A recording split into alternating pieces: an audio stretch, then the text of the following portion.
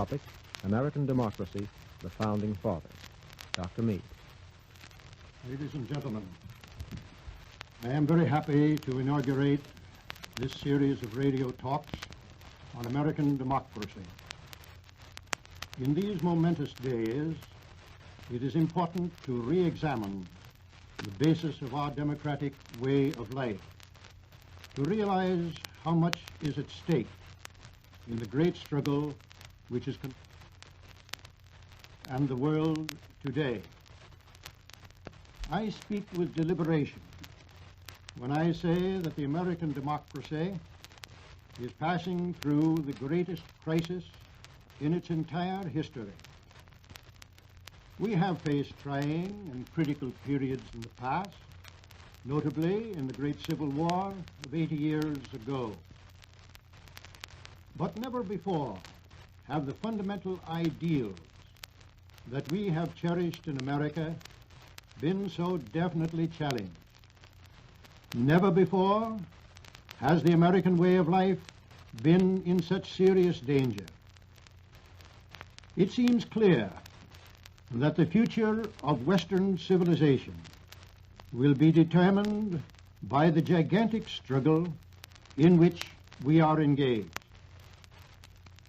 It is, in fact, a life and death struggle for the principles that we have cherished in America: freedom of speech, of religion, and the enjoyment of life and liberty. The European and Asiatic dictators have not attempted to conceal their determination to crush democracy, not only within the borders of their own country, but also in all foreign lands that they can reach.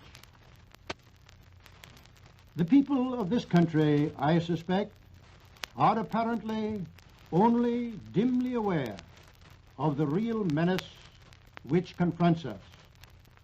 The old fiction of the protection of the two oceans is slow in dying. Abraham Lincoln once declared that this nation could not continue half slave and half free. No more can this world continue half totalitarian and half democratic. Peace with the totalitarian dictators can only be a brief truce. Dictators cannot rest. With the world divided between great areas ruled by militarily successful dictators and other areas operating under liberal freedoms, the very existence of those freedoms would constitute a continuing danger to the despots. The ferocious and tremendous initial successes of tyranny against human freedom have caused some Americans to waver and have put others in a state of complete bewilderment. Some timid souls say that freedom is a passing dream and that something better is coming to take the place of freedom. The totalitarian states have overawed the democratic states by a display of power, by a willingness and ability to fight. They have proved their ability to revive national morale, maintain order, and regulate the anarchical forces in society. But they have done these things at fearful cost, at the cost of what we have come to regard the very essentials of civilization. The democracies of the world appear weak and ineffectual in the face of organized might of the dictators. Too often, the democratic nations have dwelt upon the rights of the individual and have minimized democratic responsibilities. For a century and a half, we have taken our fundamental rights for granted. We have thought too much of our privileges and too little of our duties. In the present crisis which confronts our country, it is worthwhile to turn back to the days of the Founding Fathers and to consider the crisis which confronted them and the sacrifices which they made in order that we might enjoy the blessings of our democratic way of life. When, in 1776, the 13 small communities that constituted the British colonies in America determined to separate from the mother country, they issued a proclamation to the world setting forth their reasons for revolt and enunciating certain broad principles upon which they hoped to found a new nation. All men are created equal and are endowed by their Creator with certain unalienable rights, that among these are life, liberty, and the pursuit of happiness. So says the Declaration of Independence. For 7 long years, the colonists fought to realize these ideals.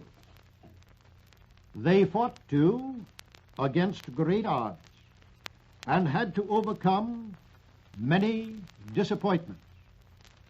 Washington, at Valley Forge, might well have given up hope of success. There were in those days, as there are today, timid souls who shrunk from the sacrifices that had to be made. The Revolution also had its fifth columnists who vigorously opposed the cause of freedom. With independence won, the Founding Fathers faced the difficult problem of organizing peace. The first experiment in national organization, namely the Articles of Confederation, proved to be ineffective, and for a time it seemed that each of the 13 states might go its own way as an independent republic. The Congress of the Confederation could not enforce its authority upon the individual states. Several of the states refused to pay their quotas of requisitions for the support of the central government. Some of the states levied tariff duties upon goods coming from neighboring states. For 7 years, the new nation managed to survive under this inadequate constitution. And then, in 1787, there met in Philadelphia some 55 delegates representing the 13 states, called for the purpose of revising the Articles of Confederation. Of all the many historic assemblies that have met to formulate constitutions, probably none has commanded more political talent and practical experience than the Constitutional Convention of 1787. This is remarkable in view of the youthful character of the members of the convention. Of the 55 delegates, only 12 were over 54 years of age. James Madison, one of the most active members, was only 36 years old. Gouverneur Morris, another influential delegate, was only 33, and Charles Pinckney was only 29. From such youthful minds, it might have been expected that many radical proposals and impractical panaceas would be proposed to the convention. Such was not the case. They had met to accomplish results and not to discuss abstract theories. For materials with which to put together a new constitution, they looked to their own experience in the colonies and to the principles of free government as developed in England. Of one thing, the members of the Constitutional Convention felt sure, namely that men had rights and that the government existed to protect those rights.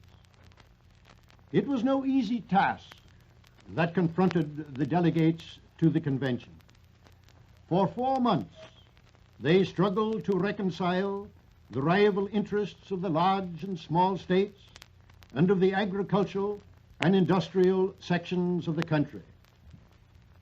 For more than once, dissolution of the convention seemed imminent, the delegates being held together, as one of them said, only by the strength of a hair.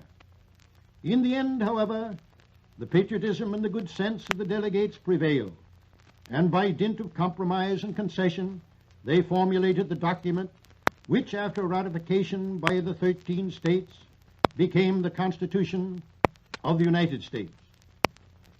3 years after the adoption of the Constitution, 10 amendments were added, comprising the so-called Bill of Rights.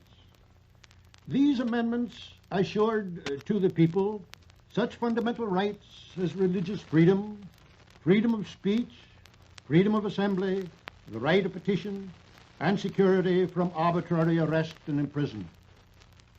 The framers of the Constitution builded better than they knew. It is doubtless true, as has often been said, that many of the leading members of the convention did not believe in real democracy, and that they were more interested in the protection of property rights than they were in the assurance of human rights.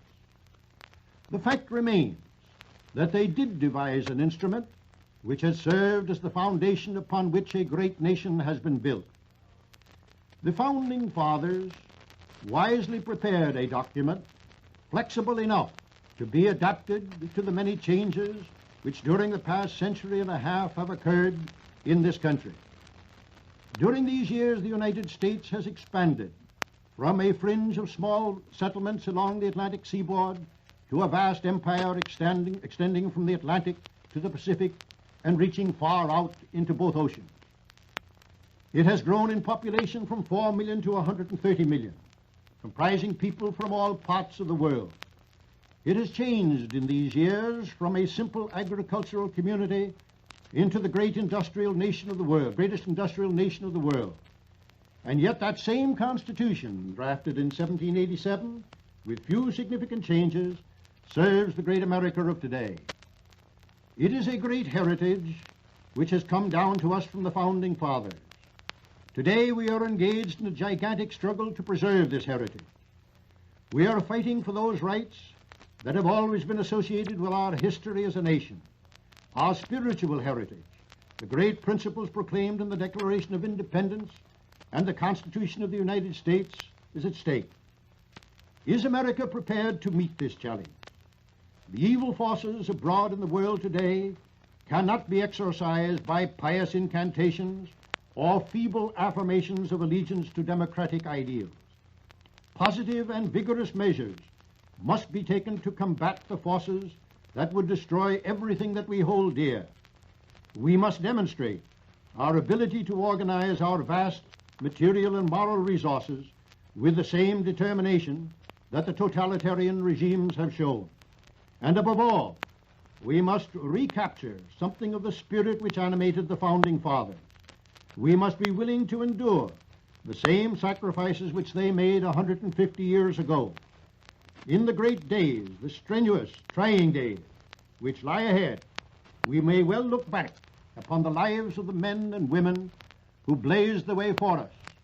We can be proud of our heritage, the spirit of the frontier, the inheritors of those men and women who, when they were thrown on their own resources in a vast continental wilderness, instead of degenerating into savagery, which surrounded them, laid the foundations of a great nation.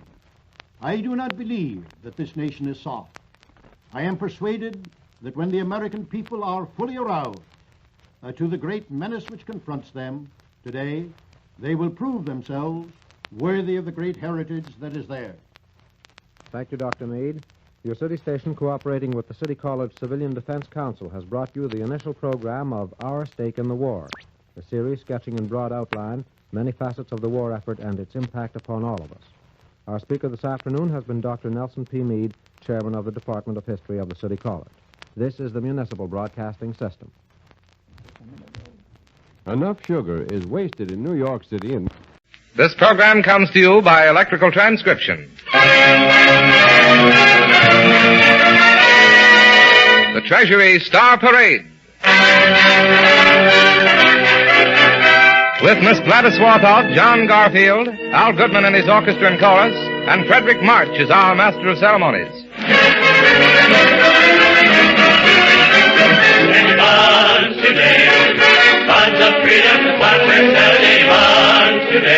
This is Frederick March, ladies and gentlemen, in another of the new series of programs brought to you by the Treasury Department. Right here beside me is one of the loveliest ladies of the opera, the concert stage, and the screen. A small, dark, vivacious, and utterly ravishing creature. Miss Gladys Swarthout, singing Bless This House.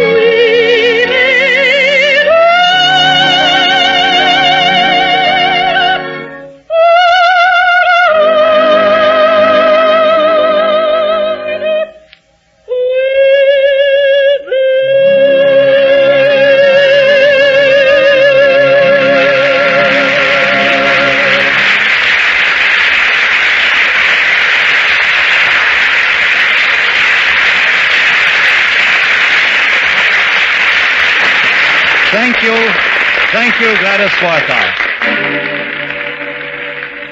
Out of the darkness and despair of war have come inspiring and heart-lifting deeds of heroism and valor, which have made nations cheer and poets sing since the beginning of the world. Gene Fowler has added his contribution in a tense and exciting tone poem, and Meredith Willson has written an equally thrilling symphonic poem to accompany it. The Jarvis Bay, as read by John Garfield.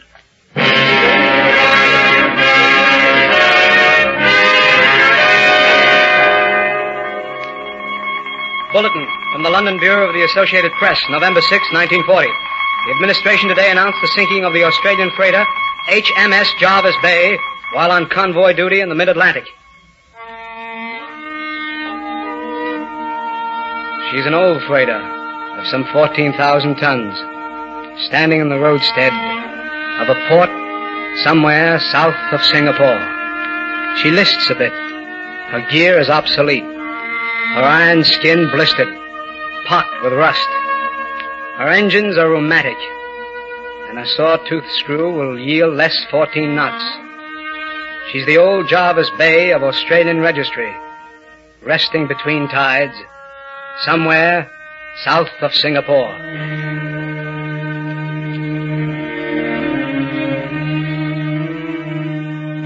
The Jarvis Bay is nodding half asleep when a gig draws alongside and has brought aboard a flag with a blue field. A storied ensign, emblem of the British Naval Reserve. Up the starboard ladderway there comes a new master, puffing somewhat with middle age.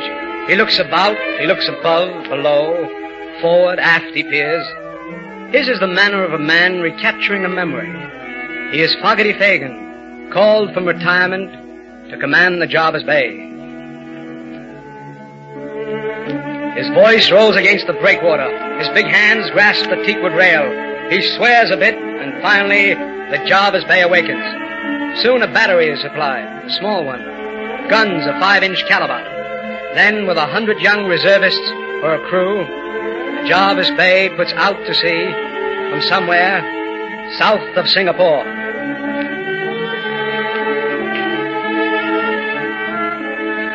Captain Fogarty Fagan has a distant rendezvous with other old masters, summoned from retirement, from their little farms, from their office stools, from their fireside chairs, from the cities and the shires. Now up comes the Jarvis Bay, up from tropical waters, through Suez, through the Strait of Gibraltar, out and across the Atlantic, and to the Americas. In a harbor of the North, and with brave haste, the old hulls are laden to their loading lines with cargoes from us to Britain. Captain Fogarty Fagan listens to the rumbling of winches as things needful for the life beat of England's great heart are stowed aboard. Hurry, damn it, Mr. Wilson, sir, he shouts to his first officer. We're not sleeping now, Mr. Wilson, somewhere south of Singapore. From a Canadian bay, from behind the fog bank of November dawn, a convoy line puts out. 38 ships put out to sea with cargoes for Britain, a consignment to help sustain the life beat of England, goods to provision an isle that for 1,000 years has prized the freedom and the dignity of man. The morning of the 5th finds the Jarvis Bay in a convoy strung like a procession of pilgrims against the dawn. The ship's bell sounds. The practice rounds are fired. The sun is on the meridian, and Fogarty Fagan shoots the sun for latitude. 8 bells again, and Fogarty Fagan shoots the sun for longitude. And then at 5 o'clock, the lookout calls from the crow's nest. Ships are off the starboard bow! Through his glass, Fogarty Fagan makes out smoke, a black gargoyle in the sky, east by southeast, then sights a ship, hull down, and now a battleship comes broiling over the horizon. She opens fire with heavy guns. Captain Fogarty Fagan telegraphs his engine room to strain the boilers till they burst. He bellows, curses, brings to bear the pop guns of his battery against the Goliath armor of the battleship. He sends up smoke to screen the fleet. He orders all the convoy ships to scatter wide and fast.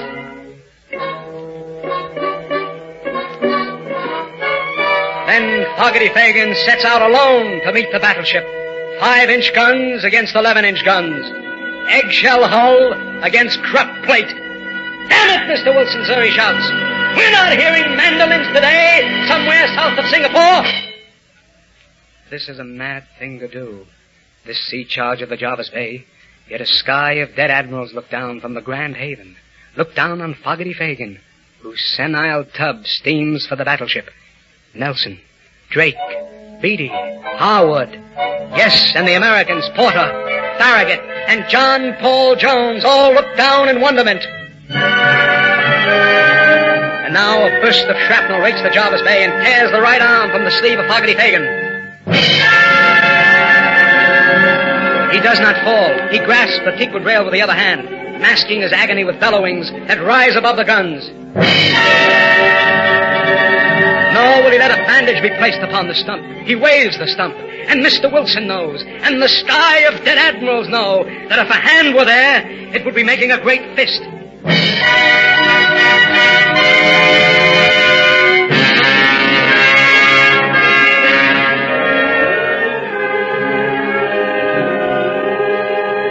Still steaming toward the battleship, Fogarty Fagan keeps his little guns at last. A salvo comes with the top roll of the battleship, and now the ensign, emblem of the blue field, is shot away. Enraged, bloody, rocking on his heels, Fogarty Fagan roars, "Hoist another ensign! Damn it! Mr. Wilson, sir, hoist another flag!" The boatswain procures a flag from the locker, a flag used for the burial of the dead at sea. The Jarvis Bay, ablaze from stern to bow, at dusk still fires her puny guns and will not change her course. Salvos from turrets, guns 3 over 3, make great geysers grow about the old ship's wake, but still her guns give voice. And now she's struck below the waterline. The boilers go. The Jarvis Bay begins to settle by the stern. Yet sinking, still she faces her antagonist. And then the waters begin to close over her. The waters close over Fogarty Fagan and over the flag that was once used for burials at sea. And now night spreads its shroud. Of 38 ships in the convoy, 29 are saved. Their cargo saved to help sustain the life-beat of England. While a sky of dead admirals look on and claim Captain Fogarty Fagan for their own. The Jarvis Bay goes down as no mere casualty of storm, to rust out fathoms deep in common grave, sisters unremembered by the years. The Jarvis Bay of Australian registry from somewhere south of Singapore goes down in the history of an isle that for 1,000 years has prized the freedom and the dignity of man.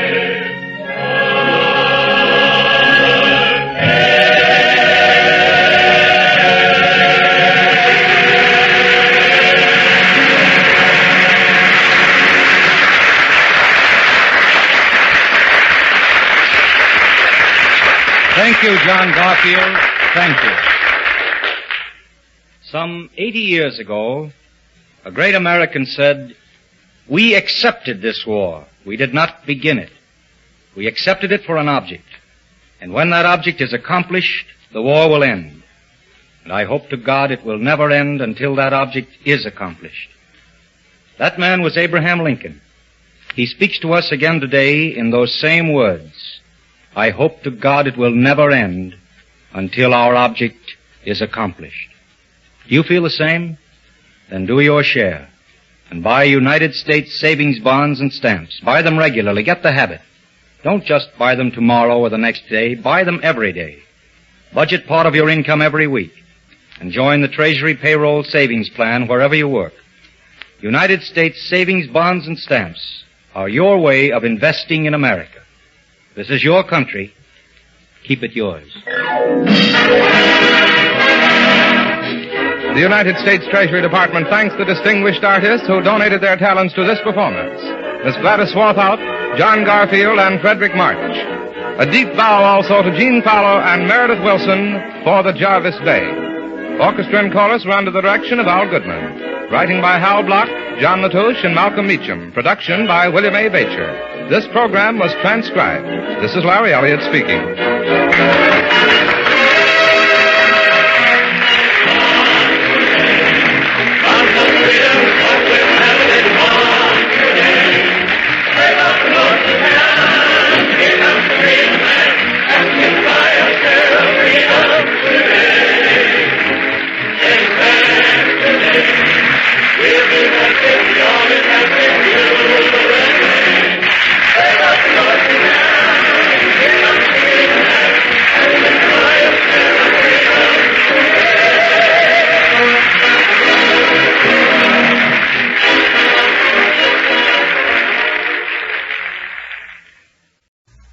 Jane Ace, now a social welfare worker, is in charge of newspaper publicity to fight the city on the property that it has selected to build homes for the poor working class.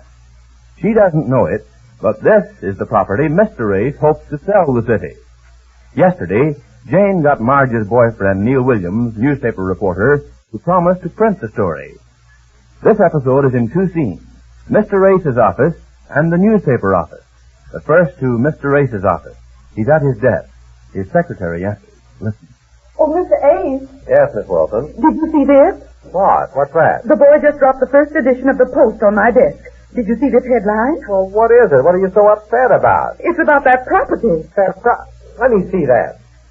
Women Fight Housing Project Location. Clear across the top of the paper. Oh, isn't this awful? Yes, sir, and it says there that you're... I see what it says. Get Mr. Marsh for me. Mr. Marsh? Yes, Mr. Marsh. You know his number. Oh, yes, sir. Oh, this will ruin the whole deal. This is absolutely... It says there that Mrs. Ace is one of the women. I know she's one of the women. You know it and you let her do it? Well, she doesn't know that I'm even working on this deal. Well, if you told her you were... No, I can't tell anybody, and don't you. Oh, yes, sir.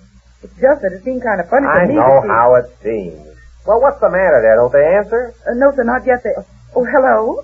Mr. Marsh, please. Mr. Ace is calling. Let me have it. Just a moment, please. He says he went out a little while ago. Went out? Well, where is he? Does she know? Is there some place we could locate him right now? Yes, it's rather... Oh, he didn't. Just a moment, please. He didn't leave word. Oh, all right.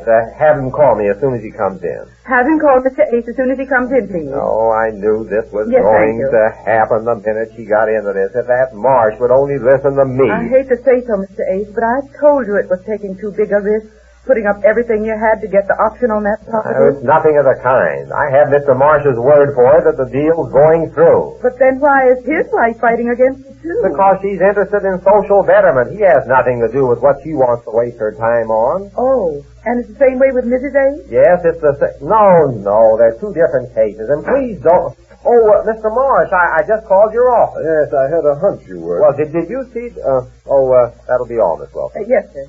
See that we're not disturbed, will you, please? Yes, sir, I understand. Did you see this? Of course I did. That's why I'm here. And you're going to keep on telling me that I'm not to be disturbed over this agitation that the women are causing. I suppose Now, just a minute, Mr. Ace. Oh. I think you know as well as I do who's responsible for this getting into this paper. Sure, I know. My wife, that social betterment group that Mrs. Marsh took her to, put her in charge of newspaper publicity, and she went right to work on it. Yes, but I don't think Mrs. Marsh thought Mrs. Ace would get this much publicity. She didn't say...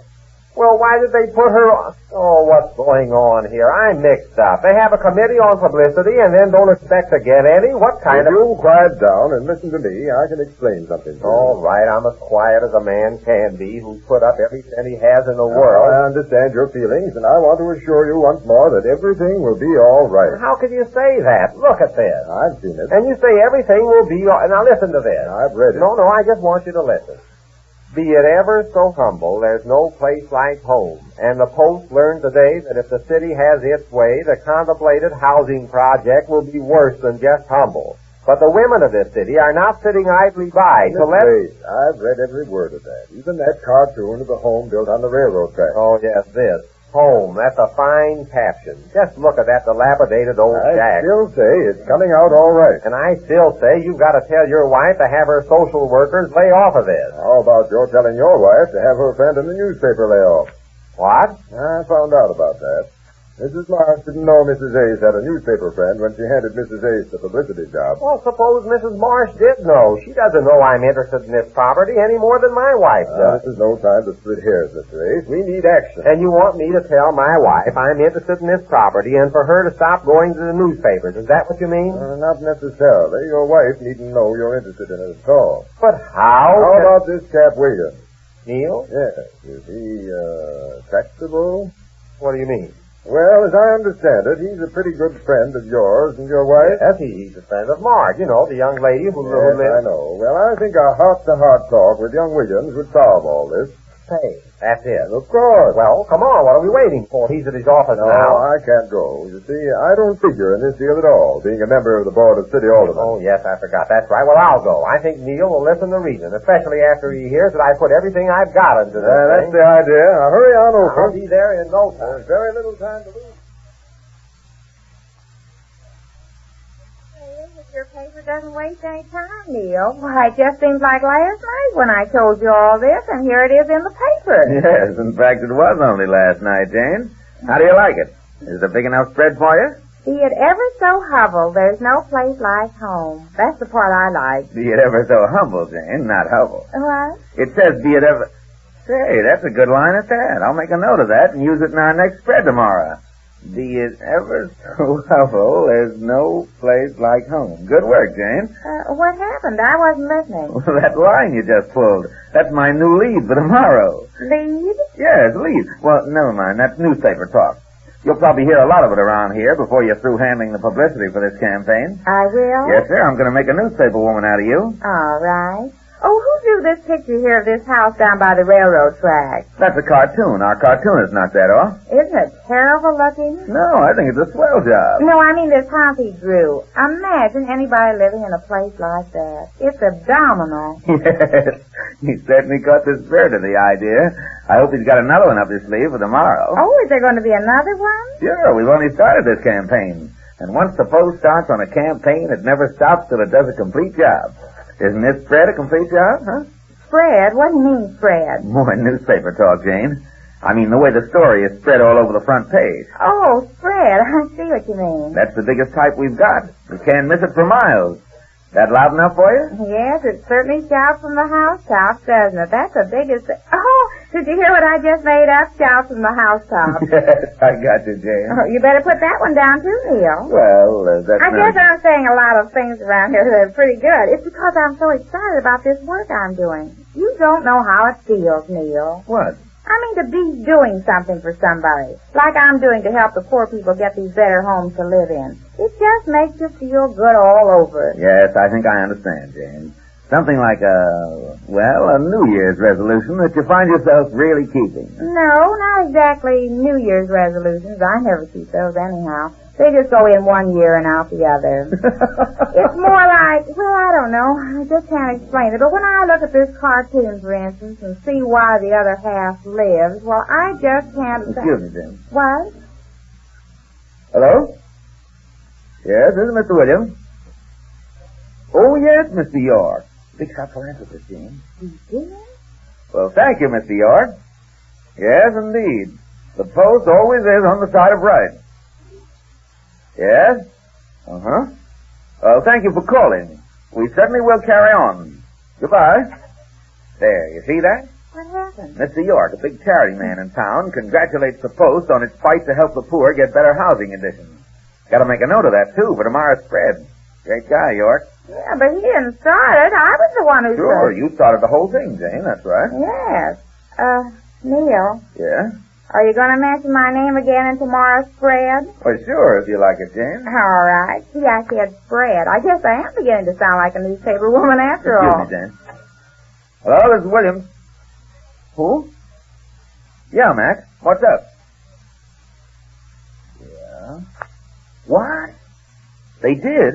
Hold it, will you? Hold on while I flash the city desk. What is it, Neil? I just got a flash.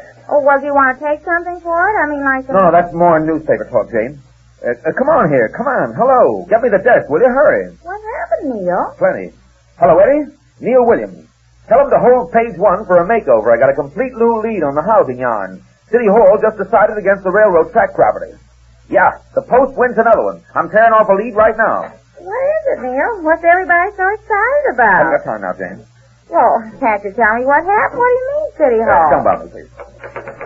Well, the least you can do is tell me what it is. Well, you said you wanted to make a newspaper woman out of me. Can't you tell me what happened? That everything possible is being done. Oh, what are you writing there? No question about the city. Let me see.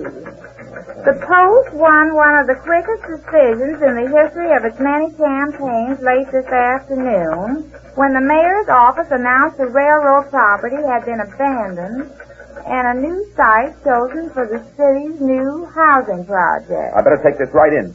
Nope, I won't have time. Jane, pick up that phone and call for a copy boy. A copy boy? What's that? Pick up the phone and shout for a copy boy, that's all. Oh, a copy boy? Is that all? Yes.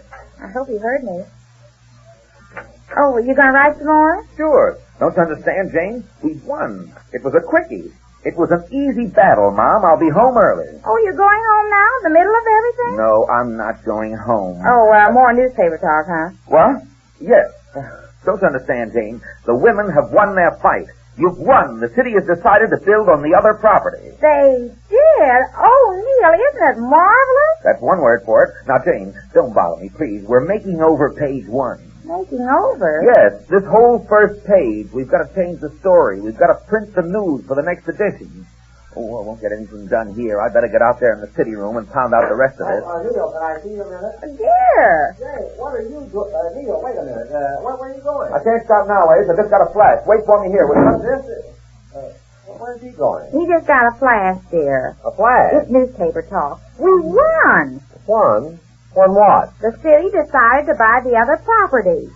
Hey, what? Yes, Neil just heard it over the phone. The fight's all over. They'll have their homes early. He just found out. Now the poor people are going to have a marvelous place to live in, not those old Testament houses down by the railroad track. Isn't it marvelous, dear? Dear. What? Isn't it marvelous? That's what he's so busy about. Well, we've both been busy sitting here talking newspaper talk and everything. We have to print this new news. We're going to turn over a new page. Yes, Jane, we're certainly going to turn over a new page.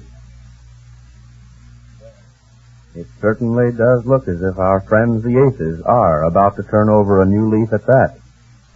We'll learn more about this startling change when next we meet the Easy Aces. Yarns for Yanks.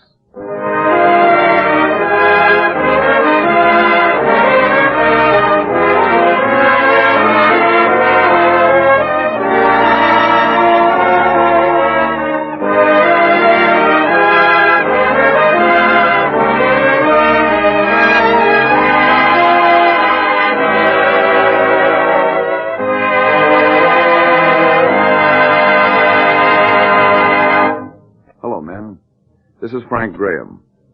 We have another guest yarn spinner on this edition of Yarns for Yanks. He's one of your favorite stars, and he's here to tell you another favorite American story. The yarn is Robert E. Sherwood's Extra Extra, and our storyteller is the great star of stage, screen, and radio, and an all-American guy, Spencer Tracy. Hi, fellas. Here's a story that's always been one of my favorites.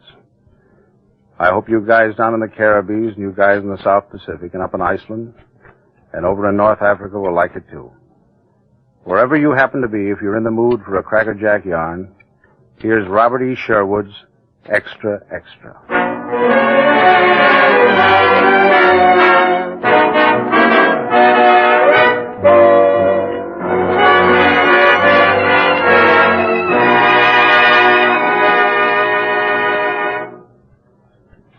From the street below came the most terrifying of sounds, the full-chested roar of two men shouting, "Extra! Extra!"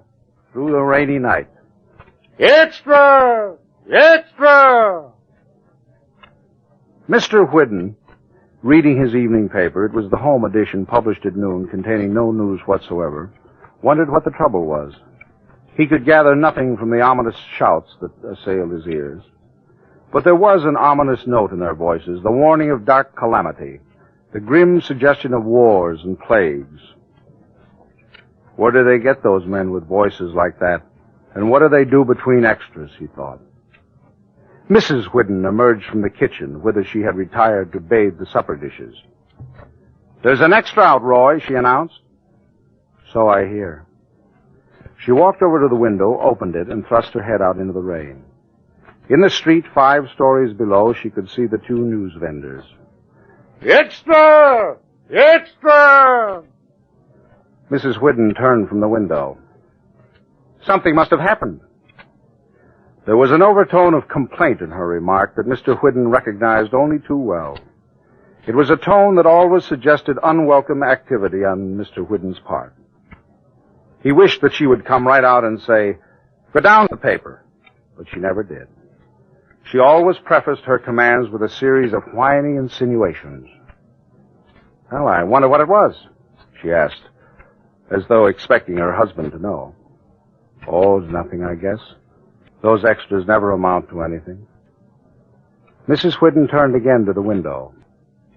Well, something awful must have happened, she observed, and the counterpoint of complaint was even more pronounced. Mr. Whidden shifted uneasily in his chair, the one comfortable chair in the flat, the chair which he himself had bought for his own occupancy and about which there had been so much argument.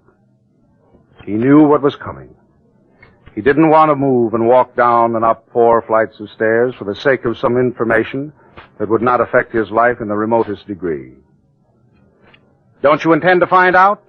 asked Mrs. Whidden, and it was evident that she had reached the snappy stage.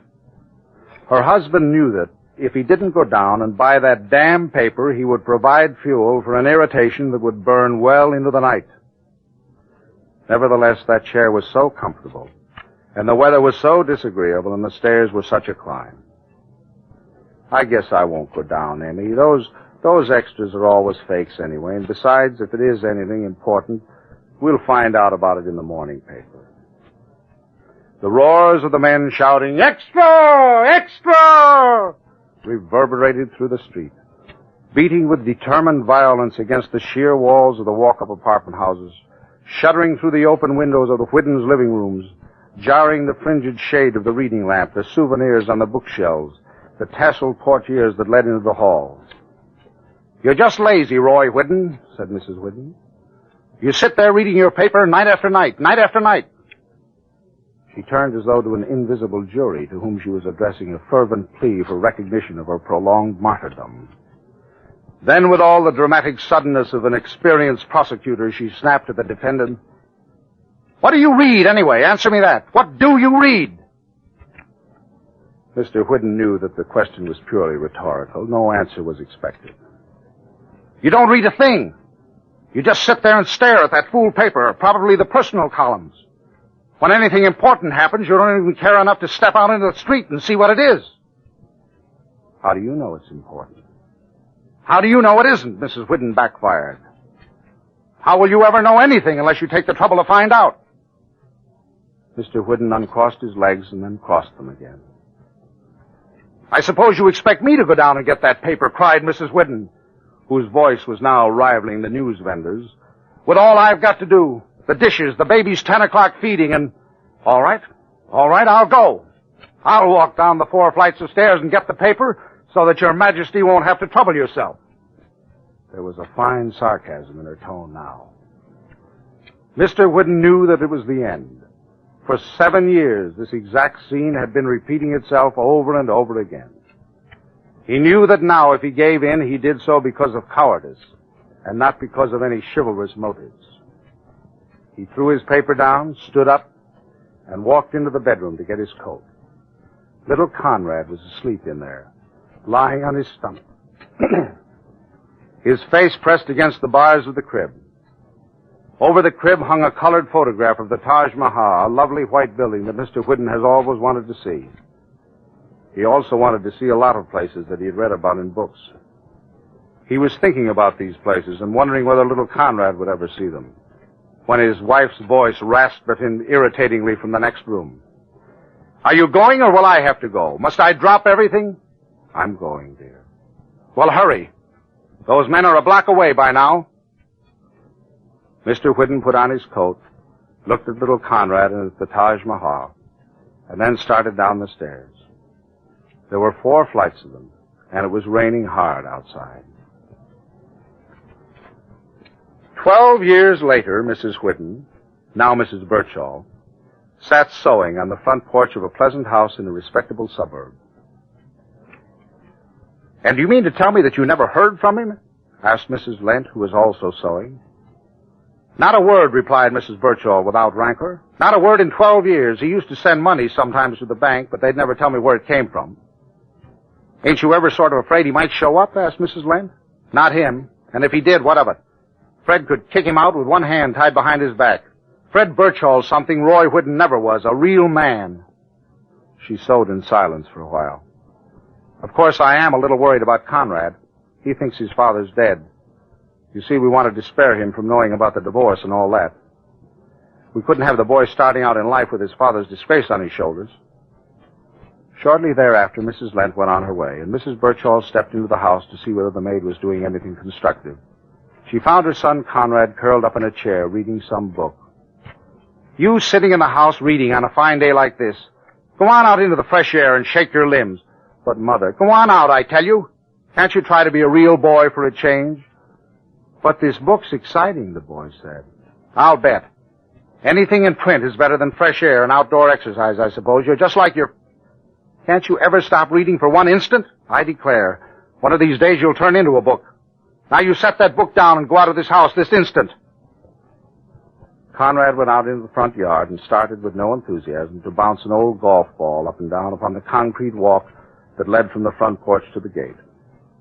He was thus engaged when a strange man appeared in the street, stopping before the gate to look for the number, which wasn't there. Hey, Sonny, is this Mrs. Birchall's house? Yes, it is. You want to see her? The upstairs man was short, slight, and none too formidable looking. Although he was obviously a representative of the lower classes, possibly a tramp, Conrad was not in the least afraid of him. He had a rather friendly expression, a peaceful expression, as though he bore ill will to no one. What's your name? The man inquired. My name's Conrad Whidden. Conrad wondered why the man stared at him so. I used to know your mother before I went to sea. Oh, you're a sailor. Conrad was obviously impressed. Where have you been? Oh, all over. I just came from Marseille. Gosh, I'd like to go there. I've been reading about it in a book. It's a book called The Arrow of Gold. The man smiled. You were named after the man who wrote that book. I never knew that, the boy said. No, I guess not. Your mother didn't know either. Just then, Mrs. Birchall appeared on the front steps, attracted perhaps by the suspicious cessation of the sharp pops that the golf ball had been making on the concrete walk. When she saw her former husband leaning on the gate, her first thought was this. Well, of all things, and here I was talking about him to Adele Lent not 10 minutes ago. Then she realized with sudden horror that her son was actually in conversation with his father. She wondered whether that fool Roy had said anything. Conrad, you come here this instant. Conrad ambled up the concrete walk. How many times do I have to tell you not to talk to every strange man that comes around? He's a sailor, Mother. Oh, a sailor, is he? Somehow or other that annoyed Mrs. Birchall. Will you just chase yourself around to the back and don't let me catch you talking to any tramps or sailors either? Conrad cast one glance toward the man who had come from Marseille and then disappeared from view behind the house. Mrs. Birchall walked elegantly down to the front gate and confronted Roy Whidden. So you're a sailor, are you? She surveyed him with deliberate satisfaction.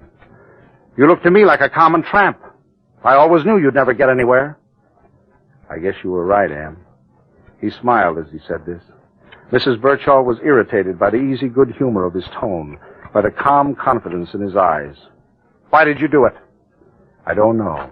It was a rainy night, and I heard a foghorn out in the river. So you left me for a foghorn? Yes, I knew you'd be all right. Your people had money, and I sent some. A lot you sent. Well, I guess it wasn't much, but it was all I could scrape together. Well, what are you bumming around here for now? What do you want? Money? Well, you won't get it. Not a nickel.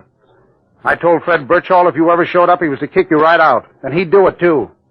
I advise you to make yourself scarce before he gets home. Don't worry, I'm going. My ship sails at 6. Oh, your ship sails, does it? I'll bet it's a fine ship.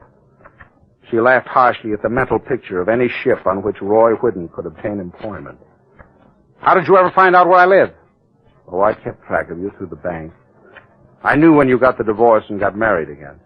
Well, then, why didn't you leave me alone? Why did you come snooping around here for? Just curiosity. I wanted to see what the boy looks like. Well, you've seen him. Yes, I've seen him. That's all I wanted. He straightened up and started to move away. Well, goodbye, Em. Goodbye. And I hope you enjoy yourself on that ship of yours. He was walking away down the street when suddenly she called to him. Roy! He stopped abruptly in response to that well-remembered and once familiar summons. There was something I meant to ask you, she said with a hesitancy unusual for the Emmy he knew. What was that extra about? He rubbed his none too smooth chin and thought for an instant. Let's see, it was something about... No, that was later. I guess I've forgotten. Was it about the World Series, she asked, as though trying desperately hard to prompt him. The morning papers were full of it. Was it about that? He smiled with relief. Of course, that was it. The Red Sox won.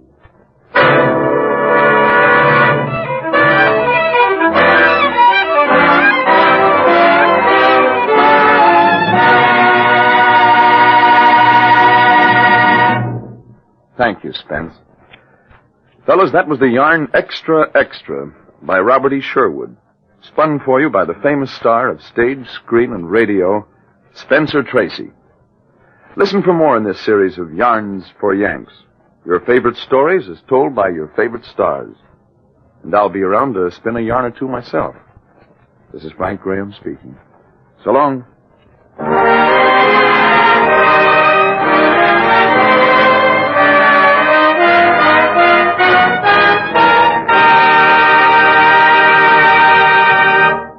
Yarns for Yanks was produced for you fighting men of the United Nations by the Special Service Division of the War Department of the United States of America.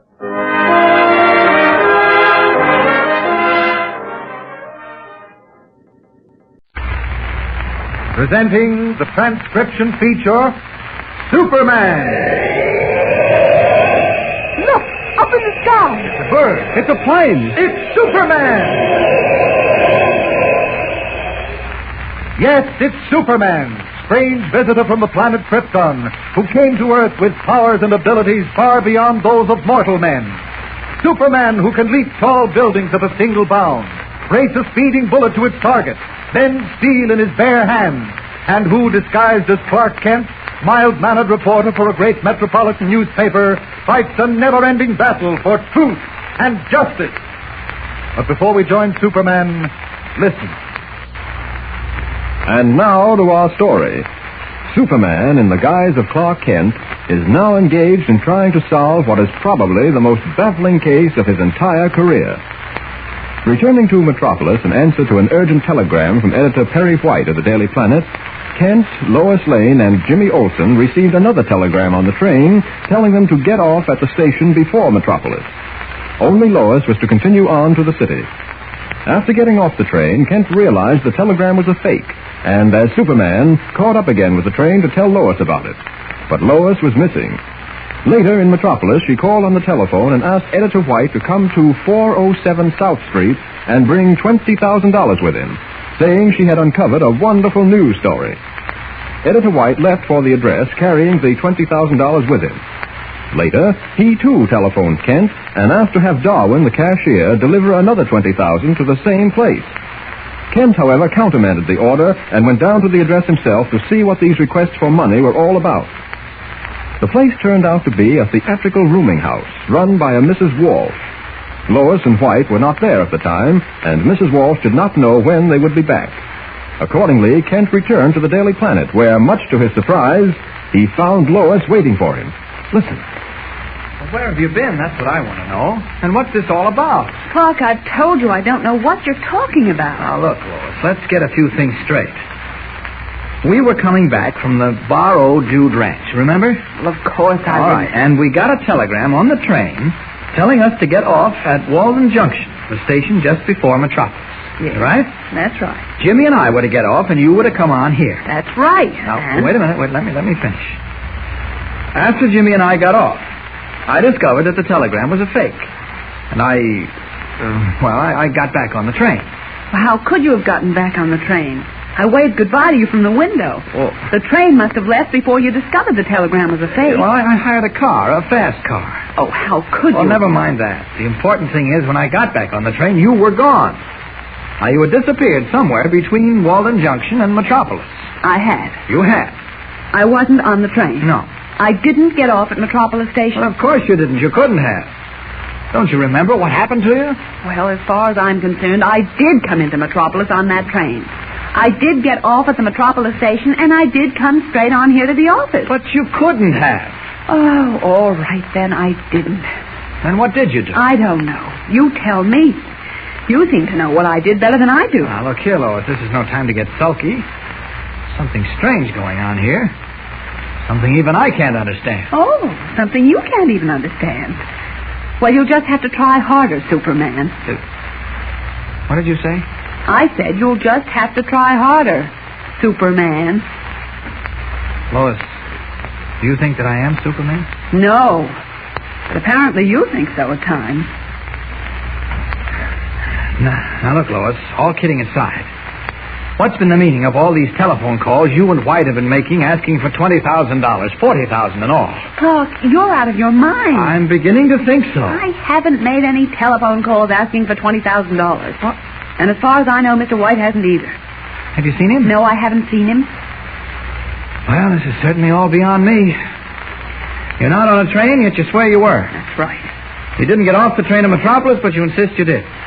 You telephoned here several times asking Editor White to bring $20,000 in cash because you need it to cinch a terrific news story. And you say you haven't been near a phone. There's something crazy about all this. There certainly is.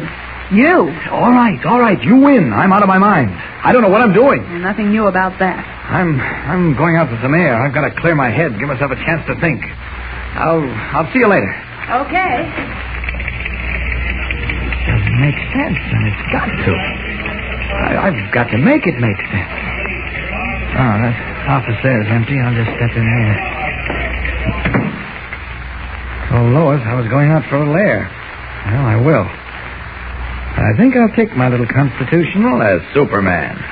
And I might just as well head in the direction of the theatrical boarding house on South Street. Open this window. Up, and away!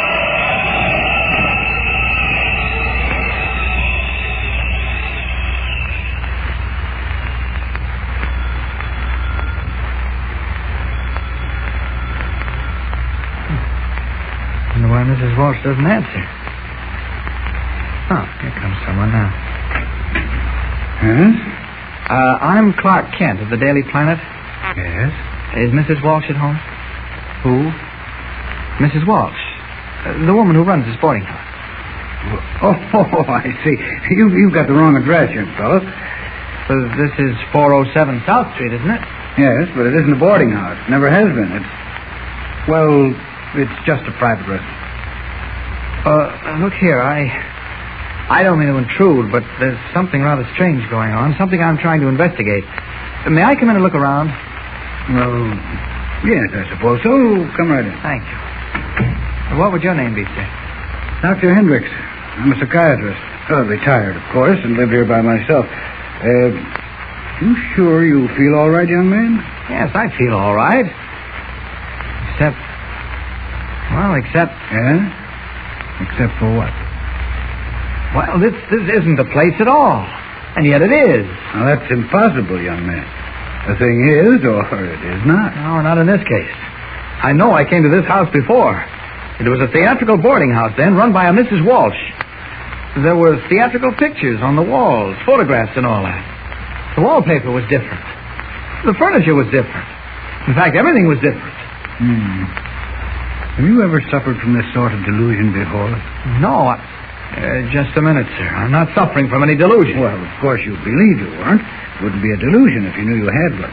No, I suppose not. And yet... If you don't mind my saying so, I'm afraid you must be suffering from a case of false memory. You know, sometimes we see things and believe implicitly that we saw them before. We doctors know that as false memory. You didn't actually see the thing. I tell you, I was in this very house. Oh, what's the use? I'm sorry to trouble you, Doctor. Good day. Just a moment. Yes? I don't feel I ought to let you go without making some attempt to help you. Come into my office and we'll have a chat.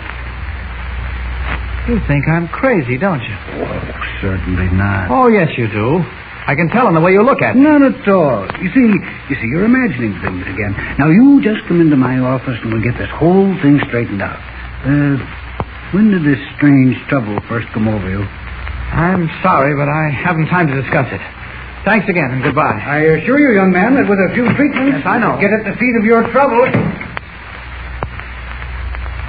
Am I going crazy? Am I really imagining all this? Dreaming it? I must be. Lois never got off the train, she says. And she didn't telephone. I go to a theatrical boarding house and interview a Mrs. Walsh. And then it develops that neither she nor the boarding house actually exists at all. But what's happened to me? Mine isn't any ordinary brain. I'm not given to delusions and... No, by heavens, I'm right. I'm not imagining all this. It did happen. And Lois must know something about it.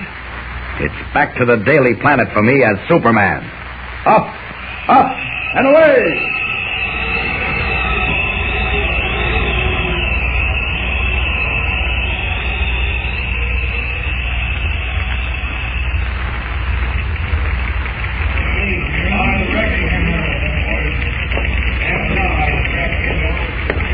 Bill, have you seen Miss Lane? No, Mr. Kent. She went out just a minute or two after you did. Said she'd be back in a little while. Okay, I'll wait in her office. Okay. She's playing some kind of trick on me. If this is a gag... Clark! So there you are. Now look, Lois. I've thought this thing out. And I'm here to get a few matters settled with you. Clark, listen to me. No, you listen to me. Lois, as I say, I've thought the whole thing out. And there's only one conclusion I can come to. You were not on that train. Something did happen to you between Walden Junction and Metropolis. You never did come back to the office. Now, don't deny it, Lois. Deny it? Clark, are you out of your mind? No, I'm not. You're not going to make me believe I am. You were not on that train, Lois. Now, admit it. Of course I admit it. What? Why do you think I've come here? Why do you think I've been trying to escape from those people for days and... What? Of course I wasn't on the train. I was taken off it. Kidnapped. Oh, Lois, for heaven's sake. Now, wait a minute. What in the world is going on here? That's what I'm trying to tell you. After the train left Walden Junction, I went into my compartment. Yes. There was a man there. Before I could cry out, he put his hand over my mouth, and I smelled chloroform. I don't know how the train was made to stop or how they got me off it. But the next thing I remember, I was locked up in a room that I'd never seen before. You were... Yes. Lois, what made you decide to tell me this? Why didn't you admit all this when you talked to me half an hour ago? Talked to you half an hour ago? Yes, that's right.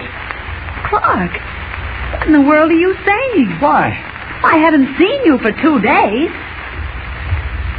Well, there's a surprise for us. What is the answer to this strange and baffling mystery? What is the answer to the telephone calls? For a thrilling conclusion, for the amazing solution to our story, be sure to hear the very next episode with Superman. Don't forget, tune in again for the next thrilling episode with Superman. Look, up in the sky. It's a bird. It's a plane. It's Superman.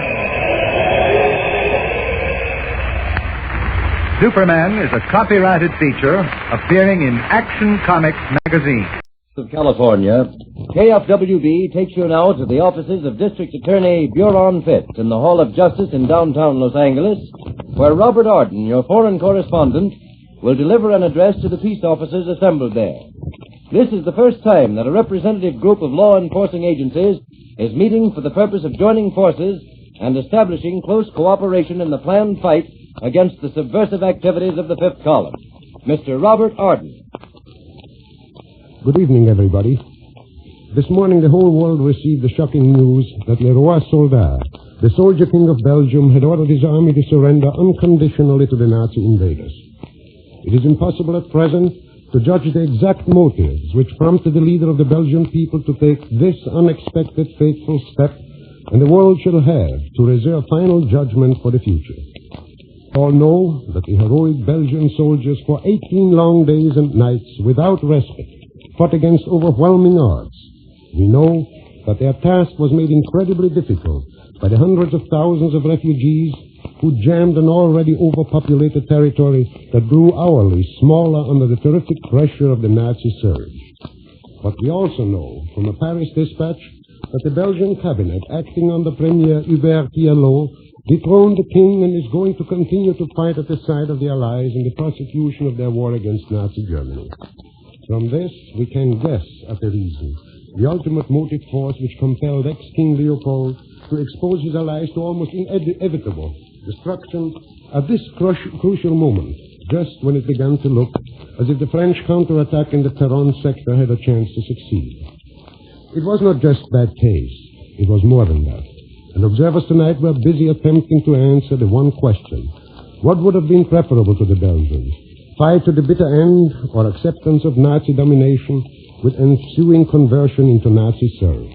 In other words, should men be satisfied to live as slaves under an unwanted and alien oppressor, or should they die in the defense of their God-given rights as human beings?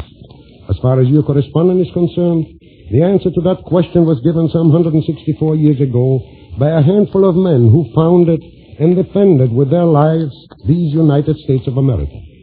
Thus the gigantic shadow which threateningly hangs over all Europe has moved on to the English Channel just a little bit closer to our own shores.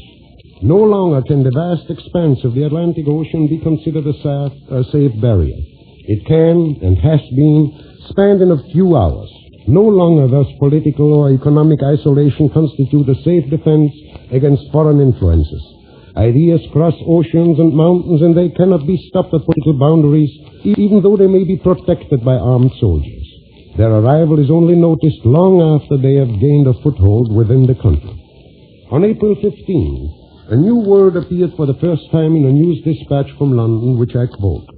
Convinced that the Nazi fifth column of spies, provocateurs, and traitors was responsible for the lightning German invasion of Norway, Scotland Yard tonight began a roundup of suspects in Great Britain, unquote. Ever since, that word, fifth column, has haunted our headlines, newscasts, fireside chats, personal discussions, and collective thinking until it has become a veritable shadow over our lives, a shadow that instills doubt and fear into our hearts. Doubt and fear. Those are the two advanced sentinels which lay the smoke screen behind which the fifth column marches on. What is this so-called fifth column? How does it operate? What does it accomplish, and how can it be stopped? Those are the questions which are being asked every moment everywhere. Well, here is an answer to those questions, an answer based upon facts gathered by your correspondent here, there, and everywhere. There are, roughly speaking, two groups which form the fifth column, the official and the unofficial representatives. The official representatives are in foreign consulates or embassies accredited with the United States government, trade associations, foreign chambers of commerce, and certain exchange institutes. All these are very often the outlets for poisonous propaganda sponsored by foreign governments for their own political purposes, which are quite openly directed against our existing form of democratic administration and intend to bring about a change in our social and economic setup by destroying our collective ideology of Americanism. It would be futile to attempt an enumeration of all the pamphlets, reviews, periodicals, and other printed matter that floods our nation. Radio stations, newspapers, schools, business organizations, even our private homes, all are on the lists of these ever-alert propagandists who, protected by diplomatic immunity, can freely disgorge their undiluted poisonous propaganda which their respective governments intend Mr. and Mrs. America to swallow. This kind of propaganda, however, can be easily detected. It is like a uniformed soldier who goes to war. He can be distinguished and recognized by his colors, and thus perhaps even respected, because one knows what to expect of him, and if it's a fight he wants, one can be ready to meet him.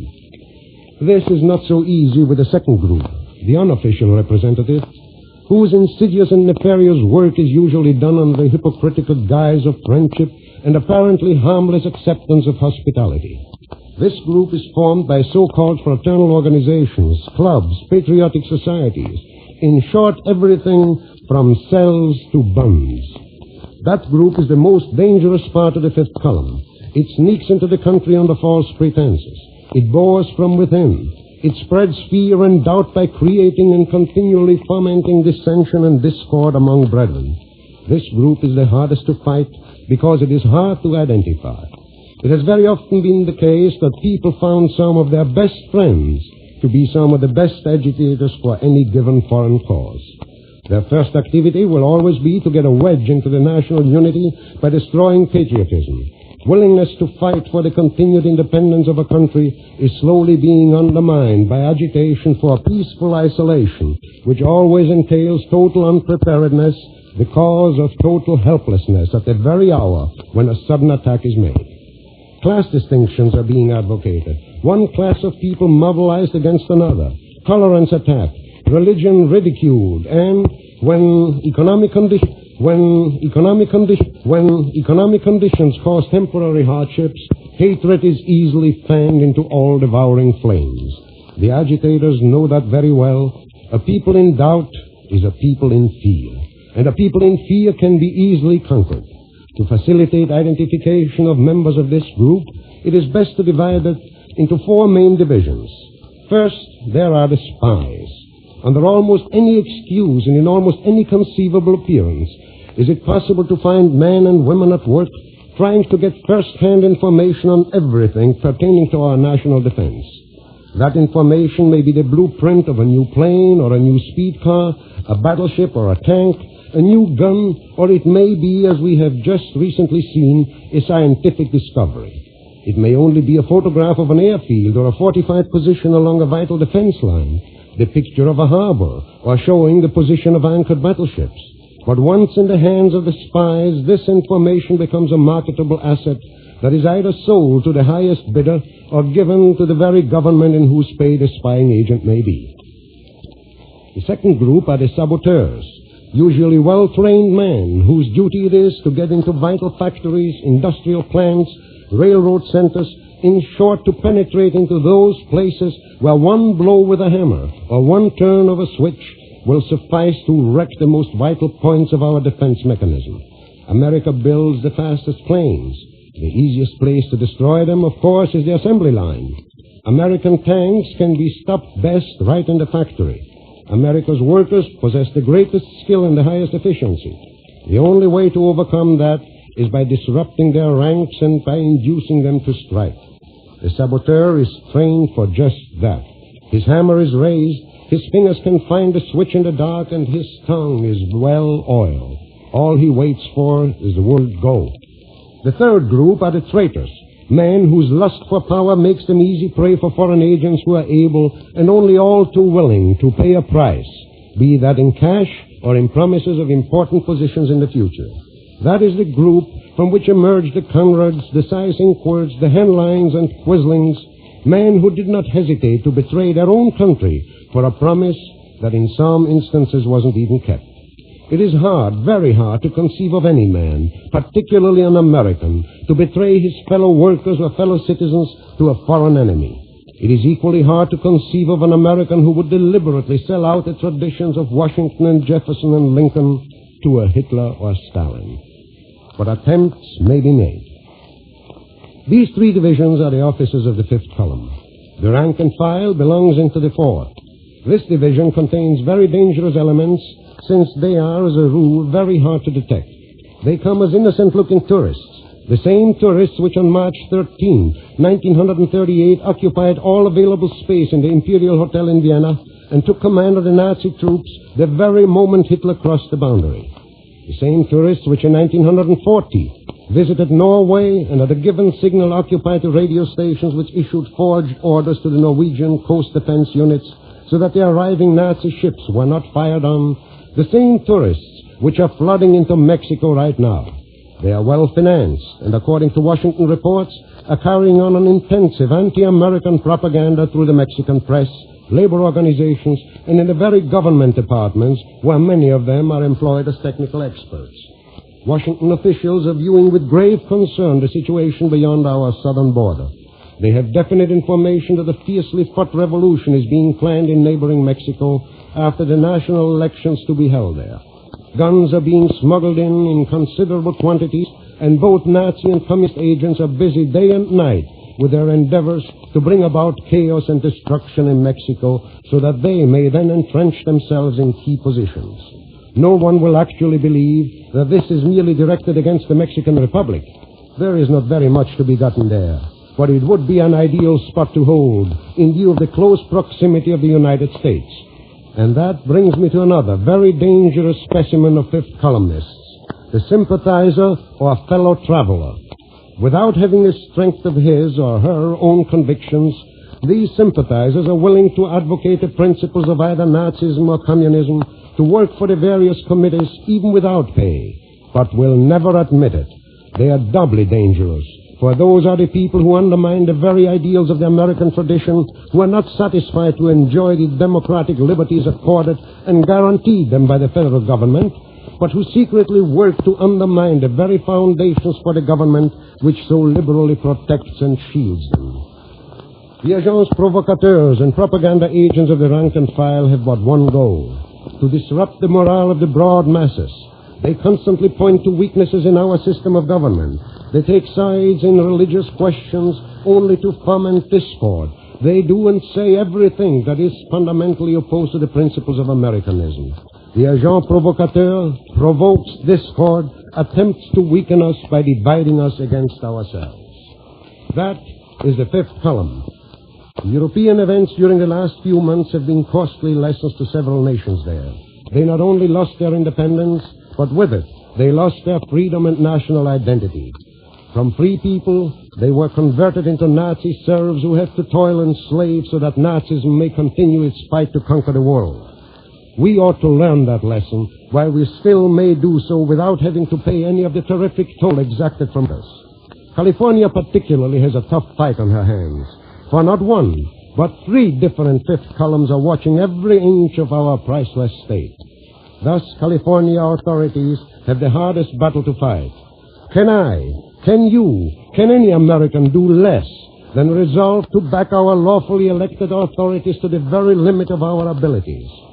This is no fight for imperialistic reasons that is being waged in Europe. It is a fight between totalitarianism and the democratic ideal. An ideal that was expressed 164 years ago when our fathers brought forth upon this continent a new nation, conceived in liberty and dedicated to the proposition that all men are created equal, that they are endowed by their Creator with certain inalienable rights, and that among these are life, liberty, and the pursuit of happiness. Totalitarianism denies and wants to destroy these priceless principles of human existence. Its tentacles are creeping closer. To ward them off, we must stand together, firm in our conviction that we want no part of totalitarianism, that we stand prepared to act in fullest harmony, that this nation, under God, shall continue to enjoy its liberty, and that its government of free Americans, by free Americans, for free Americans, shall not perish from the earth.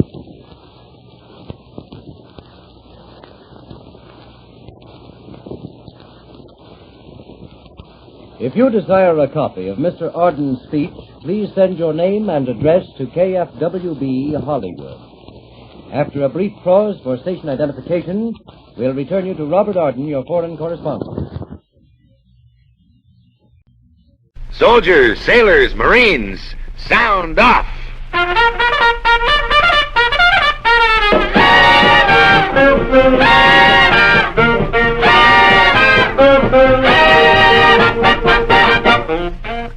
Well, hiya, gang. How's tricks? Are you all set to get your kicks? This is Bouncin' Bill Goodwin on special detail to sound off with your 4 favorite tunes. The same ditties that received the most votes on your swing election.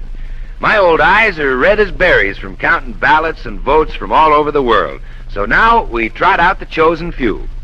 Swing sweet that drips with loveliness. And here are the ditties cataloged by the Special Service Division, Los Angeles, USA. First, number 2 on your hit parade. Ballots from New Guinea helped it get there. The tune, Why Don't You Do Right? Benny Goodman's band, and Peggy Lee gives out with the ever-loving words. Sound off!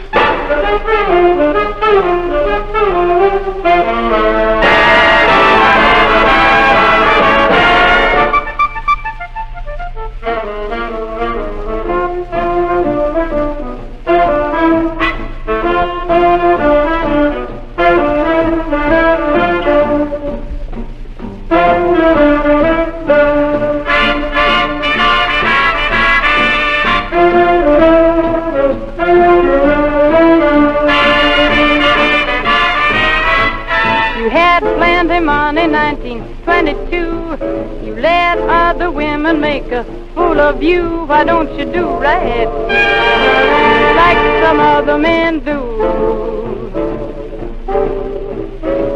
Get out of here and get me some money too. You're sitting down wondering what it's all about.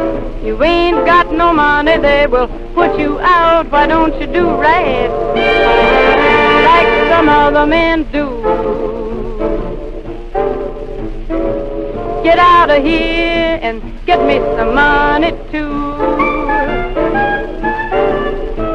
If you had prepared 20 years ago, you wouldn't be a wandering now from door to door. Why don't you do right like some other men do? Get out of here and get me some money too.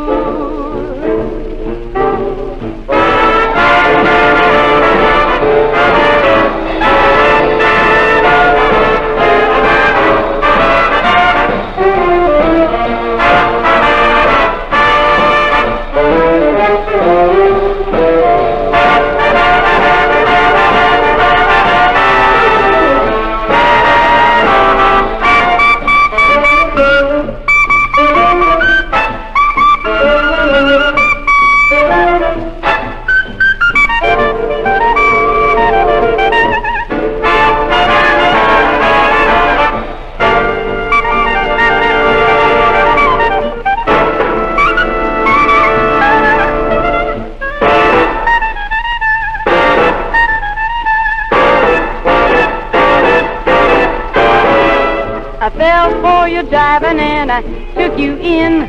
Now all you got to offer me is a drink of gin. Why don't you do right like some other men do? Get out of here and get me some money too. Why don't you do right like some other men do? Like some other men do. Yeah, get out of here and get me some money, too, the woman's battle cry. And now anchor your rompers, men, because we put the spotlight on number 4, and the 8-beat will make you roar. Very few jump tunes have received more plaudits than this fog cutter. According to the ballots, it's well liked over in Morocco. So let's put the lug on this plug, number 4, Backbeat Boogie. The 8-beats hop from Harry James and his gang, and nobody sings the vocal. Nobody. Sound off, Harrison.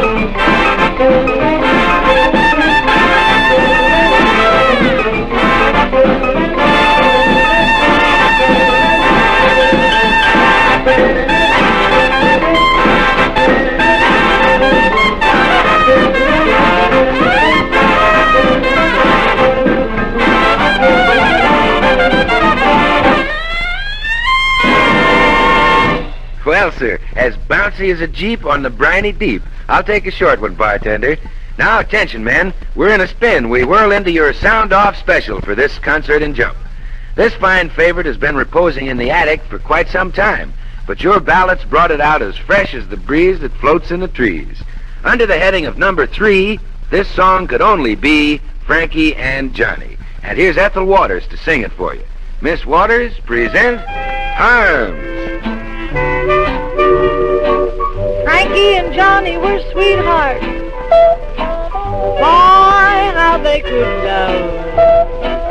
Swore to be true to each other, true as the stars above, 'cause he was her man, but he done her wrong.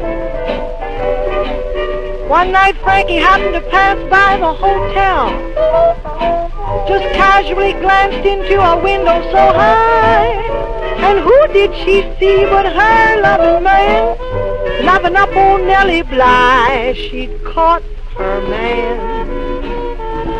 doing her wrong.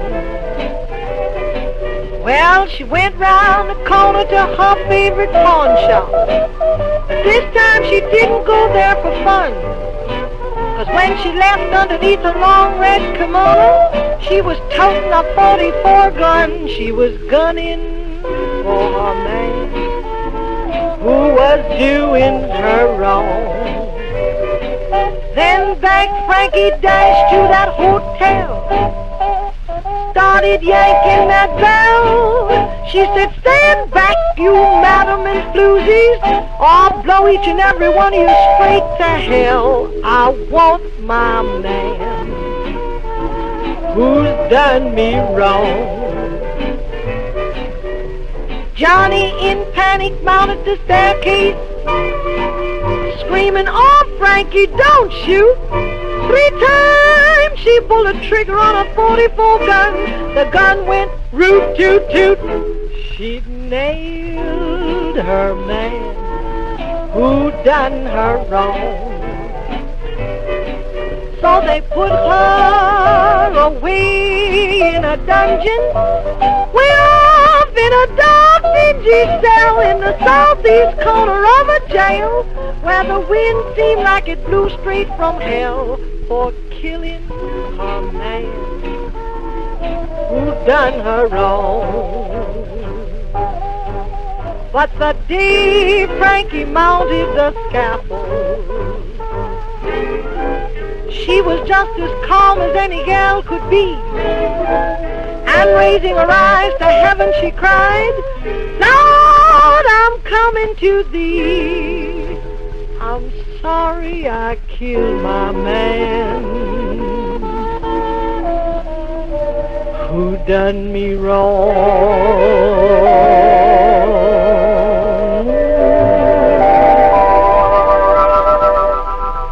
Well, I don't know about you, but from now on, man, I'm living the life of a lily.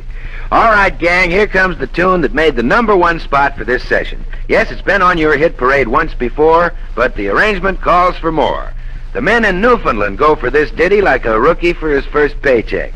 #1, that sparkling arrangement of Brazil by the Merrimacs. Brazil, our hearts were entertaining tune. We stood beneath an amber moon, and softly murmured, "Someday soon." We kissed and hung together then. Tomorrow was another day. The morning found me miles away, with still a million things to say.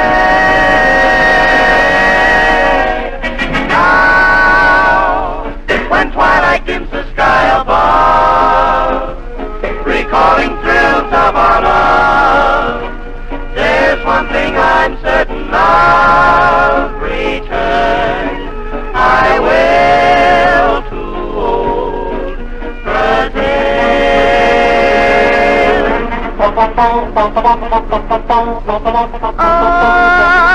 Esta maneira murmurante, donde yo cuelgo mi hamaca, en noches llenas de esplendor, Brasil, Brasil.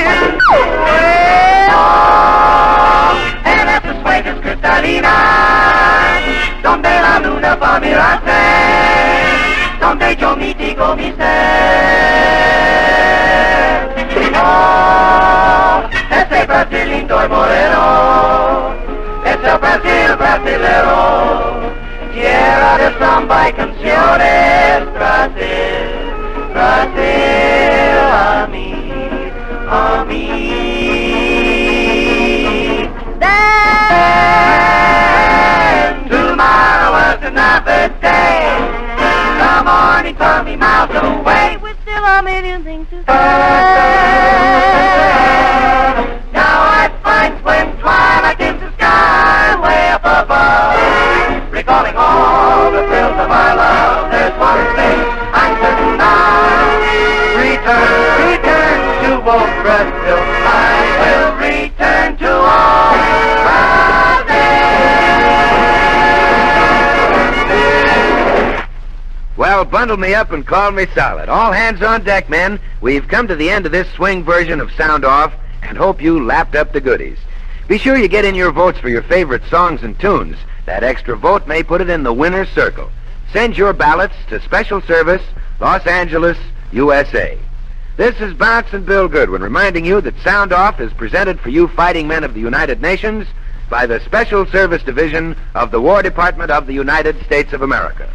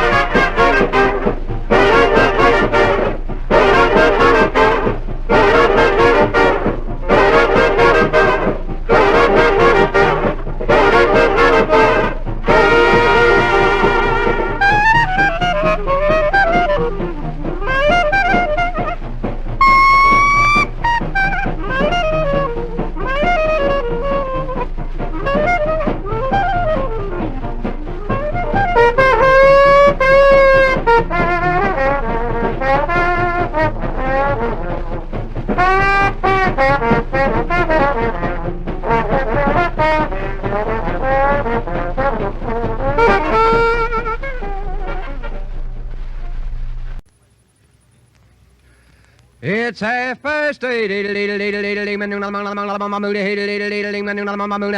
past 8. It's 8:30 New York time. Time to wake up, America, and stump the experts. Each week at this time, Lucky Strike sets up a board of experts for you to test your wits against. You furnish the questions, and our experts try to answer them. For every question used, Lucky Strike will reward you with $10 in war stamps. If the question is muffed, you get a total of a $50 war bond plus the 24-volume set of the Encyclopedia Britannica. Send your questions to Information Please, 480 Lexington Avenue, New York City. If our editorial staff edits your questions a bit, don't fret over it. In case of similarity, we'll have to be sole judge of who shall be paid, and all questions become the property of Information Please. And now light up a Lucky Strike as I present our Master of Ceremonies, book reviewer of the New Yorker magazine, Clifton Fadiman. Mr. Fadiman. Ladies and gentlemen, Information Please continues as ever, unrehearsed and spontaneous, the spontaneity tonight being supplied by our three regulars, John Kieran, Oscar Levant, and Franklin P. Adams, plus our guest expert, the Dean of American Sports Writers, Mr. Grantland Rice. Now we're going to begin with a question from Larry Gould of Vinyl Haven, Maine. This question is divided into 4 parts, and we'd like to get 3 out of 4. What was the answer to each of these questions? The first question is, what are the bugles blowing for? What, Mr. Rice? I said Filey's on parade. You got the right poem, all right. To turn you out. Yeah, that's the right. color sergeant said. Thank you. Mr. Rice got it about the same time Mr. Adams did, so that is quite correct. That's from what poem, Mr. Rice? Danny Deever. Danny Deever by Rudyard Kipling. Very good. Now, here's the second question. What do you read, my lord? What's the answer? Mr. Adams. Words. Yes, words. And that's from what source, Mr. Adams? Shakespeare. Shakespeare, right. How about the play? Might be Hamlet. It is. Very good. It might be Act 2. It might be Scene 2. Who says who asks the question, who answers it? I don't know, probably You're all right. Newspaper seller. Isn't it Polonius? Yes, Polonius asked the question of Hamlet. Here's the third question. Is there anybody there? Mr. Adams. Said the traveler. That's how the poem goes on. Now, what was the answer to the question? I don't know. It was Keep it going. Walter de la Mare who asked the same. Yes, you've got the right author and the right poem, the listeners. And what was the answer to the question, is there anybody there? Said the traveler, knocking on the moonlit door. The woman answers, hang up. That I safe don't enough. remember. Well, Mr. Curran? I don't think there was any answer. Ah, that's right. He went on. That's right. The answer is there was no answer. Silence answered. Get it? Remember it now, Mr. Adams? Mm-hmm. Now, here is the fourth and last question. Who's in that hen house? Mr. Curran.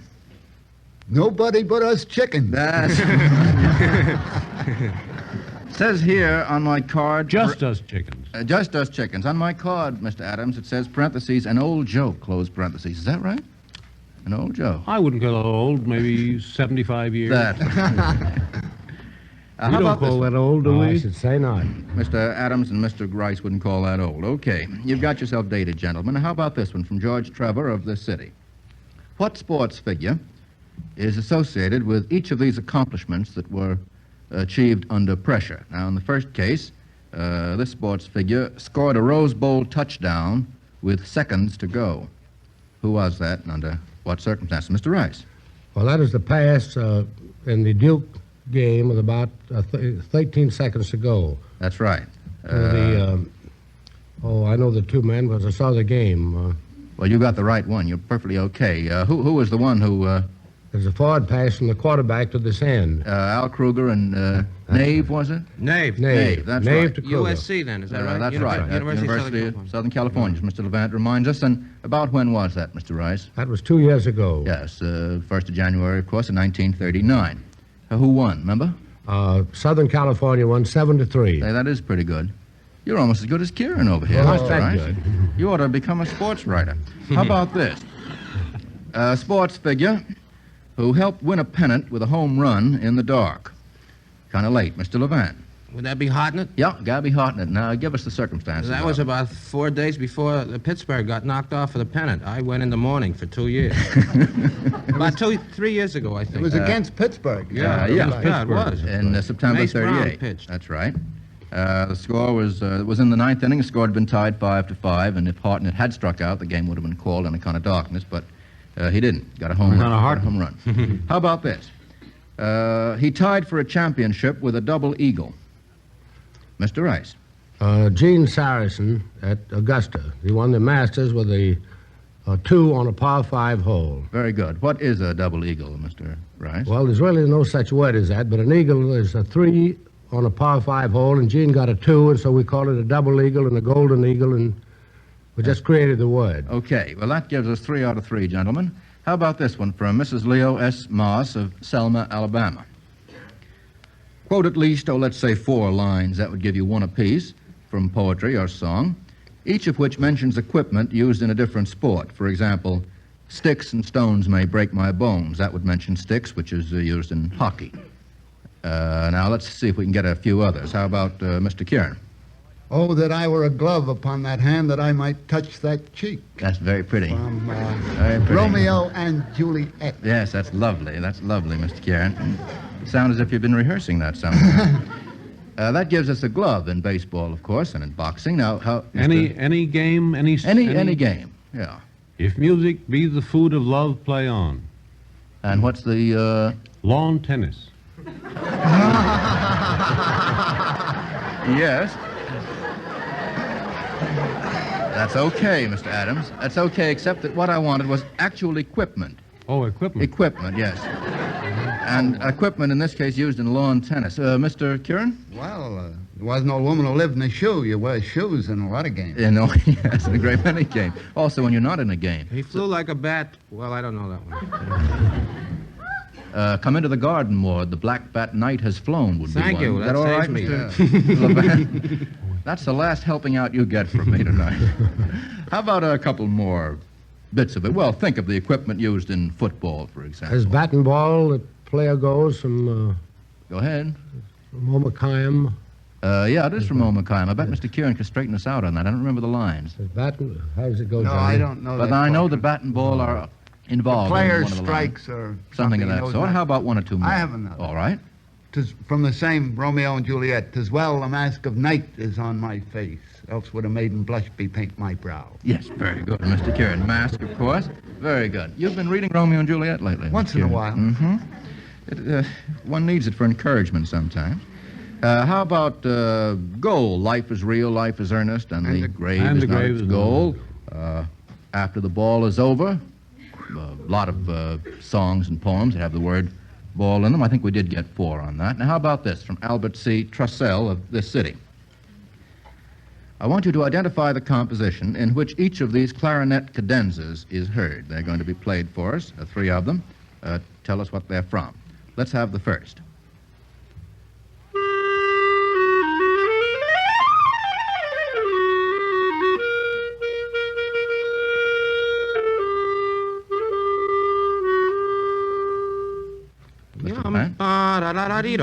The Liszt Rhapsody. Yes. Number 2. That's right. Second Hungarian Rhapsody. That's very good. If I hadn't sung the subsequent part, I'd have never gotten it. You did very well. Part of that sounded a bit like a clarinet, too, Mr. Levant.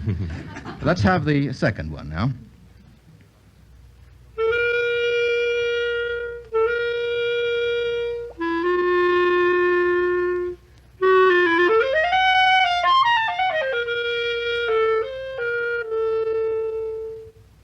It sounds like in Mr. Kieran's domain. Dunno. It doesn't sound like what I have down here. Would that be from the Light Cavalry Overture? It would. Yeah? Light Cavalry. Get it now? I'll forget it. Von Suppe's Light Cavalry Overture. All right. That gives us one wrong. Now we have to get the last one right or lose a $50 war bond.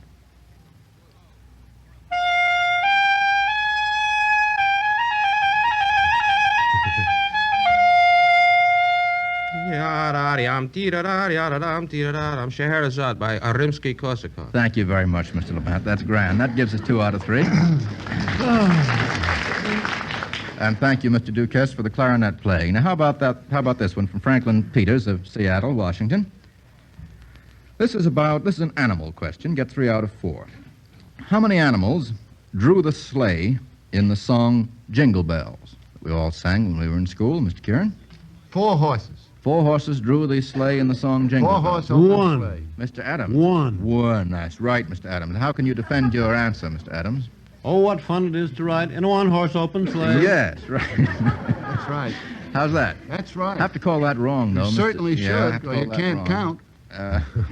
You just count too often, Mr. Kieran, that's all. Now, how about this one? How many animals hauled a load of borax? Mr. Kieran. 20. 20, mules. yes. I thought you were going to say 40. No. Yes, 20 mule team borax. I Very thought you were good. going to say borscht. Animals don't have any. No? No, they're in the borscht. They don't draw them. How many animals will be coming round the mountain when she comes? Mr. Levant. Well, the man who sings it must be an animal, then. No. I'll they're be animal- coming around the mountain? Yeah. Well, that's as much as I know. How many animals will be coming around the mountain when she comes? I don't know what verse that's in, 3rd or 4th. She'll be driving 6 white horses when she comes. Remember that, Mr. 6. Adams? 6. 6 is right. You can't keep a secret from that boy. You know, that Levant is very quick, Adams. That Levant is very quick. Now, how about this one? How many animals actually brought the good news from Ghent to Aix? Be careful, Yes. Mr. Kieran. How many? 1. 1. Now, I thought you were 3 gonna say started 4. out, and I galloped, Dirk galloped, and Jarvis galloped galloped all all 3. 3. Yeah, but only 1 finally. 1 got there. What was the name of the horse, remember? Golly, I forget. He found it in the marketplace. Name was Roland. That's right. Name was Roland. Well, we only got 2 out of 4. That sends a $50 war bond to Mr. Peters and a set of the Britannica, and sends us on to a question from Wilbur Wood of the New York Sun, New York. I think this might be up your alley, Mr. Rice. How about identifying for us the sports celebrity who pitched a World Series game in his 40s? That come back to you? Mr. Levant had his hand up at once. Mr. Levant? Last year, Freddie Fitzsimmons. That's very good. Freddie Fitzsimmons. What was the game, remember? It was the game in which, unfortunately, a ball hit his knee in the latter part after he had pitched brilliantly. And it was quite tragic because he had never won a World Series game, and he might have. Righto. That came back to you, Mr. Rice, Yes, immediately. Well, did John Quinn pitch a World Series game, too, in 1930? For the Yankees? For the Athletics? The Athletics, but That nobody right? ever knew his real age, Is so that you so? can't count that. He was around 46, though, when he quit. Around 4. He was kind of coy. Why did he keep his age so secret, Mr. Rice? Well, we asked him that once, why he lasted so long. He said, well, what are you going to do when you got a wife and 6 kids? Something in it. What am I going to do? It's still an unanswerable question for you, isn't it, Mr. Flynn? Identify the sports celebrity who played 50 minutes of football at the age of 54. Well, we're going up. Mr. Rice. That's my old friend from Yale. What was his name? Fudge Heffelfinger. Attaboy. Everybody knew that, apparently. What game was that, and when He was played it? at Columbus, Ohio, when he was 54 with Bo McMillan, and a pro game for charity. And then when he was 64 years old, he played 15 minutes in Minneapolis. Did he really? When he was 64 years old. Good for His him. birthplace. That's right. And finally, how about a sports celebrity who competed in the Olympics at the age of 48? Who was that? Wasn't Jim Thorpe? No, it wasn't. Oh, I know. Got it, Mr. Policeman. One of the policemen who throws things. Yeah, who was it? Pat somebody. No, not Pat. The other fellow. Matt McGrath. Yes, Matt McGrath, yes. He was a weight thrower in the 1924 Olympics, born in 1876. Can you name a sports celebrity who played a tennis match for charity at the age of 59? I don't want to be libelous. I can't think. Mr. Adams. Papa. That's right. It was Mr. Franklin P. Adams, who at the... it was only last year, as a matter of fact. Mr. Adams played a beautiful game. Kieran and Adams won. Kieran Adams won, yes, that's true, for the British War Relief. I would be glad to describe the game for you, but I'd rather not over the air. 6-4. 6-4. I remember refereeing that 6-4. game. That's all. I played a better game as a referee, Adams, than you played down there in the court. Now, so far, Lucky Strike has paid out one $50 war bond and one set of the Encyclopedia Britannica. And Mr. Cross, believing in the principle of better late than never, answers a question that was posed more than 3 centuries ago. The question, as Mr. Kieran's friend W. Shakespeare asked it, was, what's in a name? Well, ladies and gentlemen, names are what you make them. And the name Lucky Strike has come to stand for fine tobacco. Actual reports from tobacco markets all over the South, year after year, show that the makers of Luckies consistently pay the price to get the lighter, naturally milder leaf. For example, in Clarkton, North Carolina, at auctions of the 1939 crop, the American Tobacco Company paid 32% more for the tobacco it bought for its cigarettes and other tobacco products. Yes, 32% above the average market price published by the United States Department of Agriculture. And that crop, properly aged, mellowed, and blended with other fine crops, is in the Luckies you buy today. In short, Lucky Strike means fine tobacco. Mr. Fadiman, every smoker knows that in a cigarette, it's the tobacco that counts. So aren't the facts behind the name Lucky Strike worth acting on? Mr. Cross, you've presented the proof positive in just 60 seconds. Now we'll go on with a question that comes from Norman Lippincott of Atlantic City, New Jersey. Now, here's what we're going to do, gentlemen. We have a sports announcer down here with us, and we're going to reenact famous events of fiction, but they're going to be described in the manner of sports announcers. I want you to identify each famous event of fiction from the description that our announcer gives us. All right, let's have the first. Doesn't look so good for our boys today. Last to the ninth, 2 to tie, 3 to win, 2 out. But they've still got that one big out left, and you know anything can happen in baseball. Describing what event? Out of baseball, you mean?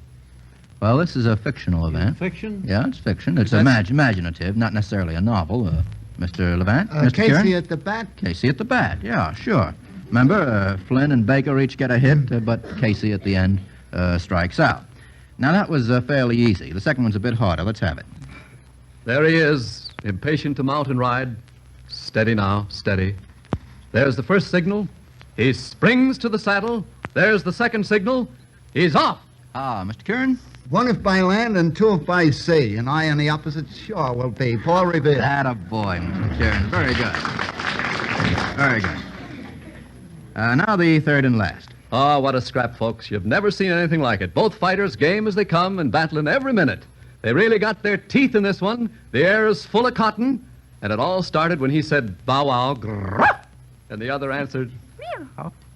Well, Mr. Kieran, our sports expert. That the gingerbread dog and the calico cat? Yeah, not gingerbread. Well, a something dog and the calico Yes, cat. that's right. It was a gingham dog and the calico cat. That's right, the famous fight they had. Very good. Got a special talent for this sort of thing, Mr. Kieran. How about this? From Ross Amos of Toronto, Ontario, Canada. Get 2 out of 3 on this. It's about boxing champions. Name the boxer who held the heavyweight title before he held the light heavyweight championship. Held the heavyweight title, and then the light heavyweight championship, Mr. Levant. I'll only guess. Was it Fitzsimmons? Yes, it was. It's a very good guess. Bob Fitzsimmons. He lost the heavyweight title in 1899, and then 4 years later he won the light heavyweight crown from George Gardner, was it, Mr. That's Rice? right, George Gardner. George Gardner. I guess there'd be only one answer to that question. Nice going, Mr. Levant. How about this one? Well, I thought it was fictional for a moment. No. Name the boxer who was a welterweight champion before he became a lightweight champion. That I can... You got that one? We got 2. You sure about that? Yeah, I'm sure, but Mr. Kieran is sure, too. Well, I'm sure. You're both sure. Give it to Oscar. Oh, you can both take it together, Armstrong. boys. Who was it? Henry Armstrong. Yeah. Whom did he defeat in each case? For the welterweight title, he defeated the boy from Chicago. I know him very well. Mr. Kieran? Bonnie Ross. Bonnie Ross, Mr. Rice, that's right. And, of course, the lightweight champion, Lou Ambers. Lou Ambers, yes. Now, name the boxer who was a European bantamweight champion once, and then he later fought a heavyweight fight for the championship, Mr. Rice. George Carpentier. George Carpentier against Dempsey for the... Against Dempsey for the heavyweight. Well, he must have begun, Mr. Rice, pretty early in the game to be a bantam. He finished late, too. Finished late. He started about 15. What's the weight of a bantam? The bantam goes about 26. No, that's feather. That's feather. It's 120. 118. Yes, 118 or 118. Well, that's right. The bantam is 118. 118. He must have put on an awful lot of weight later on to be able to compete for the heavyweight crown. Well, that gives us 3 out of 3. Now, how about this from Bessie Squires of Pasadena, California? I want you to recite from a poem that mentions each of these rivers. You don't have to give me the line that mentions the river necessarily, but just recite from the poem that does mention the river. The first river is the Chattahoochee. What poem mentions the Chattahoochee River? The Chattanooga Choo-Choo. Lanier wrote the poem. I remember that. Good work, Mr. Rice. That's quite Sidney right. Lanier. Yes, that's right. How, Mr. Kieran? I think it's called something from the hills of Habersham. Yes, that's one of the famous lines. Out of the hills of Habersham, down the valleys of Hall, I hurry amain to reach the plain, and so forth. And Mr. Rice reminds us that's from Sidney Lanier's poem, The Song of the Chattahoochee. Now, how about the river Alf, A-L-P-H? Mr. Rice? That's why Alf, the sacred river, ran. That's the one. Heaven's measureless to man. Good work. What poem are you quoting from, Mr. Rice? I'm quoting from Coleridge. Kubla Khan, and quoting correctly, too. That's right. Now, how about the river, the Congo? The Congo. Mr. Adams? That's Vachel Lindsay. Give us a couple of lines from the poem. Then I heard the Congo. Saw it, I think. Then I saw the Congo, and that's all I can remember. That's not bad. 1, 2, 3, 4, kick. Conga. Then I saw the Congo creeping through the black, cutting through the jungle with a golden track. There are a number of other famous lines from the Congo by Vachel Lindsay. Now, how about the river, the Oregon? Gee, that's a sticker. I didn't think anybody would know that. I've got 2 hands. Mr. Adams and Mr. Kieran. Thanatopsis. That's Good. right. Very good. And Mr. Kieran, give us a Where rolls the Oregon? Where rolls the Oregon? itself in the continuous woods where rolls the Oregon, and hears no sound save its own dashings. That's very good. Period. I don't think that's so easy to remember. Good work, Mr. Adams and Mr. Kieran. That gives us 4 out of 4 on rivers and sends us on to a question from Carl Bingham of Chicago. Get 2 out of 3. Can you name the author in one of whose works an actress marries a gambler, and in another, a waitress marries a millionaire? These are 2 separate works, but by the same author. Name the author, Mr. Levant. I can be wrong. It's no penalty, is It's it? happened before. Edna Ferber. That's right. Yeah. Very good. That thing about Mississippi Showboat. Showboat. And what is it, the other one? Waitress marries a millionaire. Oh, that's that Saratoga thing, isn't it? No. So no, big? No, Well, let's it go was through the whole list. Come and get it. Come and get it, as Mr. Adams reminds us. That's yes, right. A novel of Miss Ferber's about 2 or 3 years ago. Now, how about this one? An author in one of whose works, a doctor leaves his wife And in another of whose works, a businessman leaves his wife. This author likes that motif, apparently. It sounds like George Kelly. No. It could be. I would. That wasn't. I wouldn't know take. what you mean. I wouldn't take that as an answer. Mr. Somerset Maugham? No. Sinclair Lewis. Sinclair Lewis. Mr. Adams is right. Gee, I wish you'd spoken up just a second earlier. I didn't make any answer. No, but Mr. Kieran did. Mr. Adams? One is Babbitt. No, you're wrong, I think. Main Street. Arrowsmith. Yes, Arrowsmith. And Arrowsmith, the doctor leaves his wife. And what's the other one, Mr. Adams? Businessman leaves his wife in what work of Babbitt. Mr. Lewis? No, in Dodsworth. Oh, she leaves him, Mr. Fadiman. She does, And I eh? never called you Mr. before. Well, why this? I should say. Why this sudden respect? Oh, I mean, he had to leave her because it was disrespectful even in the book to have continued. In Babbitt? Was it in Babbitt? No, I'm talking about Dodsworth. Oh, in Dodsworth. She leaves him? His name was Sam, I remember. I thought the businessman left his wife in Dodsworth. Well, if he left it, that Well, was the that's only right. pride he had left. I think he did. Yeah, well, in any case, Sinclair Lewis is the man. Are you through with this argument, gentlemen, or are we going to go on with this all the rest of the evening? Now, how about this one? Name an author in one of whose works a married man... Gee, this stuff keeps on forever. In one of whose works, a married man elopes with his first wife. Got that clear? I got it. Okay. And in another of whose works, a wife gives up her husband for two other men, it says here. Well... Mr. Levant? In such wholesale style, it would be Noel Coward. That's right, yes, you almost guessed that.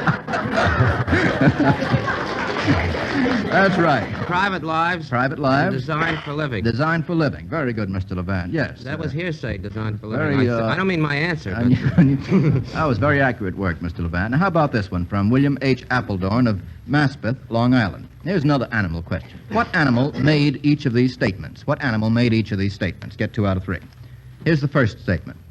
Pray render with your liquid tongue a bit from Guttadamarung. Mr. Rice. That was the fox to the gullible raven. In what poem? A poem by Carroll. Guy Wetmore, Yes, Carroll. The sycophantic fox and the gullible raven. That's so right. the crow completely doused and gave the jewel song from Faust. Remember the end of it, Mr. Rice? I always like the last 6 The moral. lines. Remember it, Mr. Adams? It begins the moral. The moral is a fox is bound to be a shameless sinner, and also when the cheese comes round, You know it's after dinner. But what is only known to few... The fox is after dinner, too. That's right. Thank you, gentlemen. Now, what animal made this statement? And ate it all up.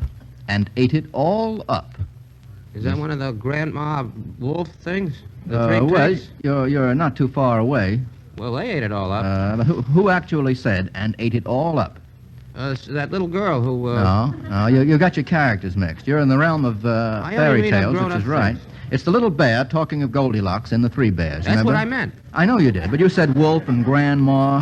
Has to be the little bear. How about this one? You got the right story, Mr. Levant. Just got the wrong set of characters. Who made this statement? What animal did? For some of us are out of breath, and all of us are fat. Mr. Kieran. Well, that's from Alice in Wonderland, and I believe it was the oysters. The oysters? Oysters. That's right. And they said, made the statement to whom? To the walrus and the coffin. To the walrus and the coffin. And how about giving me, this is a question from Marie Brenneman of Stockton, California, give 3 familiar expressions that involve a military title or term, such as private property. Mr. Kieran. Corporal punishment. Corporal punishment. Any others? I don't understand the question. Well, how about major disaster, Mr. Adams? Admiral character. Yes, very admiral character. Caviar to the general. What? Caviar to the general. Very good. Yes. Admiral Crichton. Admiral. We had that pun once. No, you had Admirable before. I see. You think it's Admiral Crichton. General Mudd or Sergeant Locks, maybe. Now here's Mr. Cross, who, with all due deference, nevertheless thinks he could supply some questions that would floor every one of our information please experts. Well, Mr. Fadiman, with the help of Speed Riggs, I could easily find some questions on tobacco that no one but a tobacco expert could answer. For tobacco knowledge is a very special kind of knowledge which literally takes years to acquire. Ladies and gentlemen, that's why, in choosing a cigarette, it's wise to profit by the judgment and experience of tobacco experts, men who spend their lives buying, selling, and handling tobacco. Now, sworn records show that with the independent experts, auctioneers, buyers, and warehousemen, with men who know tobacco best, it's Lucky's 2 to 1. These experts know just who buys what leaf, and year after year, at market after market, they see the makers of Lucky's consistently pay the price to get the finer, lighter, milder tobacco. For example, in Oxford, North Carolina, at auctions of the 1939 crop, we paid 23% above the average market price published by the United States Department of Agriculture. At Pamplico, South Carolina, 34% more, and so on all over the South. And that crop, properly aged, mellowed, and blended with other fine crops, is in the Luckies you buy today. No wonder that Lucky Strike has won the overwhelming preference of independent tobacco experts. Isn't this expert's stamp of approval worth your acting on? Just remember, Lucky Strike means fine tobacco. And in a cigarette, it's the tobacco that counts. Thank you, Mr. Cross. This evening, Lucky Strike has paid out one $50 war bond and one set of the Britannica. Thank you, Mr. Rice, for coming tonight. Next week, Mr. Adams and Mr. Kieran will be here, along with our old friend Christopher Morley, and as our special guest, the author of This Above All, soon to be seen as a motion picture, Mr. Eric Knight. Remember, for every question answered correctly, the sender gets $10 in war stamps, and for every question that stumps our board, you get a total of a $50 war bond, plus the complete 24-volume set of the Britannica. Send letters with questions and the correct answers to Information, please, 480 Lexington Avenue, New York City. And now, a parting message from Mr. L.A. Speed Riggs, famous tobacco auctioneer from Goldsboro, North Carolina.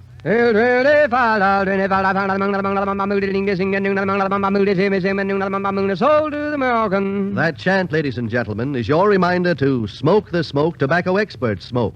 For these independent experts know Lucky Strike means fine tobacco. At market after market, they see us pay the price to get them milder, better-tasting tobacco. That's why, with men who know tobacco best, it's Lucky's 2-to-1.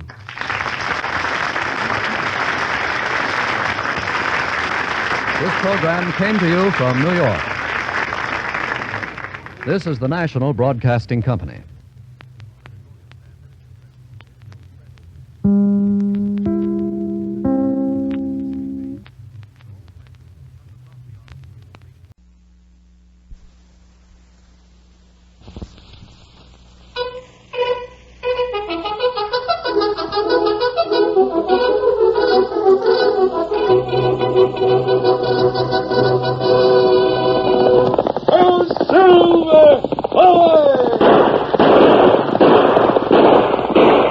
Fiery horse with the speed of light, a cloud of dust, and a hearty hi-yo, Silver, the Lone Ranger.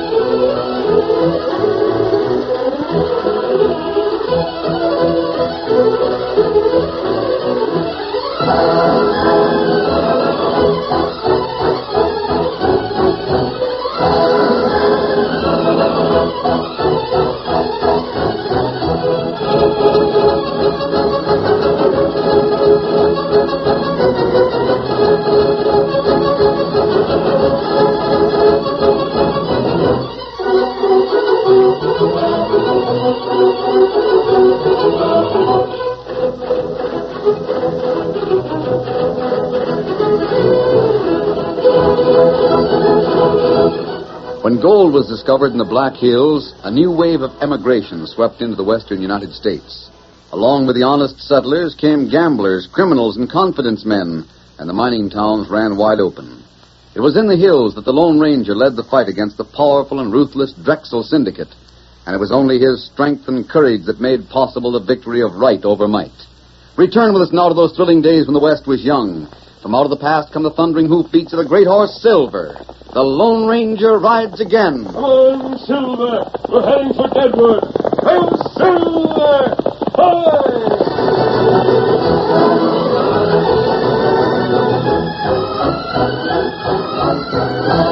Deadwood City boomed with gold mines on all sides. Those who didn't own mines spent their time panning the precious dust from the countless mountain streams.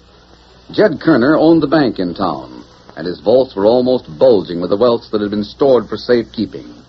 In Kerner's office sat a handsomely dressed man, an Easterner, sitting at ease, smoking a large cigar. I thought we understood each other, Kerner. We do. I'm on your side, Mr. Drexel, all the way on your side. I wanted to hear you say that. Just remember that the Drexel Mining Syndicate made you what you are. Well, I don't know as I'd go so far as to say that, Mr. Drexel. Kerner, if you doubt my statement, I'll take someone else in Deadwood, set him up in a bank, and his rise to importance will match your fall. Now, don't mistake what I said, Mr. Drexel. I'm on your side. You're going to be on my side. All the way, Kerner. That's understood, isn't it? Sure thing. Very well.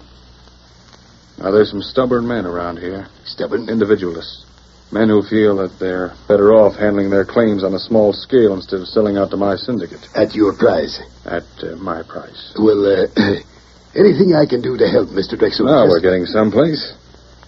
There are men up in the hills who work their property for a week, 2 weeks, or a month, and then come here to put their gold in your bank. Yes. I understand that most of them make their trips on scheduled days, is that right? Some of them. In fact, lots of them. Some come to town every Saturday. Others every second Monday, and so on. I want to know who those men are. You mean... I already know about some of them. I want to know about the others. Several of them are working property that I'd like to buy. Property that I intend to buy. I don't know as I should give you that sort of information. It'd be dangerous, maybe, if that information got out. Why?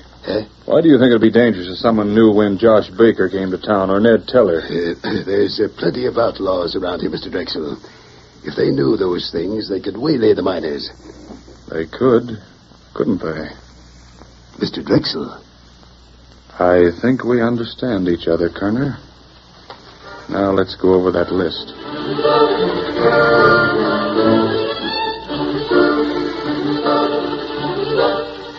A few days later, trouble broke out in the mountain trails outside of town. Rain up there. Hey, what's this? We'll take that gold. Masked robbers. Why, you ornery. Never mind the talk. Just hand over the dust.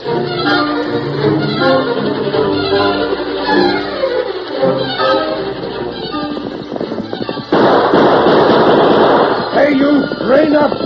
Highwayman. Leave me be, you ornery crook. Get your hands up. We'll take the gold and let you live, or drill you and then take the gold. It's up to you.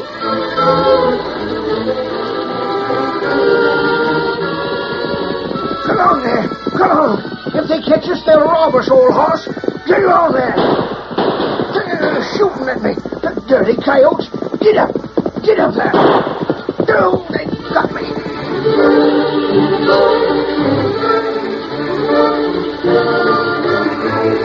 The sudden outburst of banditry made every mountain path a trail of danger. In the cafe, everyone was talking about the work of the gold thieves, especially Josh Billings. He had his wounded arm in a sling. Something's got to be done. I'm for organizing the vigilantes or something. Why, I was talking to Hank, and he said he had over $3,000 stolen. Look at me. For the past 6 months, I've been riding into town each fortnight with $1,000 in gold. And really 1,000. I ain't stretching the sum like Hank did. Those critters didn't give me a chance. They don't give anyone a chance. They just ride up and one grabs your reins and another throws a gun on you. And it... howdy, stranger. I didn't notice you standing there. Hasn't anyone been able to describe these outlaws? No, that is, not very much of them. They keep their faces covered. By the way, stranger, who are you? Well, I haven't been in town as long as most of you men, and I feel the same way you do. Something should be done, and done quickly. Yes, but what? You're Josh Billings, aren't you? That's my name. Have you met Clark Drexel? Drexel? Sure I have. He come here to take charge of his syndicate business when his agent was jailed. Well, how did you meet Drexel? He tried to buy out my property, but I wouldn't sell to him. He strikes me as being an influential man. Sure he is, and he's rich, too. Why don't you ask him to help organize your vigilantes? I don't know about that. I've heard a lot about Drexel. I'm sure he'd be glad to help you. I don't know. What do you think, Pete? I reckon Drexel would help us all right. Only, well, he tried to buy me out, too. Did he? Sell? Not at his price. I don't know what there is about him, but well, I don't like to say anything, but I wouldn't feel that I could trust him too far. Why? I said enough. How do I know you're not a friend of his? And for that matter, how do we know that this here stranger's not one of the highwaymen? Why, Ginger, we don't. You didn't tell us your name, stranger. What are you doing? Where are you from? You haven't asked the most important question. What's that? Who stole your money and how you're going to get it back? Those are the questions to answer. That's the point. How are we going to get it back? I see the banker at that table in the corner. Why don't you ask him if he can't give you a suggestion? There's an idea. Come on, Pete, let's ask Banker Kerner. Come on. I don't know how Mr. Kerner can help us, Pete, but he might have some ideas. Hold on. That stranger never did tell us who he was. Thunderation, Josh, you're right. He just sidestepped our questions like a brainless steer dodging a saddle. And now he's gone. Gone? Look, see for yourself. Pete, there was something downright odd about that hombre. Mighty curious.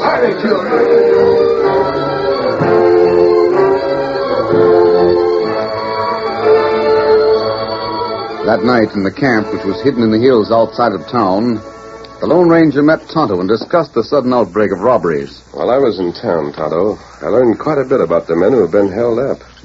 What you learn, Kimasabi? Yeah, these men have several things in common. What that? They all keep their money in Kerner's bank. And every one of them comes to Deadwood on scheduled days to do his banking. What else you learn? Yeah, I talked with several men who don't keep their cash in the bank. None of them has been bothered. Kerner not in Deadwood very long. He came here and started his bank just after the first discovery of gold. It took quite a while for him to get established. That's right. First, the men didn't want to put their cash in his bank. They felt it would be safer to hide it in their homes. Then the Drexel men came here and the robberies started. Where'd you hear that? Talking to the men in town. They told how a gang of crooks started breaking into houses and stealing the savings of the miners. Those crooks were never caught. When robberies stopped? And they stopped when the men decided that the gold would be safer in the Kerner Bank. Oh. Now there's another outbreak of gold robberies. In each case, the victim is someone who has money in the bank. There's one more point that's especially important. What's that? Every man who has been robbed has had a chance to sell his property to Clark Drexel. There, Tonto, was the answer. Drexel feller behind robbery. I'm sure of it. Just as I'm sure he was one of the organizers of the Black Arrow. We not got proof. No, we haven't proof yet. Perhaps we can get it. How we get proof? There never proved Drexel and Black Arrow. No, there wasn't. Now it'll be almost impossible to jail him for that conspiracy. But maybe we can prove that he's behind these outlaws. How you do that? Tonto, when I wear my own clothes and my mask, I'm known around Deadwood. That right. Drexel himself would know me. And there are others, too. Yes. But from now on, I'll have to keep this disguise on. Tonto, you go to the sheriff. Tell him what we hope to do and have him ready to help us. I'm going to call on Kerner, the banker.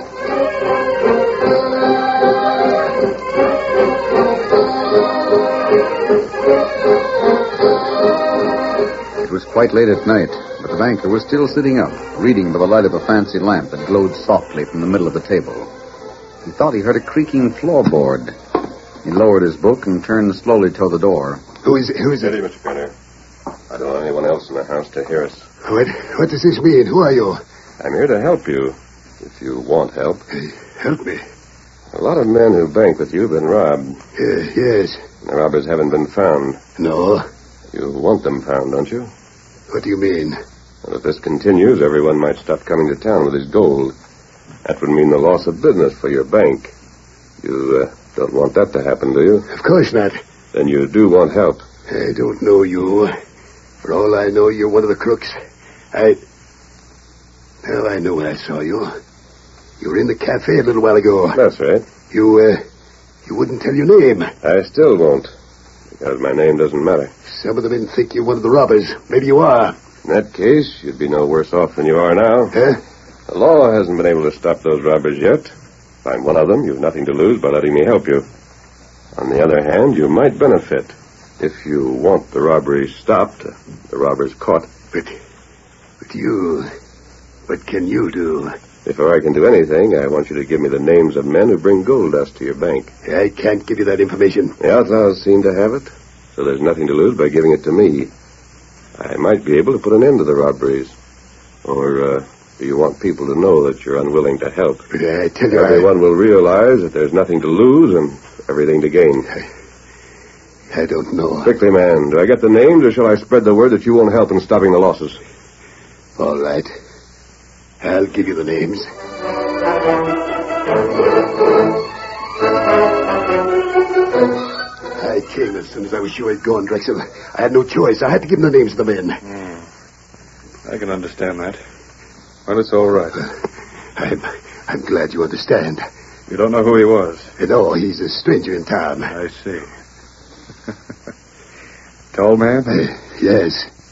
Well, how did you know? Tell me, did he have a white horse? I couldn't be sure, but it was light. It might have been white. Good. You gave him a list of names of men who bring gold dust from the surrounding hills to your bank. I had to. Very well, Kenner. Now, here's what I want you to do. Tell everyone about that call. Let everyone know that this stranger came to you and demanded that list. Spread the word that he's the highwayman. That man wore a disguise. What? He's the Lone Ranger. And because of that call on you, he'll be shot on sight.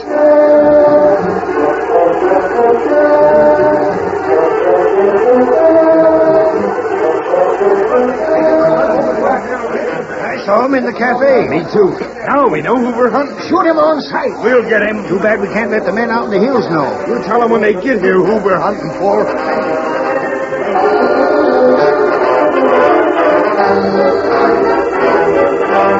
Why did you send for us, Drexel? It's dangerous for us to be so close to town. Jake, I think the Lone Ranger's after you boys. I don't say he's got us. He might call on each of the prospectors and warn them about the robberies. He'll have to do a lot of riding. They're scattered through the hills from here to Kingdom Come. You'll do well to be careful nonetheless. Meanwhile, I've handled things in town so as everyone thinks this hombre, whom I'm sure is the Lone Ranger, will be shot on sight for the robberies. Shot on sight.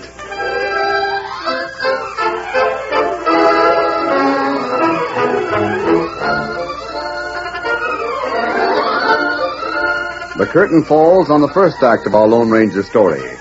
Before the next exciting scenes, please permit us to pause for just a few moments.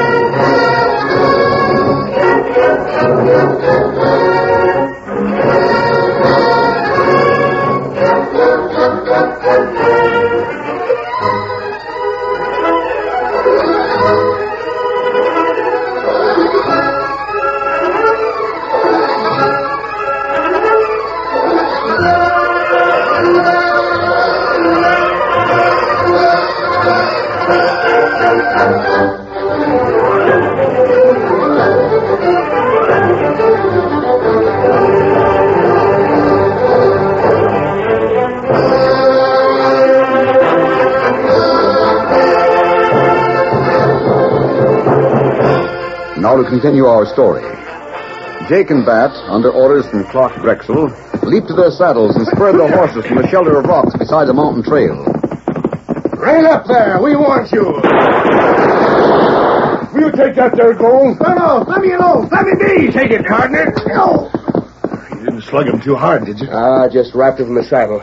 You got the dust? Sure. Let's clear out then. We got 3 days to wait before the next gent is due. Come on. Get up there. Get up.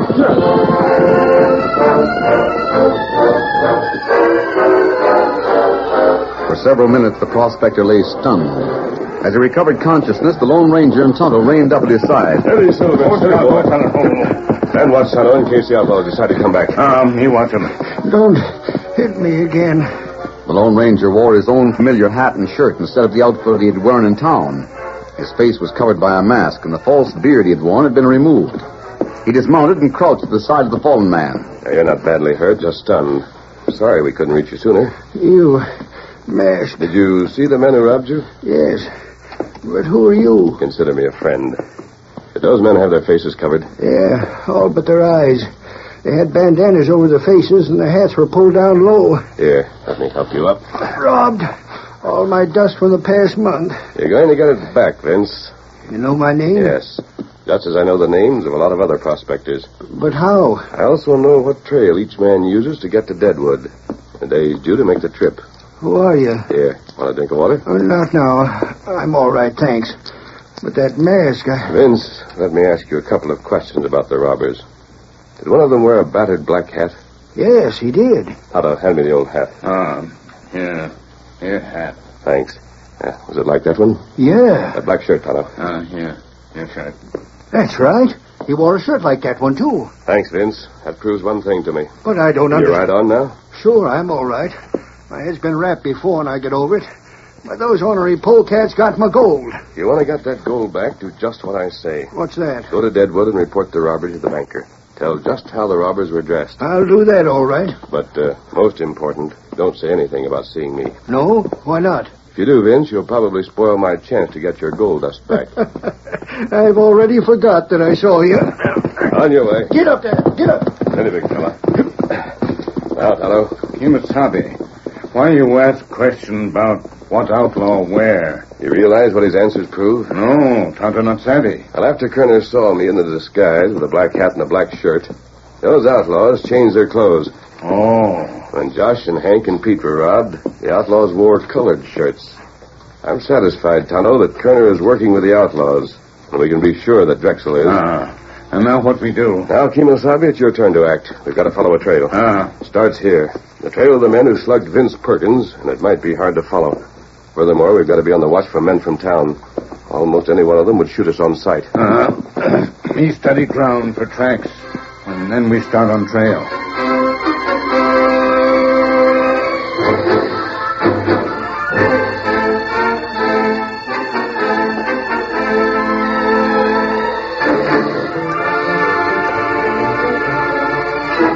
When Vince reported what had happened, there was a fresh hue and cry.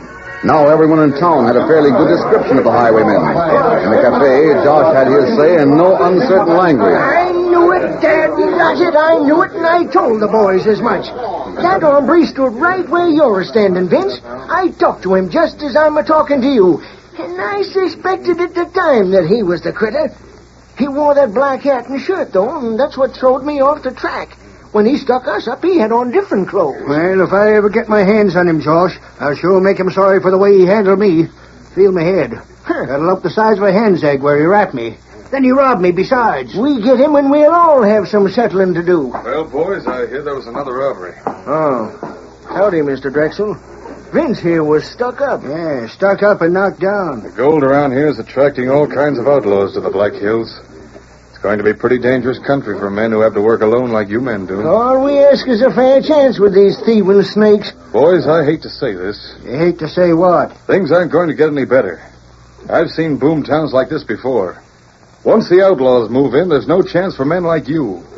It takes a syndicate to quell the outlaws. What can the syndicate do that we can't? Well, if all your mines were operated by one organization, like the Drexel Mining Syndicate, we could improve roads, bring in machines, run a spur from the nearest railroad, and hire men enough to wipe out banditry. You better spread that around as the opinion of a man who knows. Meaning that you haven't given up your notion of buying us out, eh? Well, that's the idea, Josh.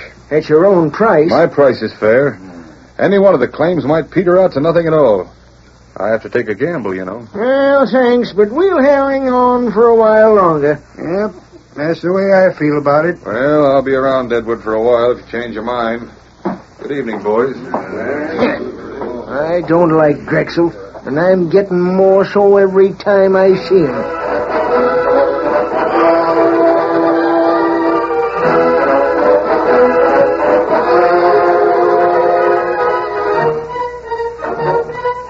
Meanwhile, in the light of a half moon, Tonto walked slowly along the ground with the Lone Ranger following and leading Scout and Silver.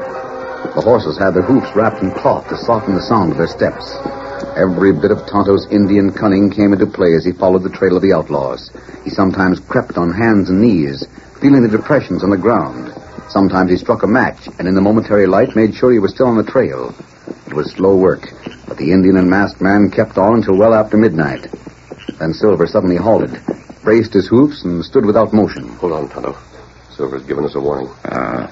Silver always know when we follow trail. All right, old fella. We know what you're trying to say. Men we want are camped not far ahead. Tonto, remember this. We've got to take those men alive. We can't shoot as they can. But they'll not hesitate to shoot. We'll leave the horses here. Let them have it, Bats. Right.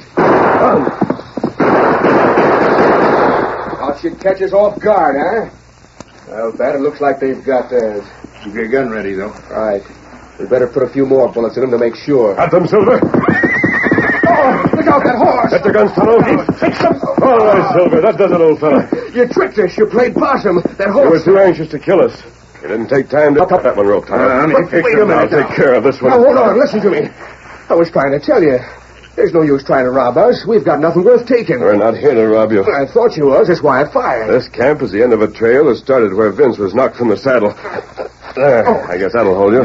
This one tied, too. Ouch. Yeah, be careful, Injun. Them ropes are tight. That's the way Tonto want them. What are you going to do with us? You've got nothing on us. We will have when we find the gold you've stolen. You've got the wrong men, mister. Never mind that. I'm going to turn you over to Mr. Kerner. Save your breath to explain to him. You what? Who'd you say? The banker. I keep an eye on them, Tonto, while I look around their camp.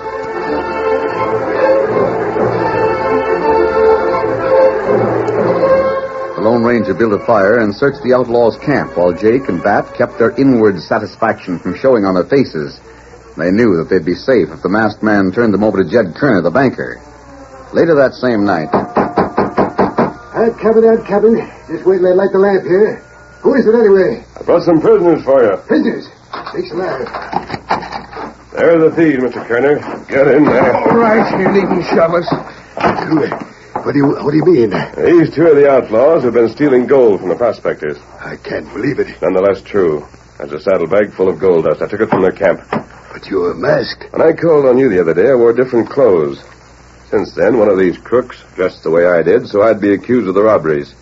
He's your man, though. What do you say about this? There's not a word of truth in it, Mr. Kerner. Me and Bat Lawford have been trying for months to find a claim without any luck. And while we're in camp, this masked hombre comes up with a redskin and ropes us. That's how it was. He's the guilty one. After all, you're a stranger around here. These two men have been around town for some time. Mr. Kerner, it'll be easy to prove that these two are the outlaws. In the first place, you can let the men they've robbed talk to them. I'm sure somebody will recognize their voices. Who else knows about this capture? I brought them directly to you. I see. Here, you better take one of my guns and be ready in case one of them makes a break. I'm going to untie Jake's hands and show you something. All right. You can handle a gun, can't you? Oh, sure. Now, you just wait 1 minute, Kerner, and I'll remove all doubt about who robbed the prospect. Stand still and get your hands up. What? Kerner. You heard me. Good work, Kerner. Reach over here, Jake, and I'll cut the ropes. Kerner, are you working with these crooks? Jake, does anyone else know about you and Bat? Only that redskin. There. Jake, now you cut Bat's ropes. Where's the Indian now? I heard the masked man tell him to go and get Clark Drexel. I expect Drexel will be here any minute with the Indian. Good.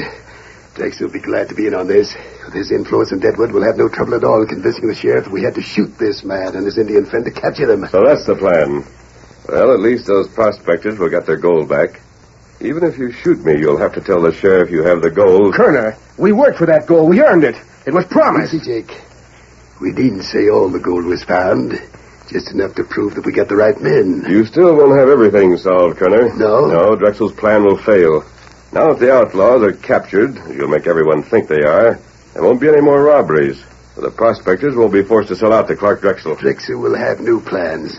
Kerner, I think you've said about all you need to say. What? Now I'll take back my gun. Stand where you are. I had to find some way to prove that you and Drexel were behind these two crooks. That's why I let you borrow my gun. Get your hands up. Stand back or I'll shoot. Go on and shoot. Let him have it, Kerner. Fire. I will. What the... Try it again. The gun's not loaded. I'll fix him. Not so fast. Oh, I'll show you. You get back. We're here. We'll take over. Hey, where you are? Let me at the critter. Me first. They plugged my shoulder with a bullet. We've been framed. Wait, boys. Let me explain. You done plenty of explaining. We heard it all right outside the house. Everything all right, Tonto? Oh, plenty good. Yeah, give me a chance. It was Drexel. He planned it. He made me help him. You'll all get the chance to talk in court. And I think you'll find a mighty unfriendly jury. Masked man, back at your camp, I heard you tell Tonto to go and get Drexel.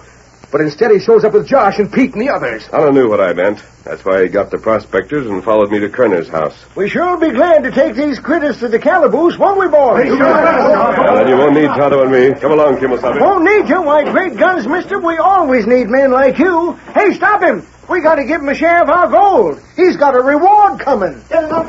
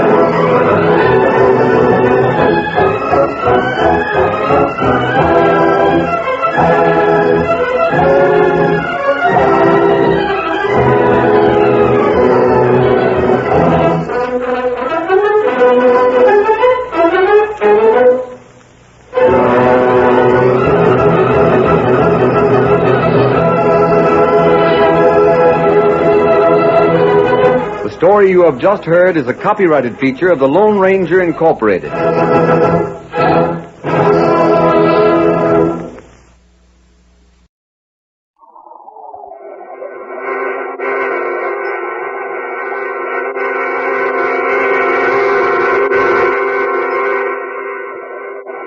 Dark fantasy.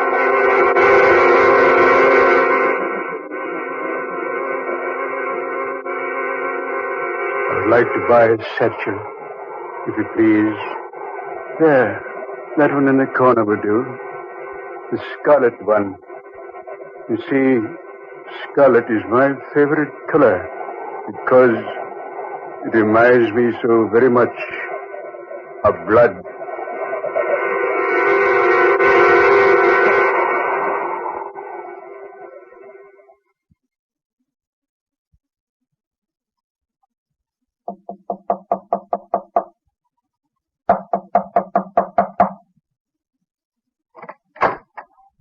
Oh, Rose, come in. Well, You know what I came about, Sam? sit down. Do you have a smoke? Yes, of course. Do you think Mr. Craig knows what we're doing? I believe he suspects. What are your plans? Tonight, Peter Craig will sign over the last of the estate to me. And when do I get the money you promised me? Within a week, Why wait that long? because it's the best that way. You should wait longer. It would not do for the private nurse, Rose Esther, to become suddenly rich overnight. You remember the price, don't you? $100,000. I should have more. You're netting a cool $1 million. The deal was all right with you when I made it. Yes. Yes, it's all right.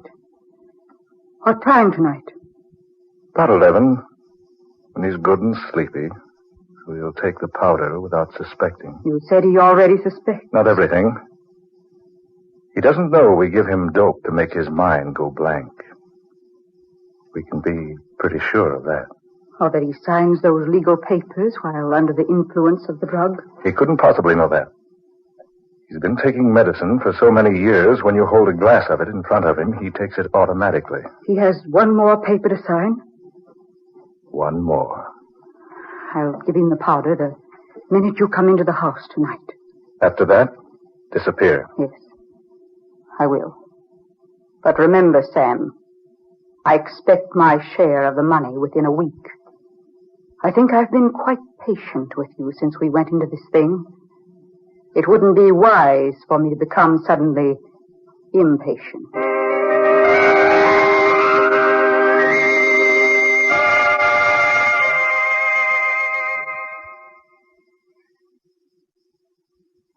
All right, Mr. Willing. Sit down, sit down. Thank you, Mr. Craig. Nurse, hand me my glasses on that table over there. I can't see a thing without my glasses. Your medicine, Mr. Craig. Eh? Medicine. Oh, all right. Thank you, nurse. Now, you get my glasses. Here they are. Do you wish warm milk before going to bed tonight? Warm milk? No, not on your life. And don't you go locking my laboratory tonight. I'm going to tinker around in there a bit as soon as Mr. Willard leaves. Yes, sir. Just ring if you need anything, Mr. Craig. You look well, sir. I never felt better in my life. Now, what's on your mind at this hour of the night? Well, Mr. Craig, I've been handling your legal affairs for quite some time now. Yes, you have. 7 years, I believe. That's so. This afternoon I stumbled upon something that absolutely astounded me. And what was that? I happened upon the deed to your estate. I noticed it had never been turned over to you in a legal manner. Well, it's a small technicality, but I thought I should advise you about it. Have you done anything about it? Why, yes, I have. That's why I came out tonight. I have the papers with me. Put everything in perfect order. I say, Mr. Craig, is something wrong? No, I'm just sleepy. I better sign the paper now. Yes, sir. I think you'd better. Here, Mr. Craig. On this line right here. Yes. Yeah? That's right.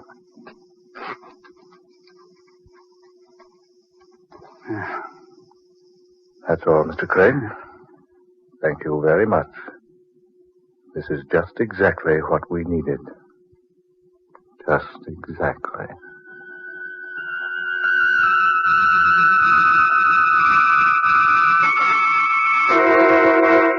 Nurse! Oh, no. They know better than to leave me here in darkness. Nurse! Come here at once. She's not here. She's gone. She's gone. And left me when it's so dark, so still. Left me here to die. No, I can't stand darkness. No, I can't be left alone. I know my heart.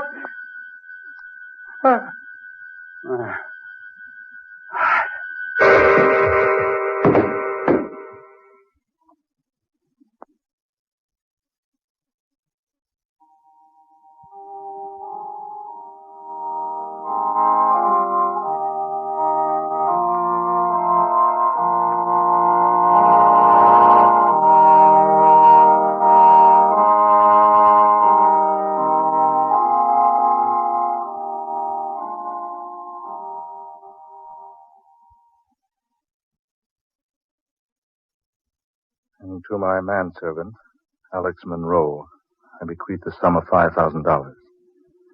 This is my will.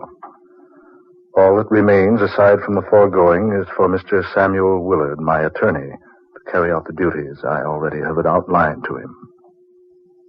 Herewith, attest my hand. Peter Craig. And that is Mr. Craig's will. I wish to assure you that the last portion, the portion concerning the duties involving myself, have been carried out. They have to do with the funeral itself and the preparations for the funeral. I wish to thank each of you for coming here tonight to hear the reading of Mr. Craig's will. You will each receive your individual shares of the estate in the next 2 weeks. Now, good evening.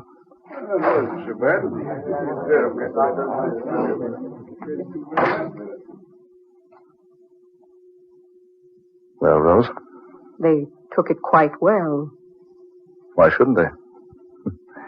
After all, they were only his servants. He had no relatives. It didn't strike any of them as strange that Craig should have left the bulk of the estate to me. You played your cards very well, didn't you? I think so. The smartest thing was giving the servants a share. Yes. Now, I suppose I'll receive my share. Of course. Within a week. Good. Would you mind answering a question for me? I know. What is it? Those instructions about the funeral. I saw nothing unusual about them. There wasn't anything unusual. But just what were the secret instructions Mr. Craig left for you in a sealed envelope marked to be read immediately following my passing? Oh, that. He just stated he wished to be buried in the family vault. But there was something strange at that. Yes? He directed me to his laboratory, a certain compartment where I found a box, wrapped in brown paper and tied with a heavy cord. He instructed that this box was to be buried with him. And was it? Yes, I had it placed in a coffin. Do you know what was in the box? Yes. I don't mind saying I was curious, so I opened the package. Well? It wasn't anything worthwhile at all. Just a couple of pounds of modeling clay. Modeling clay? Yes.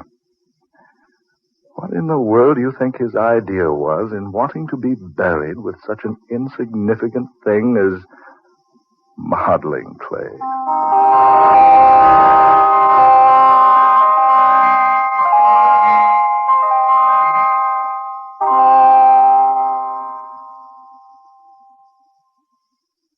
This way, please, Professor White. Thanks, Mr. Willard. Peter Craig, as I've told you, was an old friend of mine. I certainly was surprised to arrive here and learn he'd passed on. Yes. We buried him last Thursday. Mr. Craig had no relatives. I didn't know the names of any of his friends, and that's why you weren't notified. I once worked with Mr. Craig at Oxford. He could have been a professor there, had he wished. Professor? Here, down these steps. Yes, he was quite an electrical engineer. Worked miracles almost with wires and tubes and batteries, condensers, all that sort of thing. Well, I knew he liked to fuss around in his laboratory. I've only been inside the place once. Didn't know he was a master at any particular science. Oh, yes, indeed. He was one in a million. Always experimenting. Always trying some new idea. Here we are. This is Mr. Craig's laboratory. I see.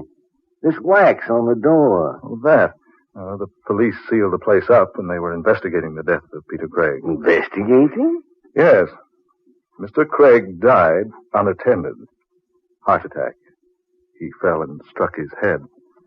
At first, the police feared foul play. Oh, I see. Oh, I suppose it'll be quite all right to break the seal now. Oh, certainly. We've forgotten all about it. There we are. Now, I'll go first, Professor White. Light switch is very inconveniently placed. Okay, sir. This is what you wanted to see. Just as I thought. Table after table and shelf after shelf of electrical equipment. Seems pretty much of a mess to me. Poor old Peter Craig. He never was very tidy. I came in here the day the police were around, just before they sealed the room up. I've never been here before. All these wires and electrical panels and tubes and things give me the creeps. Well, Craig certainly could put weird contraptions together. He spent many hours here. I believe his experiments were the only things that gave him a desire to keep on living. Say, here's a strange-looking workbench over here. What do you mean, Professor? Well, look for yourself here. See, the tabletop is littered with short links of almost invisible copper wires and with little bits of fresh putty. Putty? No, it's not putty. It's modeling clay. Yes, you're right. Yes, and here's a cardboard box of the stuff. That box, the brown paper, this heavy cord. Yeah, why, it appears that there was a great deal more of the clay in this box. You can see that a good portion of it has been torn away from the original mass. It's the same box. The very same one I put into the casket. What? What could Peter Craig have been doing with modeling clay and thin copper wires? Mr. Willard. Yes? Is that the only entrance to this laboratory, the one the police sealed? Well, yes, it is. No windows, no other door. And yet that seal was unbroken. We both saw it was. Yeah, but look here on this workbench here. These bits of clay, still moist, not dry and hardened like they'd be if they'd lain here long. And this hand towel here, look at it. Damp. As though someone had just recently dried his hands on it. Mr. Willard, what's this? Do you know? A locket on a golden chain. Where did you find it? Oh, here on the floor near the wall over there. His picture is a child inside. You know what's in the locket without opening it? Yes. It was Peter Craig's request that he be buried with this locket in his hands.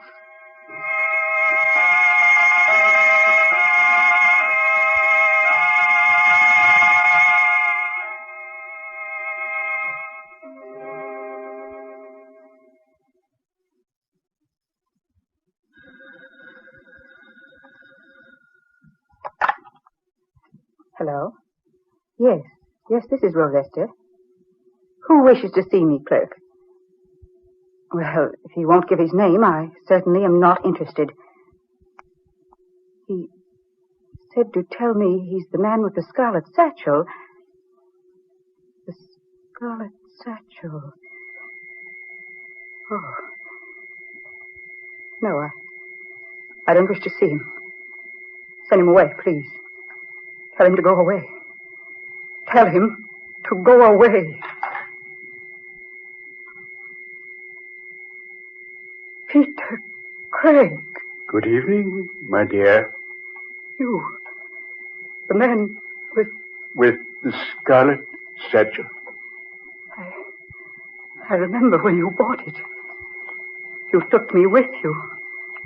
And when I suggested a black or brown-colored bag, you said... I said that scarlet is my favorite color because it reminds me so very much of blood. Yes. Oh, no. No. No, this isn't true. It can't be true. Peter Craig is dead. Yes, my dear. So he is. But you were Peter Craig. I was Peter Craig. Once upon a time. Now, I am merely an old man with a scarlet satchel. What is in that satchel? I am just returning a gift, my dear. A gift? Oh, it was a most excellent jest, I know, but hardly becoming of so charming a person as yourself. What do you mean? Do you remember the modeling clay? I see you do remember. It was merely a joke. We sent it to you only in fun. We? And Mr. Willard and I. Oh, yes. Mr. Willard. Well, I never did tell you how much I appreciated receiving a child's plaything from two such thoughtful people. But now I've come to return the gift. Go away. You're some imposter, pretending to be Peter Craig. The real Peter Craig is dead and buried. I am going, my dear. But I leave the gift with you. You'll find it there in the satchel. You'll find its contents most interesting, I'm sure. And now, good night, my dear, and goodbye. He's gone. It isn't true. Peter Craig is dead. I saw him buried. Oh, this is just a horrible dream. Yes, I'll wake up any minute now and... That satchel. Scarlet. More scarlet now than it ever was. There on the floor, where he left it. Oh, it's opening. Yes, opening. And yet, there are no hands to do it. Something inside. Something is opening that satchel from the inside. What in the name of heaven is that thing? Oh, no. Oh, stop. Stop, I tell you. Keep away. Keep away from me. No. No. No.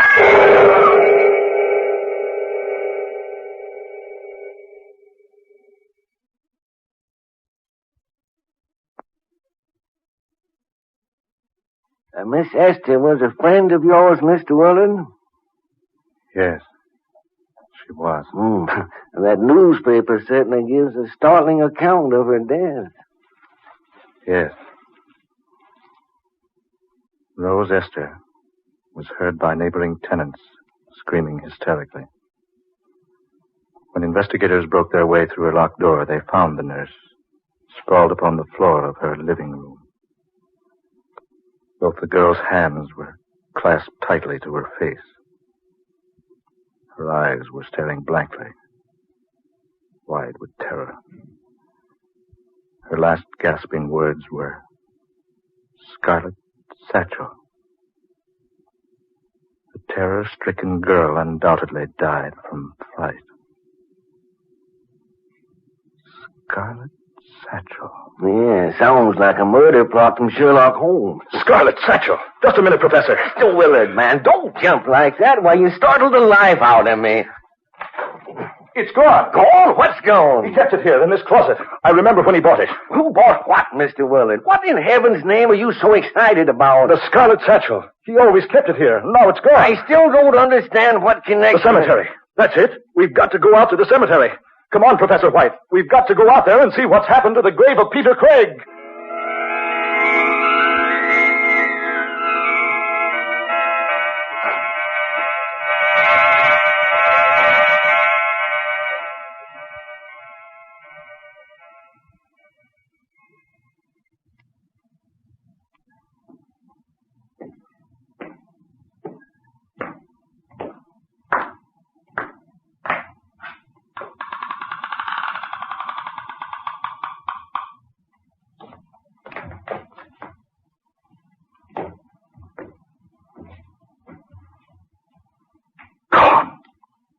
body's gone. Peter Craig's vault has been opened.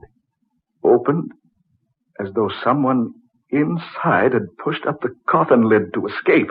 That lid was heavy. Peter Craig! It was so difficult for an old man to push up so much weight. But Peter, what on earth is the explanation of this? They told me you were dead and buried, man. Then for once, my good friend, they told the truth. Yes, he is dead. I saw him just after they found him. He'd been dead for hours. His heart had stopped. Rigor mortis had set in. Yes, I was a perfect corpse. Peter! He was taken to the funeral parlor, embalmed. He lay in his coffin a day and a night before we buried him. Mr. Willard, there's some explanation. I saw them close the coffin on him. Saw them bring it out here. Watched them put it into the vault and seal the door. And Rose Esther witnessed the same thing. That's why I startled her so. You killed her. You killed Rose Esther. No, not I. She was killed by the thing in the scarlet satchel. The scarlet satchel? Professor White, look, he's carrying it now. There is one plan in the entire scheme of things mortal man does not know. That those who are murdered never rest easily within their graves until they have wrought a full and perfect vengeance. Murdered? They left me alone in the darkness and stillness of a night to die. They knew that my heart couldn't stand the shock. It was as much murder as if they'd stopped my heart with a dagger thrust. No, I had nothing to do with that. You and your friend Miss Esther once thought it very hilarious when you sent me a child's plaything to the mails. At the time, I was not amused, Mr. Willard. Now I am. The clay modeling set. Exactly. Peter, man, what are you doing? The scarlet satchel. He's opening it. I'm kicking out my little pygmy friend. Peter, that thing looks alive. No, it can't be. It's nothing but a little figure modeled in clay. Just a little clay doll. It can't be human. Then watch it come to life. Peter, good heavens. It's moving, walking like a man. You see, I have put the modeling clay to good use. I have created with it your damnation. No. Keep it away from me. Don't let it come any closer. Keep it away, I say. Don't let it touch me. Stop it. Keep that devil's thing away from me. Don't let it touch me. Keep that devil's thing away.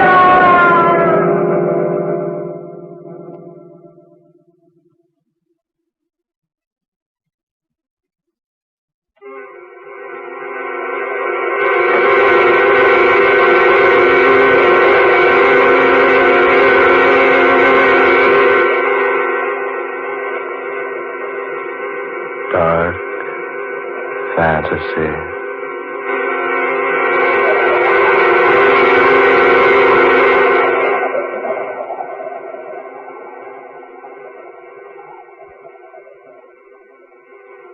You have heard The Man with the Scarlet Satchel, the 16th original tale of dark fantasy by Scott Bishop. Ben Morris played Sam Willard, Fred Wayne was Peter Craig, Georgiana Cook took the part of Rose Esther, and Muir Height was heard as Professor White. Next Friday night at this time, listen to another startling and weird dark fantasy adventure. Superstition, Be Hanged, written by Scott Bishop. Tom Paxton speaking. Dark Fantasy originates each Friday night in the studios of WKY, Oklahoma City. This is the National Broadcasting Company.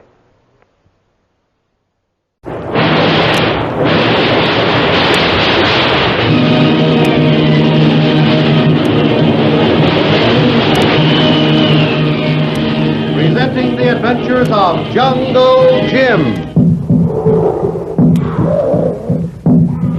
The Adventures of Jungle Jim broadcast weekly over this station are dramatized from the full-color action pictures to be found in the Comic Weekly, the world's greatest comic supplement that comes to you each week with your Hearst Sunday newspaper. Join the 11 million adults and the 6 million youngsters who enjoy the world's best artists featured in every issue of the Comic Weekly, which comes to you with your Hearst Sunday newspaper.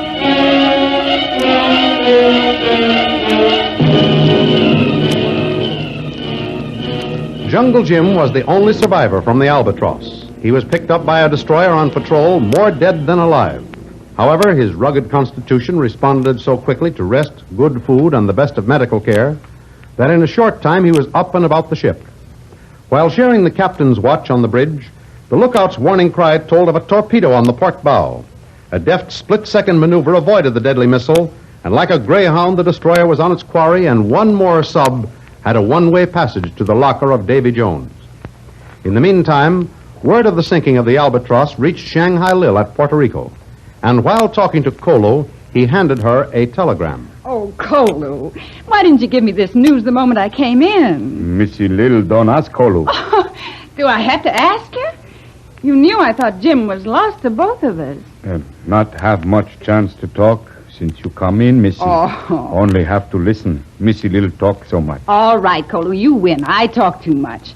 But right now, I could scream, turn cartwheels, stand on my ear, anything. He's safe, Kolu, alive and well. Our Jim. Yes, Missy Lil. Here, let me read that wire again. Jim requests you to fly to Cologne at once. Give his best regards to Mr. Rio. Signed, Colonel Barrett. Kolu, doesn't this give you a thrill? Yes. Oh, Kolu, I've been thinking so much about Jim, I'm not even polite anymore. How are you? How's that bullet wound? Doctor fix fine. Not take bullet out, but all better now. Oh, you mean that nasty bullet must stay in there in your shoulder? Not stay in shoulder. Stop beside heart. Doctor say better stay. Someday come out by self. By and by, next year. And it doesn't bother you? No, Missy Lil. Maybe hard heart can stop bullet. Oh, don't you try to kid Lil, Kolu. Hard heart. No. It's so large a heart. That's why the bullet came so near to it. Missy Lil, we talk too much about Kolu. He all better now. What about trip to Cologne? Meet Jim? What about it? I'm going with you, that's what about it. Say, you had no idea that I wasn't going, did you? Telegram say only for Kolu to fly. To you, it only regards. Wait a minute. Is this a new version of the fancy brush-off? If it is, it won't work. It just won't work nohow. Kolu, we, that is you and me, are going to Cologne. Kolu happy, Missy, for you to go Cologne. I'm going down to give that Jim Bradley a piece of my mind first. And second, I'll not let him out of my sight ever again. Why, he gets into more messes when I'm not around than even he can shake a stick at. Well, Missy Lil, plane for Cologne. Leave in 15 minutes. Even if it left in 2 minutes, I'm ready and raring to go. I'm all packed.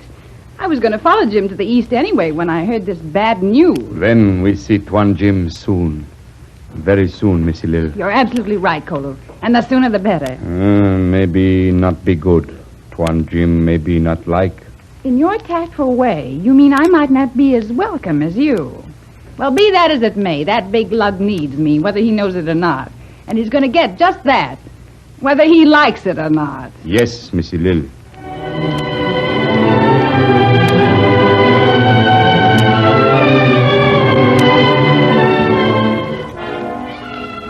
Meanwhile, Jim has arrived at Cologne and contacts Colonel Barrett at once. Yes, sir? What I say wants to see the colonel. Just say Jim Bradley. Yes, sir, Mr. Bradley.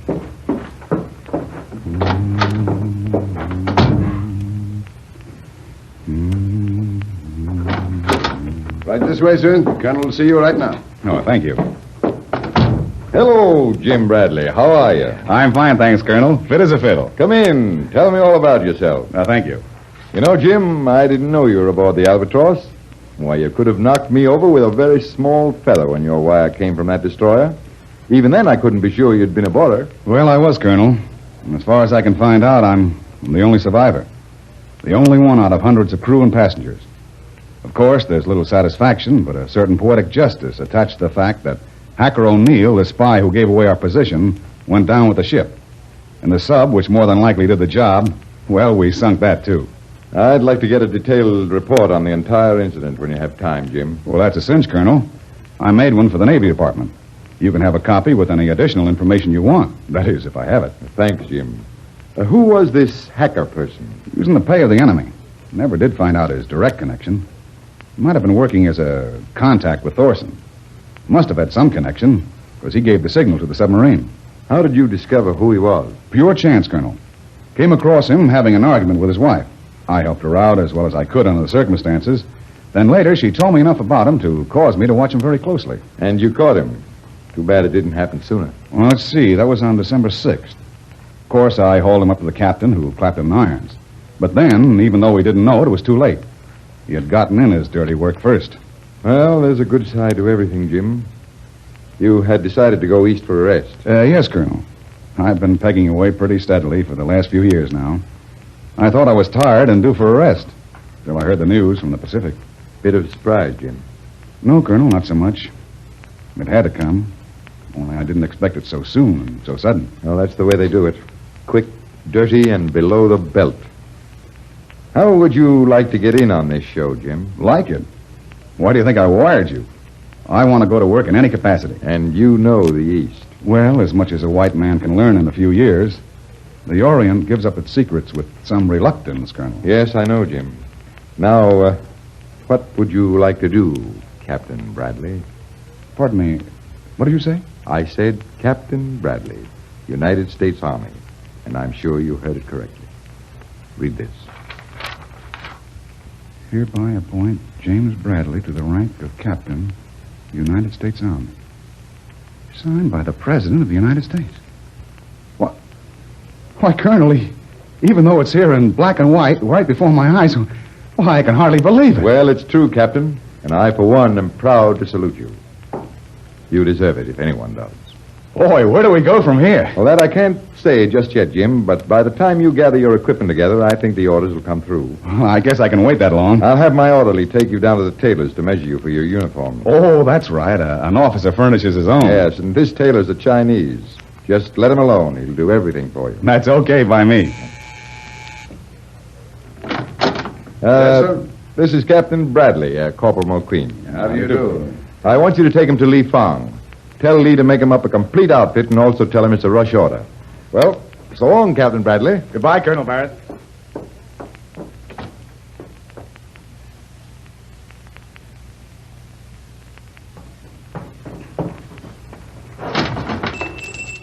Good morning. Hello, Lee. This is Captain Bradley. How do you do? Hello, Lee. Welcome to very humble establishment of very unworthy tailor. How can Captain be served? Well, Colonel Barrett says a complete outfit, and for every wrinkle in it, you'll get 3 days in the guardhouse and a week of KP extra. Oh, so that's how you get good tailoring in the Army, eh? The couple always make such story, but Lee keep out of guardhouse all same. Lee's all right, Captain. He's the best tailor in the canal zone, too. Maybe that KP gag isn't such a bad idea after all. Keeps a lot of our boys on the straight and narrow, so why not a Chinese tailor? You step up, please, Captain. Couple, you write down, please. Yeah, say, where's your honorable assistant? He leave last month. Fly airplane now on Burma Road. Well, in that case, I'll pinch hit for him, but you can't run this place alone, can you? Oh, have new man come last week. Very good tailor. He not Chinese. He not speak English, too. Hold up on, please. Okay.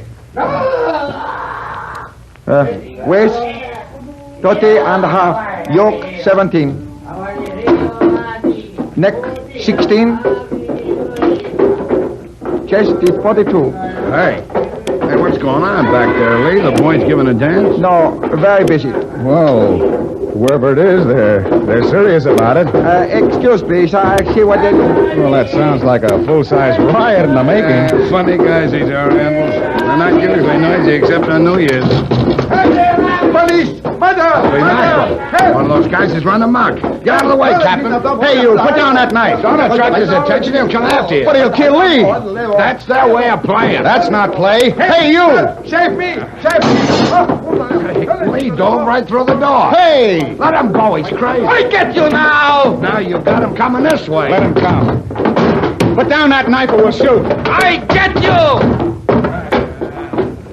Now he's throwing them things. Oh, so you want to play, do you? There. Here's another. Take that. You got him. Confident with a flat iron, too. Boy, did you ever pitch in the big leagues? No. But what's good for a burn? Burn? Sure. Don't you think those irons were hot? Holy hat. Gee, it almost burned the skin off your hand. Oh, there is only one remedy for burn. Have ready in jiffy. What's that? Tea, plenty strong. Yes, he's right. Contains lots of tannic acid. Here, Captain. Here you are. All right. Oh, that feels cooling. Say, why don't you keep a holder handy, Lee? This I will do always now. Well, what about your boyfriend? Oh, him? He's all right. Got a crease in his skull from that iron, but he'll live to serve his sentence. He knocked off 2 guys in the back room. They'll give him life, manslaughter. Glad you had that tea ready, Lee. You like a bandage? Yeah, just a light one. What, more customers at a time like this? Tuan Jim. Colo, when did you get here? Colonel Barrett sent wire to come at once. Tell me, how's Lil? She's fine, you big lummox. Well, I guess nothing permanent can ever happen to you, Jim. You're unthinkable. Something permanent almost happened to him just now, lady. What? A guy ran amok, killed 2 fellas in the back room. If it wasn't for Captain Bradley, he'd have gotten us, too. Did you say Captain Bradley? Yes, lady. Captain Bradley? Oh, Jim.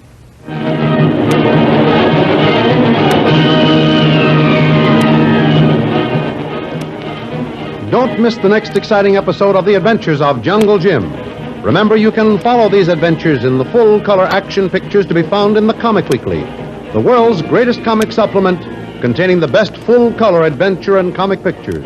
Remember, no other comic supplement can give you the top names of Cartoonland like the all-star favorites to be found in the Comic Weekly. The whole family follows the fun and frolics of Jiggs and Maggie, and the Little King, and the immortal Donald Duck, as well as the exciting adventures of Jungle Jim and Flash Gordon. Join the 11 million adults and the 6 million youngsters who every week find the greatest of home entertainment in the Comic Weekly, which comes to you with your Hearst Sunday newspaper.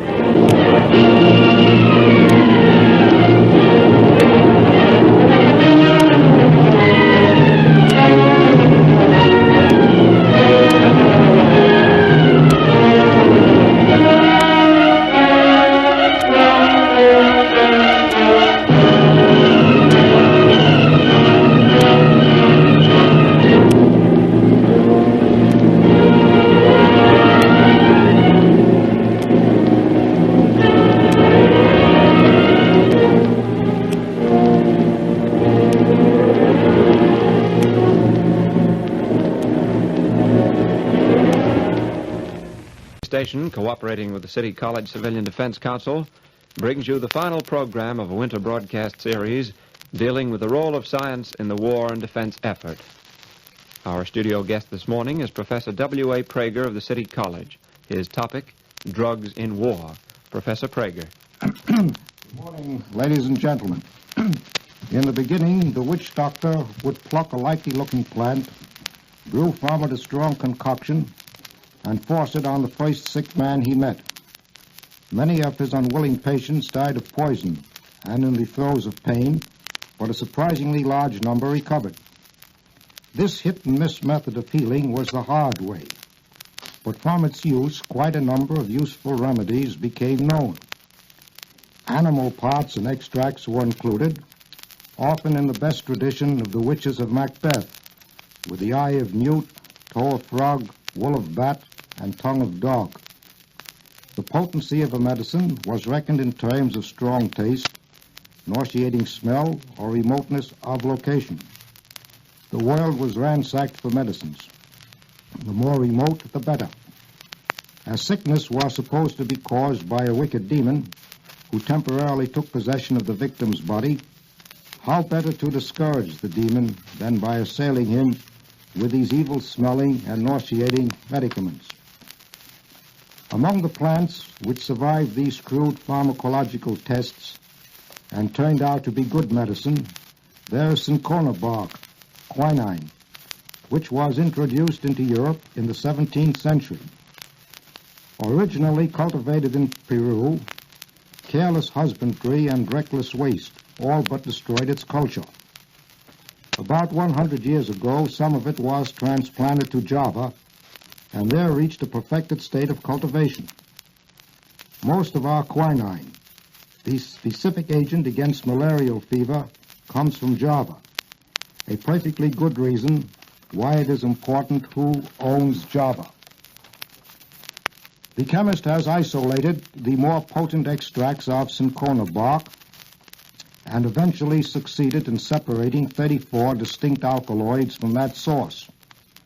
Similarly, from opium and belladonna, he has obtained numbers of related alkaloids. Not so long ago, we were still entirely dependent upon naturally occurring drugs.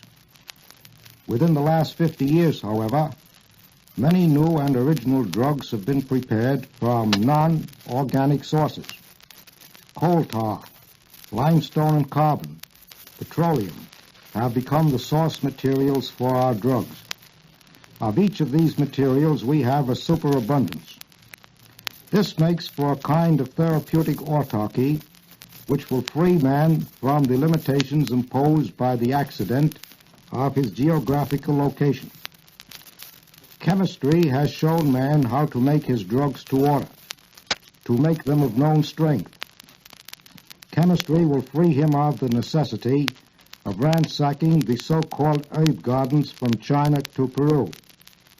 Chemistry will free him from the necessity of relying upon the so-called bounties of nature, bounties too often limited by rain and frost, and by small and uncertain yields. Thus, 10,000 glands will yield 1 pound of adrenaline, and 3 tons of thyroid glands about 2 ounces of thyroxine. Synthetic drugs are more specific in their action than natural drugs, and may be prepared of uniform strength. Here it is important to remember that synthetic drugs are not mere duplicates of the natural products which they displace. In many cases, they are superior to these natural products.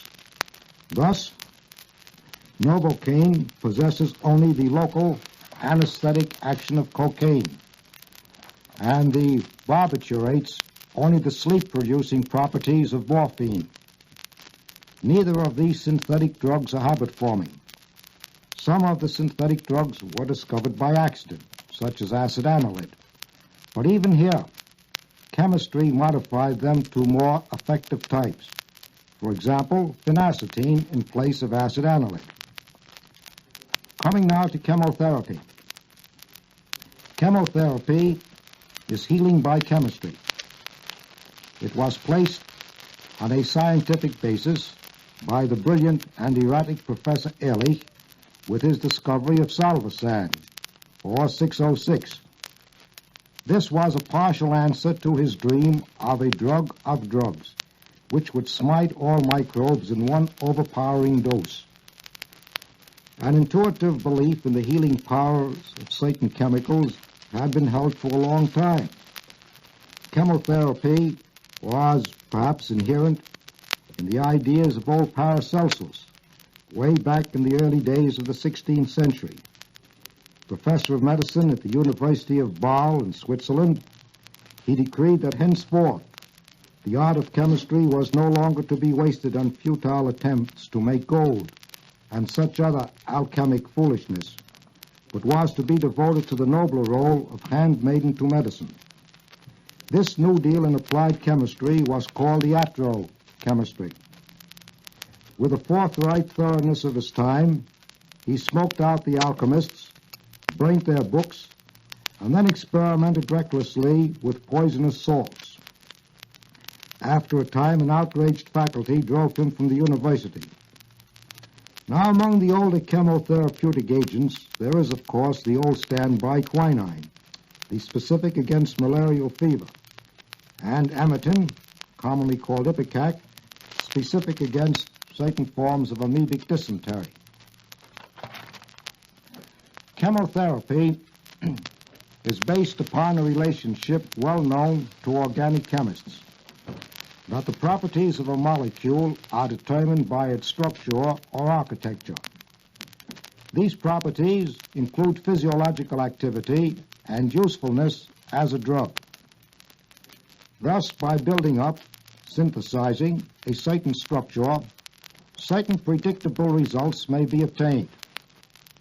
The idea is to find a drug which will be poisonous to the parasite, that is the bacterium or protozoan, and at the same time harmless to the host who harbors the infection.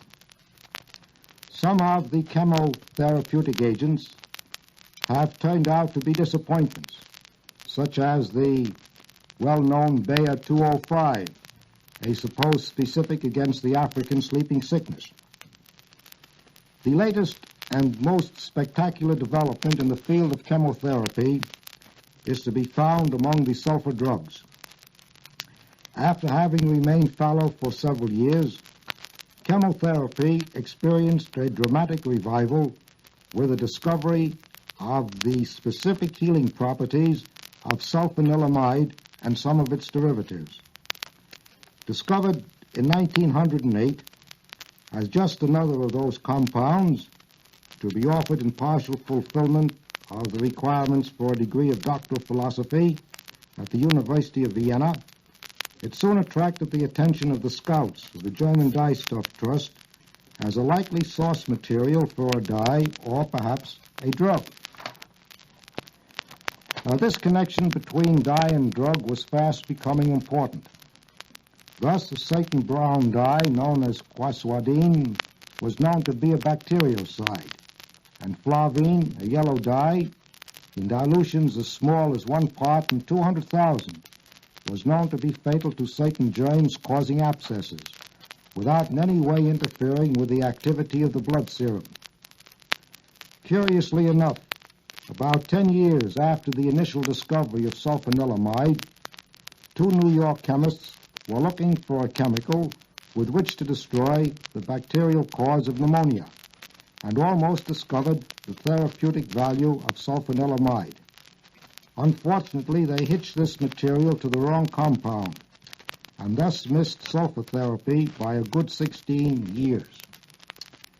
The latest addition to chemotherapy has revolutionized the treatment and prognosis of a number of recalcitrant diseases, particularly those of a streptococcic origin and of the pneumonia type. While the older chemotherapy was specific against infections of protozoan origin, the newer chemotherapy seems to hit directly at bacterial infection.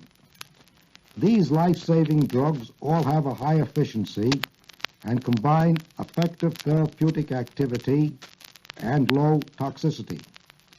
The more recent additions to this group of drugs hold out good promise of approaching the ideal of the chemotherapist: toxic to the parasite, harmless to the host.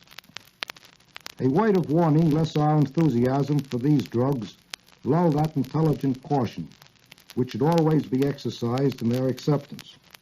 Infrequent as the toxic effects have been, they have not always been foreseen. Nor are these sulfur drugs the cure-all envisioned by Ehrlich. Effective as they have proved against the murderous coccus infections, no positive effect has as yet been reported against typhoid, rabbit fever, or tuberculosis. Further, these drugs should not be used recklessly and certainly not without competent medical advice.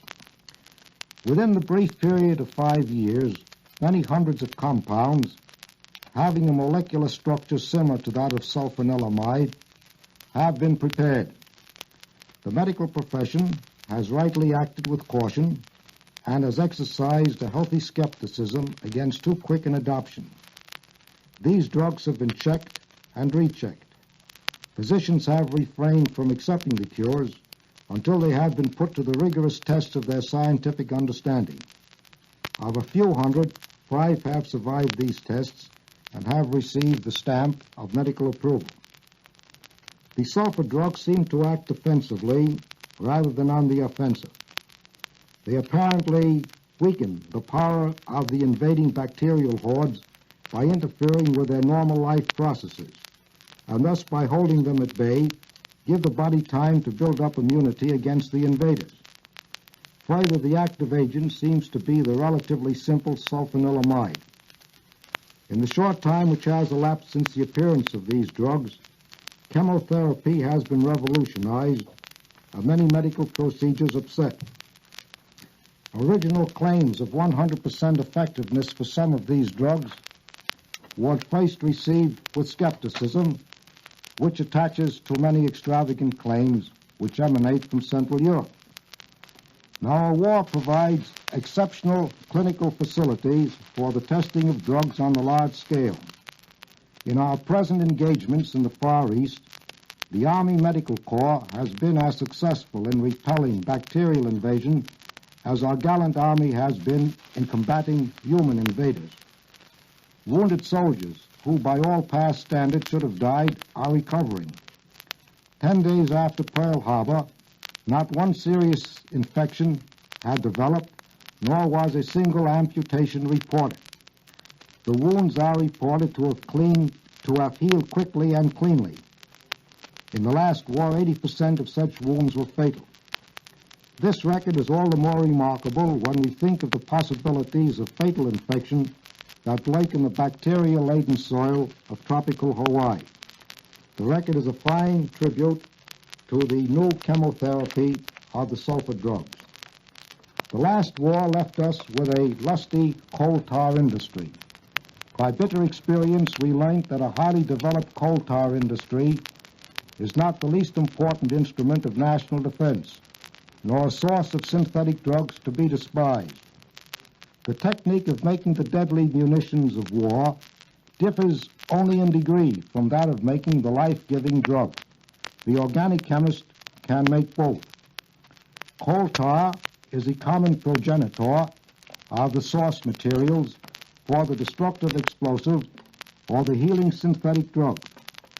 Of coal tar, we have a superabundance. Our chemists are adept in transforming it into the products needed to win the war. The chemist science determines whether a given supply of coal tar intermediate is destined to be the bearer of life or of death. Wounds caused by one kind of coal tar product are healed by derivatives of another kind. Thank you.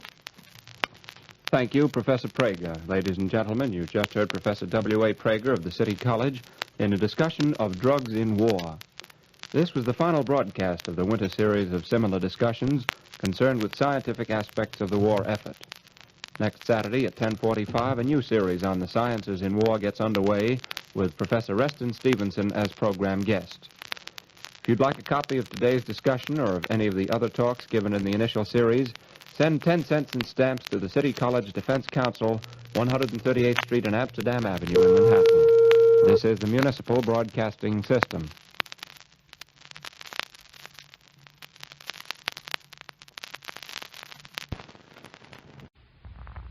This is war. The four major networks unite to present the fourth in their series for Wartime America. Tonight, Your Army, written by Stephen Vincent Benet. Tyrone Power is our principal voice.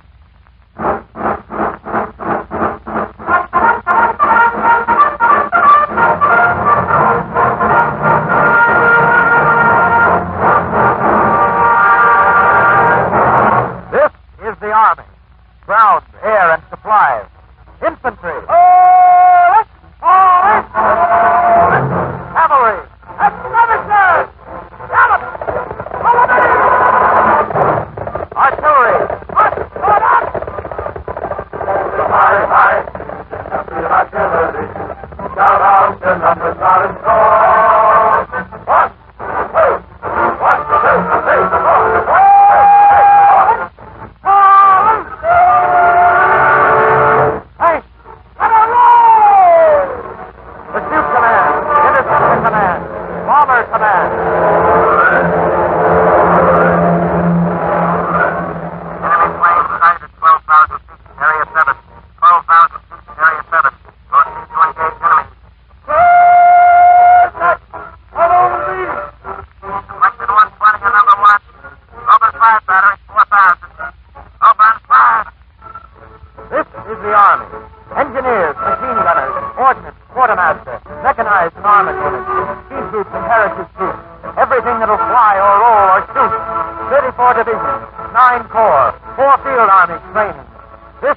United States Army. 1,700,000 men.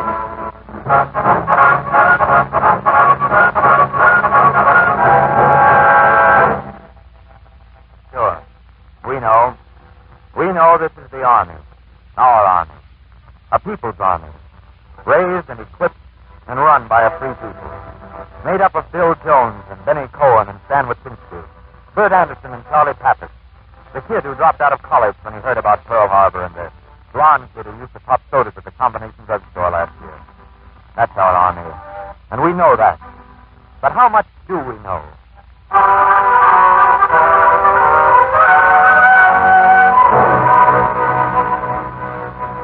What's an army about? What's it for? A free people's army. Let's go back just a minute and see. Go back to the roots of the nation. Article 2. A well-regulated militia being necessary to the security of a free state, the right of the people to keep and bear arms shall not be infringed. That is the Second Amendment to the Constitution. The men who passed it had been through a long, hard war to make their free state. They knew how that state must be kept. And remember what Washington said? To be prepared for war is one of the most effectual means of preserving peace. The free people ought not only to be armed, but disciplined. Washington spoke from experience. He'd seen his men starve. He'd seen them taste like foxes. Here's one of his generals, writing a letter home. The whole army has now gone into winter cantonments, excepting General Nixon's and my brigade, who are now in the field, 800 of my men without shoes or stockings, enjoying the sweets of a winter campaign, while the worthy and virtuous citizens of America are enduring the hardships, toils, and fatigues incident to parlors with good fires and sleeping on beds of down. Forget it? Of course. It happened over 150 years ago. And we won that one, didn't we? Yes. But let's just hear one more witness. The father of the idol of the South. The cavalryman they called Light Horse Harry Lee. Government is the murderer of its citizens, which sends them to the field uninformed and untaught. They're there to meet men of the same age, mechanized by education and discipline for that. Pretty grim, isn't it? Pretty businesslike. And pretty contemporary. Are you listening, gentlemen of Congress?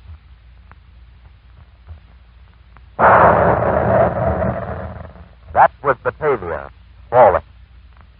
Are you listening, you good, decent, honest, peace-minded Americans? And you're all of that, who didn't see and couldn't see why our country needed a real army? We forgot, of course. We're apt to forget between wars, forget the voices and the warnings. We cut the standing army down to 80 men right after the Revolution. And in 1812, we fought another war. Then we were invaded and our capital was burned. But we won that one. And in 46 and 61, we fought other wars. It's that place! Yes, Sergeant, what's the trouble? There's 200 men with their rifles just come down here from the hills of Kentucky. They all want to enlist at once, and I just can't do a thing with it. Where are men? Where are men? Hell, they don't want to be sworn in. They just want to know where this place called Matamoros is. And how soon can they get there and start? Yes, that's the spirit. That's always been the spirit. And in 61. We are a band of brothers devoted to the toil, fighting for our policy against by our despoil. And when the rights of veterans, we loudly cry hurrah, hurrah for the bunny blue flag that goes to the single star. Your coming, Father Abraham, 300,000 strong, from Mississippi's winding stream and from New England's shore. We are coming, our union to restore. We are coming, Father Abraham, with 300,000 more. A good spirit. A fine spirit. No better fighters on earth than the men who fought with Scott and Taylor, Lee and Grant. And the regular army, small, handicapped, kicked around in peacetime like a football, did its job without brag or bluster, and did it well. But the boys who died at Matamoros and First Bull Run died only too often as Light Horse Harry Lee said they shouldn't die, uninformed and untrained. They died at Chickamauga in 98 of fever. They died on San Juan Hill. They went to France in 17 and 18. 2 million of them, first and last. We know what they did there. The German General Staff said we couldn't put an army in the field. We put 2 million men. They broke the enemy's front and went to the Rhine.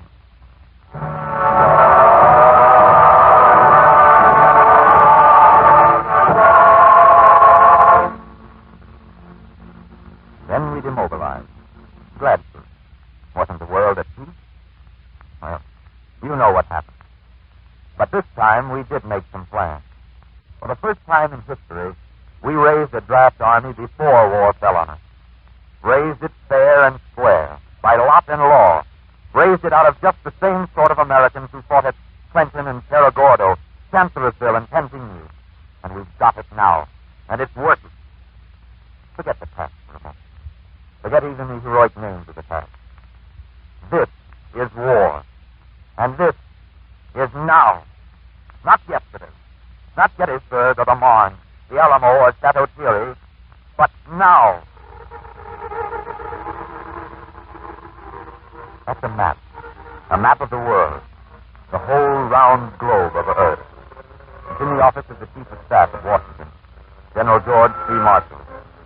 He is the 10th man in all our history to wear the 4 silver stars of a full general. He is the first American general who ever had to plan a grand strategy that took in all the world. The quiet room, the central brain cell of the Army. The men who go in and out of it wear uniforms. The man who sits at the big desk wears a uniform. Otherwise, it's rather like any executive office. There's no spur jingling or table pounding. The papers flow in and out, and the calls go in and out, night and day, from the 3 great branches of the Army: ground, air, and supply. Red tape? Brass hats? I thought you'd ask about that. We're a funny people that way when it comes to our Army. We wouldn't hire a lawyer who'd never been to law school. We wouldn't employ a surgeon who'd never done an appendectomy. But if a man has been schooled and trained all his life in the theory and practice of war, why, he's a red-tape brass hat and everybody's free to criticize. And yet, war is also a profession. Ask the actors. I wonder just who are the red-tape brass hats. MacArthur, the West Point graduate, sat in this room once. Or the country club strategist who tells us all how to win the war over cocktails. Marshall, the VMI graduate. Or the congressman from South Overcoat who never fired a gun. Yes, I wonder sometimes. We pay General Marshall $8,000 a year. That's not very big money, is it? And the same to MacArthur for holding off 200,000 Japs on Luzon. But they aren't thinking about the pay. They're satisfied. And what do they do to earn their pay? Where do the plans get executed? What sort of news comes into the quiet room? Let's listen a minute. Short wave. Hello. Hello, Brad. This is Truman. Yeah, I'm talking from Ulster. We just landed. Well, I guess I was the first guy ashore, so the old man said I could broadcast. Oh, yeah, old fine, and the folks are swell here. Yeah, I got my clean socks on. Yeah, remember me to Brett and the boys. That was a private in the United States Army talking from Northern Ireland. And here. Yes, Susie. I hope this finds you okay, just as it leaves me. It's cold around here, but a guy who's used to Minnesota can't quit. Pretty scenery, too. So there's farm shipments. Well, we've got a job to do, and I guess we mean to do it. All the same, Susie, I'd kind of like to hear from you. The last letter was swell, but I ain't had one since. You might write a guy once in a while. That was a corporal attached to our task force in Iceland. Now, enemy activity during the past 24 hours were negligible. It is believed the Japanese plans for the renewal of the offensive were dislocated by our successes in the Subic Bay air attack. that was MacArthur's men. Tonight, from the foxholes of Bataan. Still holding. And here.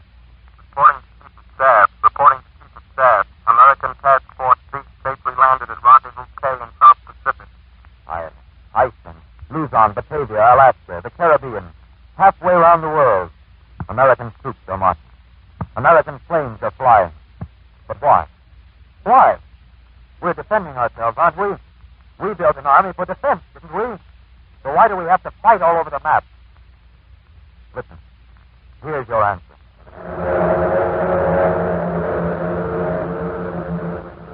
You hear that? That's the B-19, the biggest bomber yet built in the USA.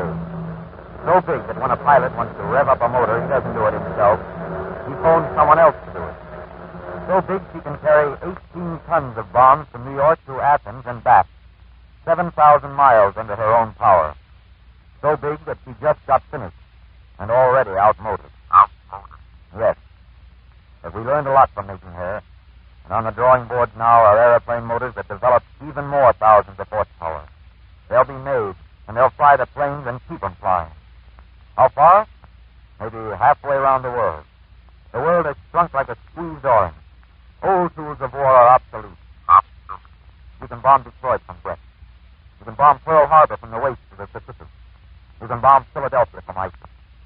And what stops the bombers? You have to have bases to stop them.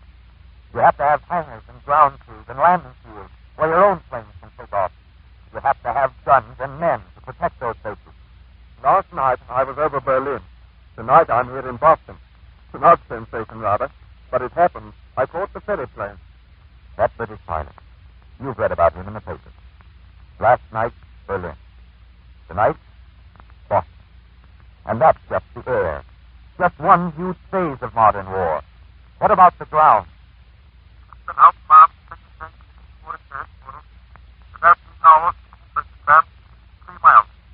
That was a single German tank unit in the Battle of France. In the last war, an advance of 63 miles usually meant weeks of fighting, the lives of thousands of men. But this is mechanized war, modern war, war of rupture, war that flies through the air at 400 miles an hour, war that spills and runs like quicksilver on lands and homes that only yesterday were peaceful and miles away from the gun. War fought around the curve of Earth, quick-hitting, hard-striking, sudden, deadly. Call the roll. Have we got the tools to fight it? What tools have we got? What machines? Well, here's one of them. Mechanical range computer. What the boys call a jukebox in any aircraft. Kind of a brainy old buzzard. Hooks up with the rangefinder and the sound legislator and the searchlight. Figures out the speed and altitude and range of enemy planes and then sets the gun so your shells burst on the target. It's all by its little self once you turn those wheels. And it doesn't make mistakes. When you start coming over, Mr. Hitler, just remember the jukebox, boys. Modern war. War of machines and skills, of dials and calibrations and micrometers. War we're able to fight because we know about them. Because when we want, we can make the best machines in the world. You've heard about our bomb sights. Well...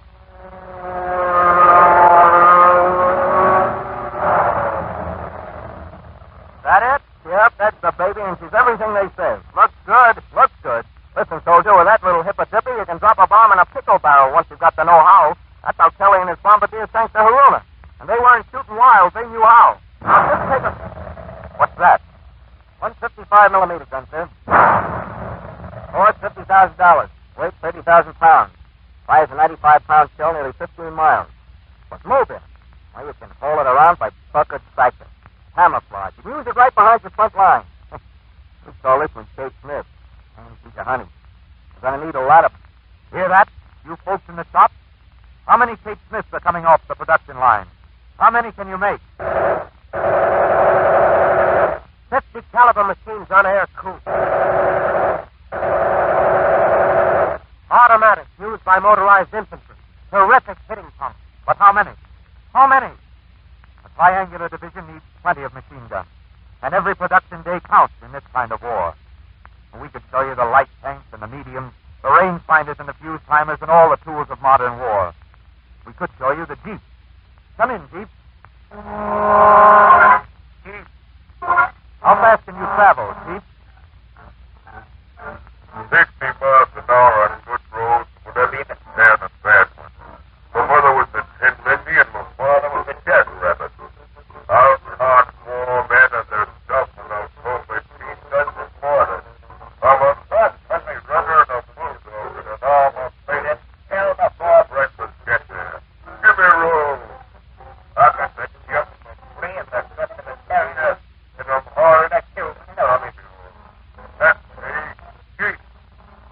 Thank you very much, Chief. Oh, me talk for. Can a guy have a little dignity when he's on the air? Okay, Scout Car. Dismissed. Sure. We could show you all those. We could show you other things and take all night showing them, because for every man we put in the front line, there are something like 8 men behind us. And if those men aren't on the job, the man at the front is out of luck. The people we're going to talk to now don't always get their names in the papers. But if they weren't on the job, we wouldn't have an army. What's your job, soldier? Me? I cook for the 4th Battery. Boy, can those buzzards eat. Must be a pretty soft job just cooking for a gang of soldiers. Says you. We just listen to 'em howl when the scout don't suit 'em. Not that I blame 'em. They food me a cut to make a soldier, and that's my job. Well, anyhow, it sounds like a nice, easy detail. Yes, says you. Ever up in the Argonne? No. Well, I was. Nice, quiet place to cook for Battery, the Argonne. Just as nice and quiet and safe as a 4-alarm fire. I drew 3 months hospital. It wasn't because I got wounded opening tin cans. Thanks, soldier. And, by the way, I've got a message for you. Yeah? The sergeant said to be sure to ask you how you were picked for lemon extract. Lemon extract? I just left-sided son of... Lemon extract? There, you get out of my picture before I take this... I wonder what made him so sore. Didn't mean to do it. You make a Battery cook sore and you're in for trouble. Oh, here's somebody with a hat cord I don't recognize. Maroon and white. Excuse me, soldier. Could you tell me just why you've got a different hat cord from these other men? Medical cord, sir. Oh, that is medical cord. Yes, sir. I'm a pill roller. Stretcher bearer in action. This is my field kit. You seem to be pretty well supplied. Has to be, sir.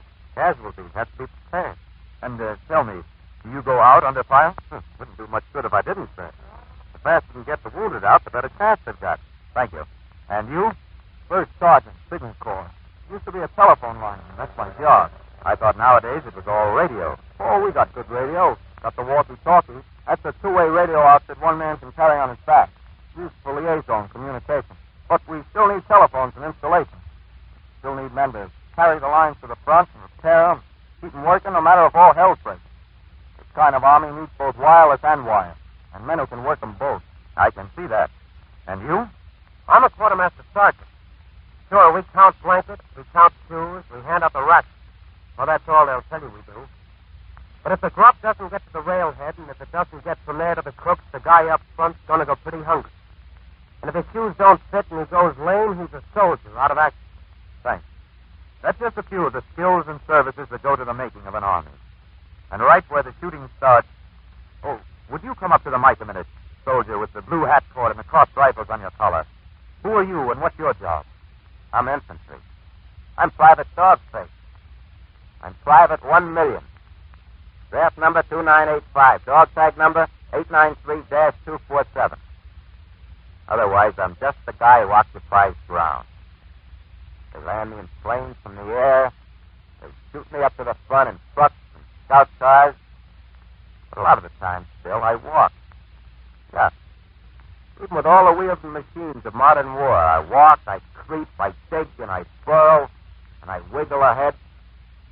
I take cover, and I creep from cover, and I hold the line. I hide all day in the foxholes under the bombing. And last out, I marched for the Continentals, and I marched for the Army of the Valley, and in France, I went ahead through the week. And I'm still marching. I'm blind without planes, and you gotta give me planes. I can't fight tanks with my bare hands, and you gotta give me tanks. I'm not artillery, and you gotta give me guns. But when all's said and done, I'm the guy who holds the ground. I'm not just a foot slogger with a rifle in this new army. I'm a member of a combat team, trained like a football squad with plenty of the razzle-dazzle stuff, the Notre Dame stuff, and the Army stuff, and the Rose Bowl stuff of modern war. My first job, and my last, is to take the ground and hold the ground. I may do it 40 miles an hour. I may do it 2 miles a day. I'm going to be cold and wet, hungry and thirsty, and tired beyond tiredness. I'm going to see my friends die. Hear the wounded cry out like a whispering field. But I'm going ahead. And I'm going to win. the ground gripper, the infantry, private dog face of the U.S. Army.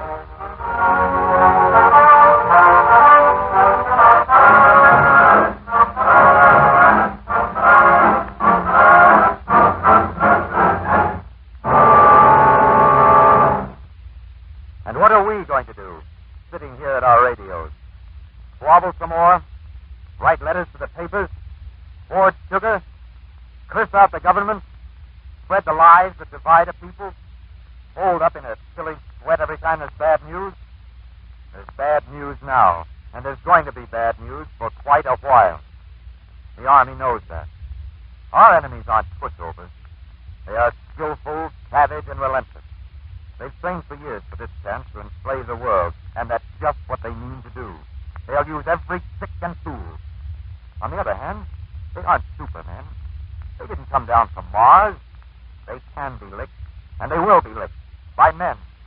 Not by men without machines or by machines without men, but by men fighting for freedom with the right sort of tools in their hands.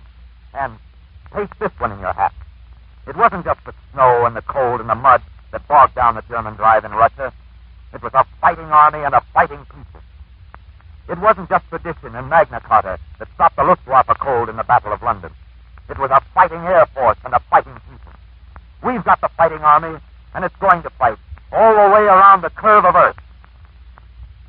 Men are going to die. Very good men are going to die. They're going to die in the jungle for the shape of a Virginia field and the crossroads store back home. They're going to die in the cold for the clear air of Montana and the smell of a New York street and the church where they used to go if they went to church. For some things they learned at school and for some things we've all of us learned. For 3 words cut in gray rock.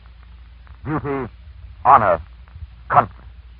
And for an idea called freedom. I'm not going to use the big words. I'm not going to talk about sacrifice or in vain.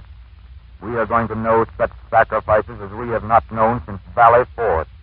And unless we win this war, even that will be in vain. It's you that I'm talking to. And you, all over America. We've got a fighting army. Let's show them a fighting people. You see, armies differ. In some countries, an army means a steely political machine, dominating the government, trampling on the rights of the people. What's our army? Let's hear from one of its historians.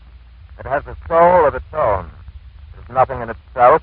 It is everything as an organ of government. It has no political aims, no political ambitions. Its commander-in-chief is a civilian. It is the people's army, and theirs alone. In some countries, an army is run by a heel-clicking military caste. Get into the cover, you civilian swine. Don't you know the sidewalk is for officers? Yes, Capitan. Certainly, Capitan. Superfere, Capitan. No, that isn't our army, and it never has been. We have our training school for regular officers, West Point. Money won't get you into West Point, and neither will a social register. No graduate of West Point has ever tried to upset the political system of this country. No graduate of West Point has ever tried to build up a ruling military caste. They are men who do their hard jobs for less than civilian wages. And when they retire, for a few of them, there's a medal in a box and a flag hung up on the wall of a cramped suburban apartment. And for others, there are the graves. The graves in Arlington, at Poisson, in the cemetery at Manila, in the unmarked ground. The graves mark, "Here lies an American soldier, known only to God." But meanwhile, they do their job and they live up to their specifications. Duty, honor, country. That's our ruling military caste. And the others, well, you know them. The lawyer, the doctor, the florist, the man you take the 5-10 with, the hacker, the clerk, the farmer, everybody who's got somewhere a piece of paper with the seal of the United States on it and the words honorable discharge.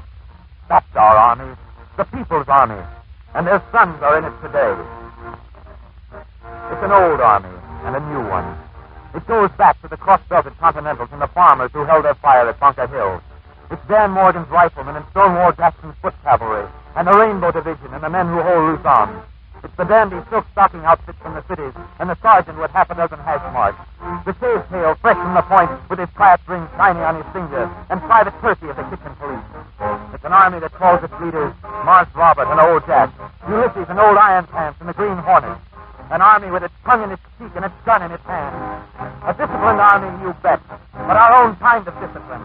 An army that takes the machines like a duck to water. The fighting army of the American people. Of the people, by the people, and for the people. First, last, and all the time. Are you back of it? Listen. This is the army. This is the army. The United States Army. Let's go! We got the summit, we got the points, we got the action, the action points. The big act for the big point. Here it comes. Toe to toe. We are the army. The American army. The United States Army. That's time.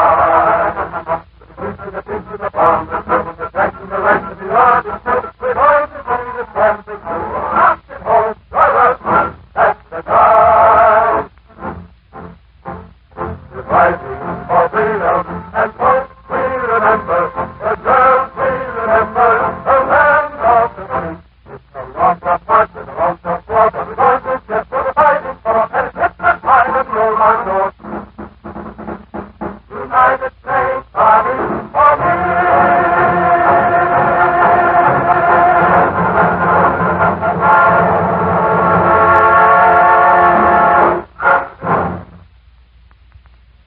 This is war. You have just listened to Your Army, written by Stephen Vincent Benes and starring Tyrone Power, who appeared by courtesy of the Hollywood Victory Committee. The original musical score was composed and conducted by Morton. Norman Corwin was director of the broadcast, and Howard Nussbaum assistant director. At the same time next week, the four major networks again unite the resources of American radio to present another program, The United Nations.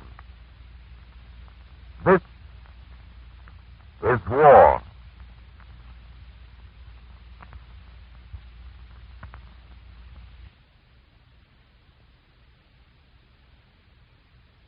This program comes to you by electrical transcription. The Treasury Star Parade. With Frederick March, Laird Cregar, and Al Goodman and his chorus and orchestra. Many bonds today. Bonds of freedom is what we're selling. Many bonds today. Ladies and gentlemen, 3 years ago, you may remember having read one of the most powerfully and beautifully written stories yet to appear about that condition of life which exists in Germany today. Cressman Taylor's Address Unknown.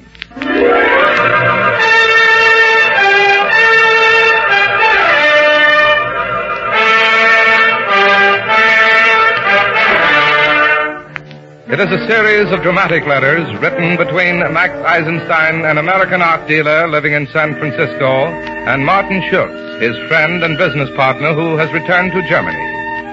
It begins simply with a letter carrying the heading of Schultz Eisenstein Galleries, San Francisco, California, dated November 12, 1932, and addressed to Herr Martin Schultz, Munich, Germany.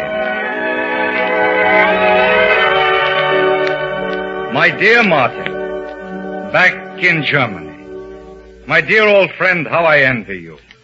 Although I have not seen it since my school days, the spell of Unter den Linden is still strong upon me. The discussions, the music, the light-hearted comradeship. Of course you are right to go back. You never became American despite your success here.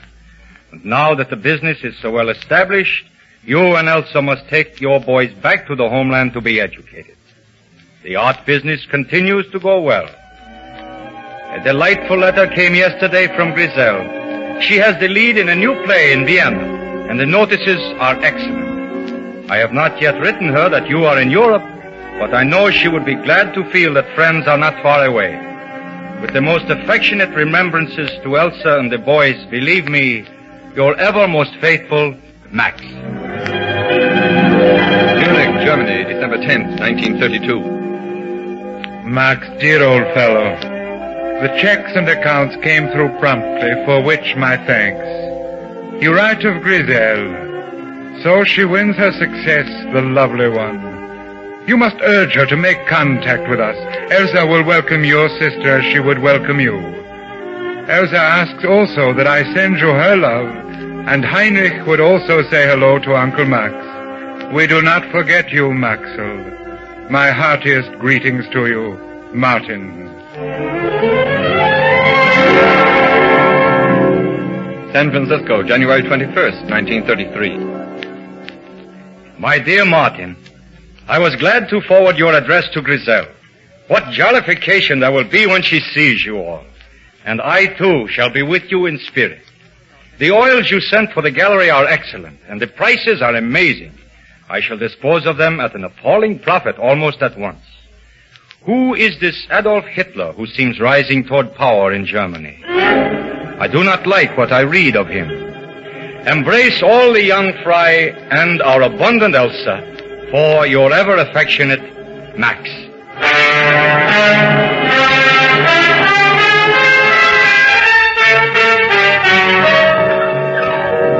March 25th, 1933. Dear old Max, you have heard of the new events in Germany. I tell you truly, Max, I think in many ways Hitler is good for Germany, but I am not sure. The man is like an electric shock, strong as only a great orator and zealot can be. But I ask myself, is he quite sane? His brown shirt troops are of the rabble. They pillage and have started a bad Jew baiting. But these may be minor things, the little surface scum when a big movement boils up. For I tell you, my friend, there is a surge. A surge. The people everywhere have had a quickening. The old despair has been thrown aside like a forgotten coat. A leader is found. Yet, cautiously to myself I ask, a leader to where?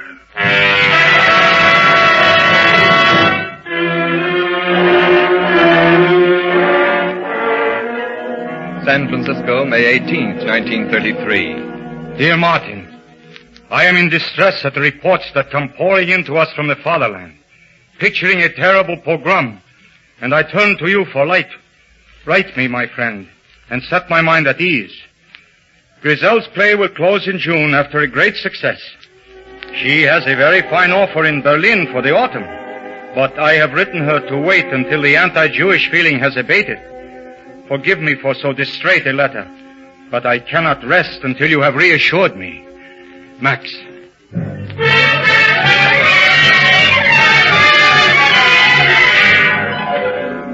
Deutsche Völkische Bank, Munich, Germany, July 9th, 1933. Dear Max, you see that I write upon the stationery of my bank. This is necessary because I have a request to make, and I wish to avoid the new censorship which is most strict. We must, for the present, discontinue writing. If a communication becomes necessary, you must enclose it with a bank draft and not write to me at my home. As for the stern measures that so distress you, I myself did not like them at first, but I have come to see their painful necessity. This Jew trouble is only an incident. Something bigger is happening. If I could show you, if I could make you see the rebirth of this new Germany under our gentle leader.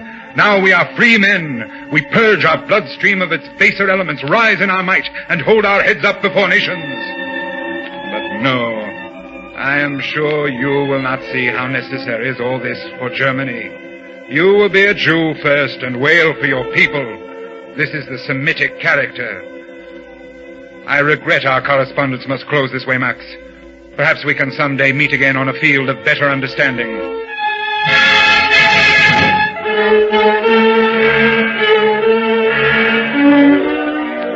San Francisco, November 5th, 1933. Dear Martin, I write again because I must.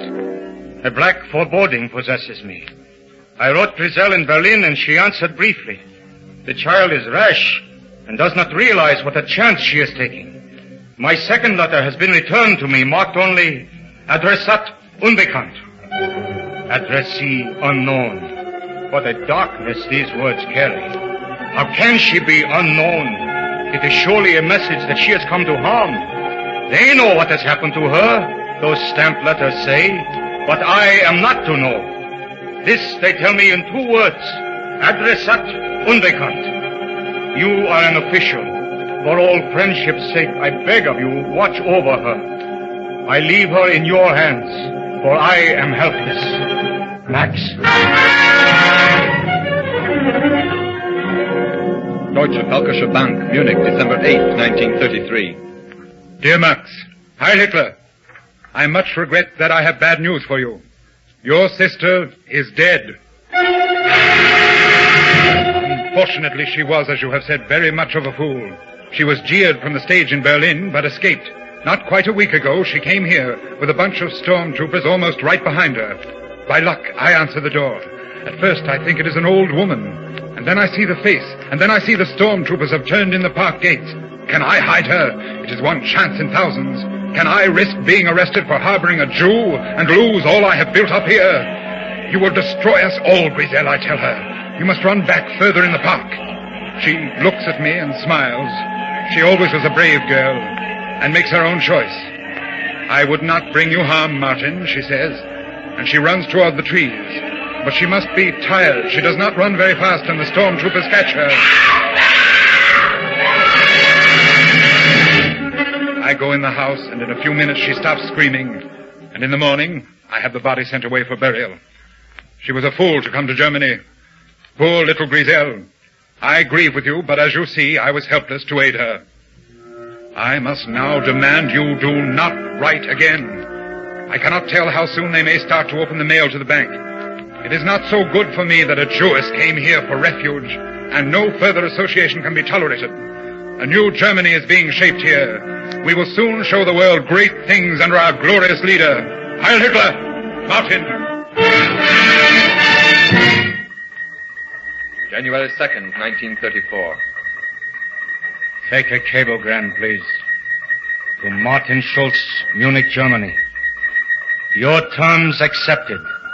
Pan exhibition May 1st. Prepare leave for Moscow if market opens unexpectedly. Financial instructions, mail your new address. Eisenstein.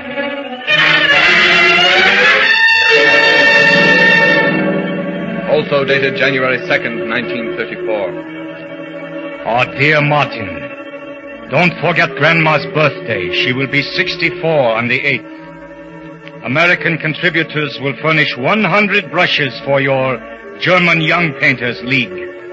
Mandelberg has joined in supporting the league. You must send 11 Picasso reproductions 20 by 90 to branch galleries on the 25th, no sooner. Reds and blues must predominate. We can allow you $8,000 on this transaction. Our prayers follow you daily, dear brother. Eisenstein.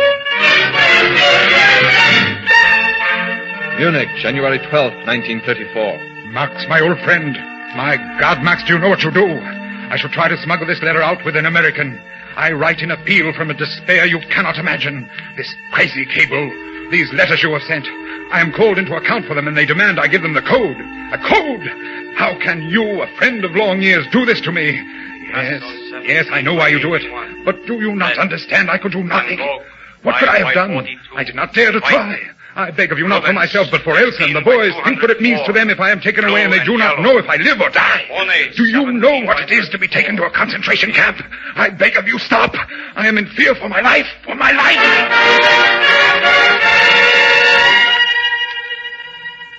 Oh, dear Martin, a shipment of 1,500 brushes should reach the Berlin branch for your painters by this weekend. This will allow time for practice before the big exhibition. American patrons will help with all the supplies. Young Bloom left last Friday with the Picasso specifications. He will leave the oils in Hamburg and Leipzig and will then place himself at your disposal. We leave all final plans to your discretion, but urge an early date for wholly successful exhibit. The God of Moses be at your right hand. Eisenstein.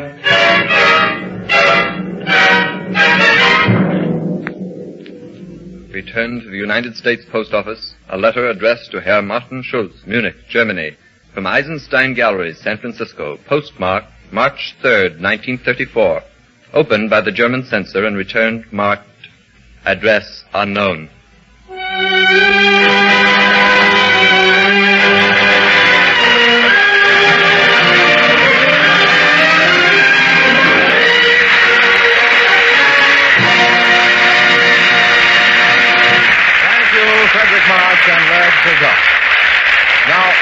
thoughts of the day. In Omaha, one Saturday night, a few weeks ago, Vice President Wallace quoted from the diary of Martin Treptow, who fell at Chateau Thierry in 1918. Quote, America must win this war. Therefore, I will work. I will save. I will sacrifice. I will endure. I will fight cheerfully and do my utmost, as if the whole struggle depended upon me alone. Unquote. Buy United States savings bonds and stamps. That is one of the true patriots' jobs today. And underline those words, on me alone. Let each one do his share. Buy United States savings bonds and stamps regularly. Get the habit. Budget part of your income every week. Join the Treasury payroll savings plan wherever you work. United States savings bonds and stamps are your way of investing in America. It's your country. Keep it yours. The United States Treasury Department thanks the distinguished artists who donated their talents to this performance. Frederick March, Laird Gregar, and Mrs. Cressman Taylor for the use of her material, Address Unknown. Orchestra and chorus were under the direction of Al Goodman. Writing by Hal Block, John Latouche, and Malcolm Meacham. Production by William A. Bacher. This program was transcribed. This is Larry Elliott speaking.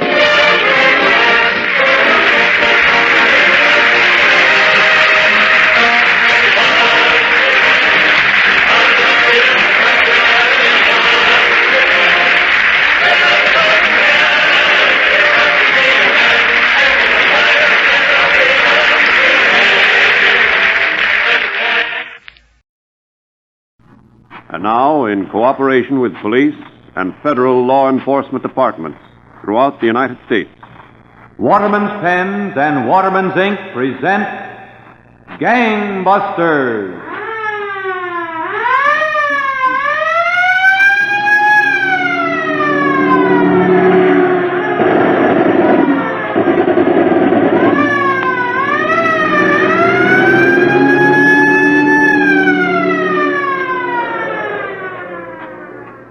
Out of the foxholes of Europe, from the steaming jungle swamps of the Pacific, our men are now coming home to a new America. A wave of crime has followed every war, and we must not allow lawbreakers to tear down here at home the very ideals that our men have fought to preserve. Tonight, Gangbusters presents the authentic inside facts about a gun moll who wanted a red dress more than anything else in the world. And so, Louis J. Valentine, former commissioner of the largest police department in the world, takes over to interview by proxy Sheriff E.W. Biscayloos of Los Angeles County, California. Commissioner Valentine. Sheriff Biscayloos, I know you want to start tonight's case from inside San Quentin Prison. Yes, Commissioner Valentine. San Quentin is one of our largest and oldest penitentiaries, with steel and concrete walls 18 feet high and 3 feet thick at the bottom. They're impossible to undermine, and guards constantly patrol the top of the walls. How many killers and criminals are there in San Quentin, Sheriff? Some 3,500, Commissioner Valentine, or there were on the first Saturday afternoon of last October 1944. When a prisoner knocked on the door of the warden's office. Come in. Oh, yes, Connors? There's a girl in the waiting room, Warden. Is she a beauty? She's sweet and young and fresh. Oh, that must be Miss Nelson from the Red Cross to pick up my donation. Tell her to come right in, Connors. Okay. Miss, would you come in and see the warden, please? Won't you come over and sit down?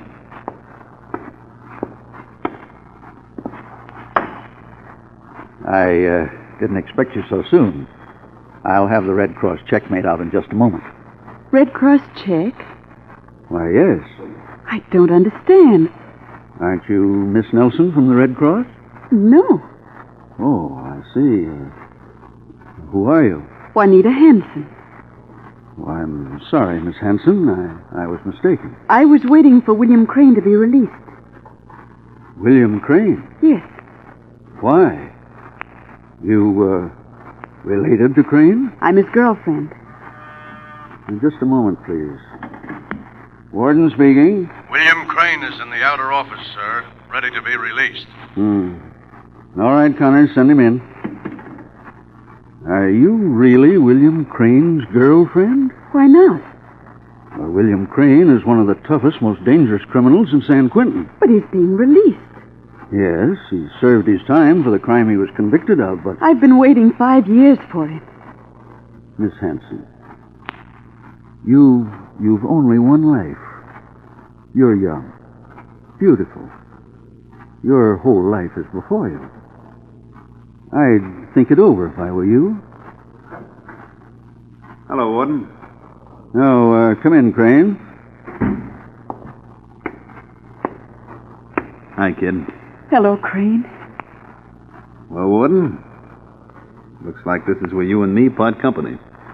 Crane, I hope I don't see you here again. Remember this. Hard work never hurt anybody. That's what the warden at Joliet told me before they turned me loose. I see.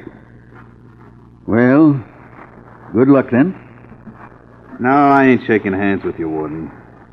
You've got a good girl there, Crane. Think it over. The sermon through? Yes, it's through. Come on, kid. Let's blow.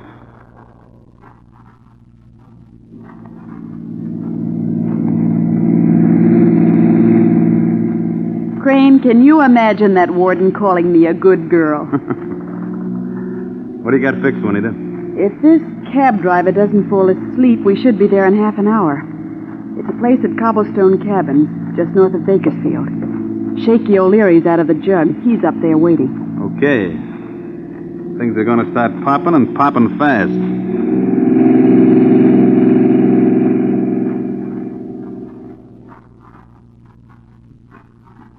Your dame done okay, Crane. We're going to be healed right with this artillery she got for us. Let's see that 38, Shaky.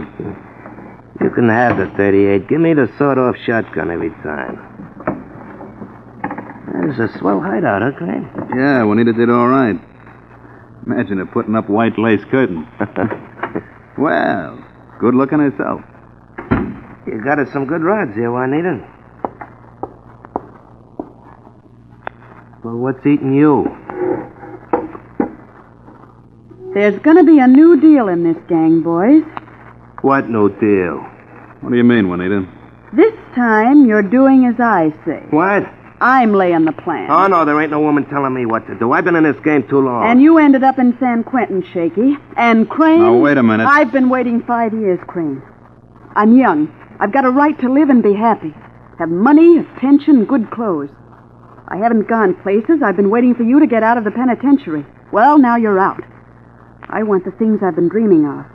You both tried your ways, and the cops got you, put you behind bars. But not this time. I've got everything planned. We'll have everything, but no more penitentiaries. I don't know, but maybe she's got something, Shaky. Well, maybe. Maybe. It's a new deal, boys. A new deal. From now on.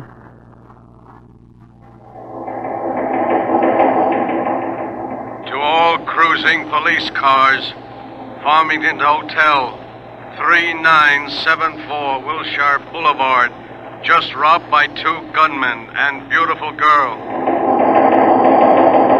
Man just held up by 2 gunmen at 1516 Sunset Boulevard. Third holdup by these gunmen today. Emergency. Grocer on Breed Avenue just held up at gunpoint. Large sum of money taken. Girl driving black sedan. Warning.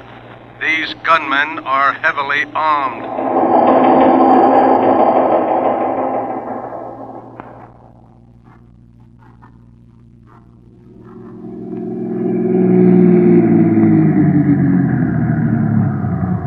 What are you pulling up here for, Juanita? I've got another job lined up across the street. Hey, not bad. The bank over there. Got it all cased, huh? Well, no, not exactly. You can't knock over a bank, kid, unless you've cased it, know how everything is. But it's not the bank. Not the bank? Huh?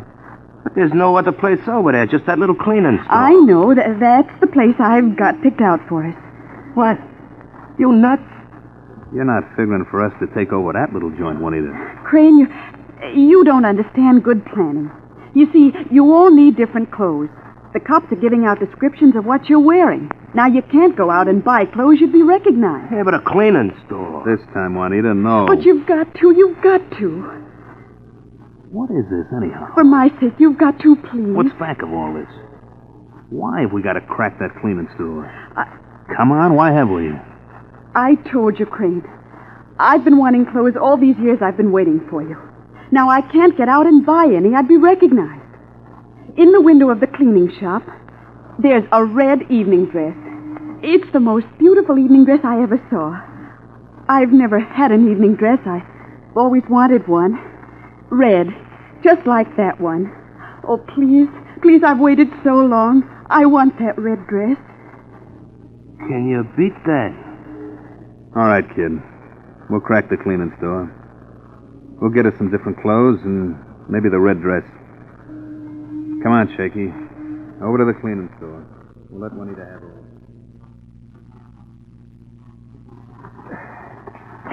There, we sure brought back a mess of clothes from that cleaning store. Oh, there's the red evening dress at the bottom of the pile. Hold on, will you? We're getting to it.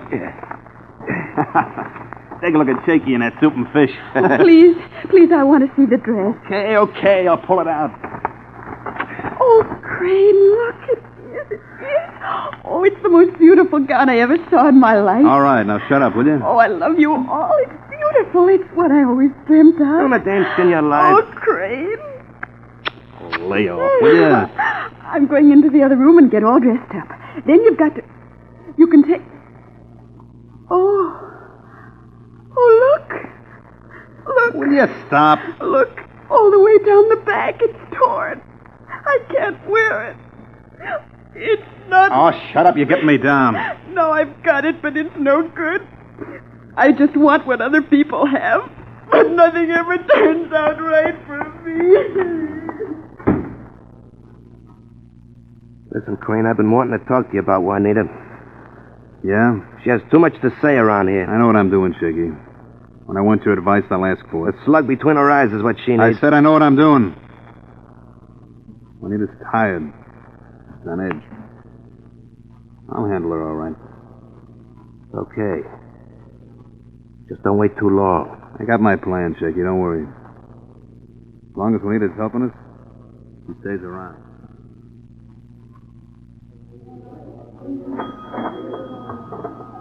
I'm telling you, Crane, a roadside stand like this, it's nothing but peanuts. Juanita's put her finger on a bankroll here. He's that tall man at the far table. A big-time gambler from Denver. He's got a roll of 3,000 or 4,000. Says who? I sent her out alone last night. She lamped him. I'll go out and have the car running. Yeah, look at your dame, Crane. She's got the jitters worse than ever. Never mind that. Okay, this is it. All right, folks, this is a stick-up. Reach. Hold on. Pipe down, over here. What do you mean? I said pipe down. What is...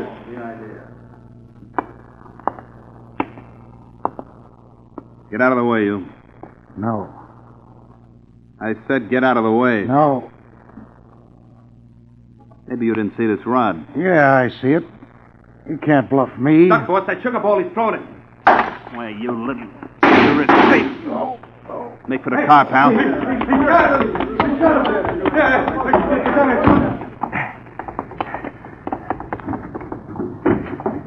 Get going, Juanita. I just bumped a guy. You killed him? No, don't say you killed him. Get going, will you? When I got a gun, no guy is going to stand up to me. Remember that.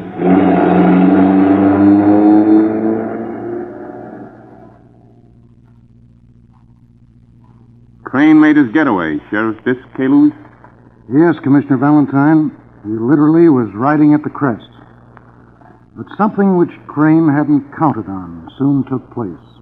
And now, Commissioner Valentine, I'd like to ask you a question. Isn't it true that one of the hardest things a police officer has to learn is to spot the difference between the guilty and the innocent, between the false and the genuine? That's right, Mr. Gardner. But modern scientific research and equipment have made it a lot easier to tell the difference. Yes, friends, and modern research methods have also made it easy to prove the difference between one ink and another, to prove a difference that is truly amazing. For example, recent tests of nationally known inks show that Waterman's Blue Black gives you up to 6,500 extra words every time you fill your pen. Think of it, up to 6,500 more words per filling than any other nationally known ink. That means you save all the muss and bother of frequent refilling. You save time, money, and that annoying loss of thought continuity. That's fine, Mr. Gardner. But what makes such a big difference? Well, simple enough, Commissioner. It's because Waterman's Blue Black ink is all ink. No solvents, no dilution, no added chemicals.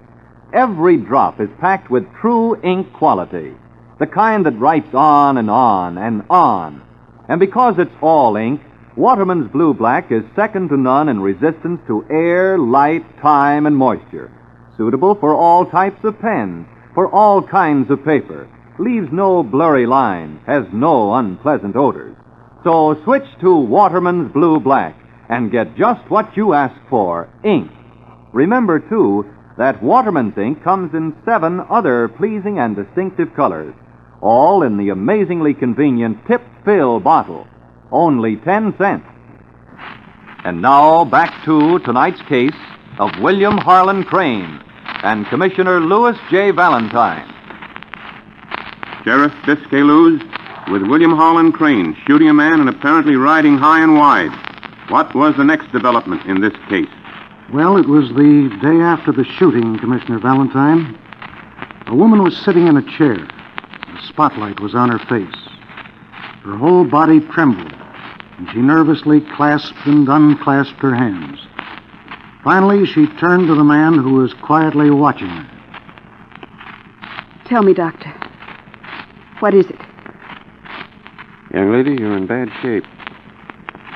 Your whole nervous system. You're burned out. What'll I do? You must have lived a pretty, unusual life. Yes. Yes, I have. Whom do you live with? Why, just some people. That bruise on your face. Oh, it's nothing. It's nothing. Do you have a boyfriend? Yes. Young lady, I know more about you than you think I do. What do you mean? I thought so. Well, I'm going to give you some tablets for your nerves. I've got to have something. One of these tablets should put you to sleep, fast asleep. Take only one at a time. I'm giving you 5 extra ones, but don't use them unless you have to. Thank you, Doctor. When you get home, take one and hide the others so no one can get to them accidentally. Improperly taken, the tablets can be dangerous. Yes, sir. And thank you, Doctor. Thank you. And you won't tell anyone I was here, will you? No. Now, young lady, you've got to learn to relax. Take things easier. A lot easier. Have some fun.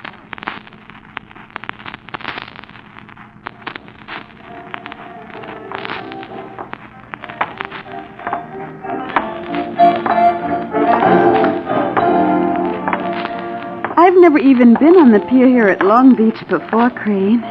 Keep walking, Juanita. Right out to the end of the pier.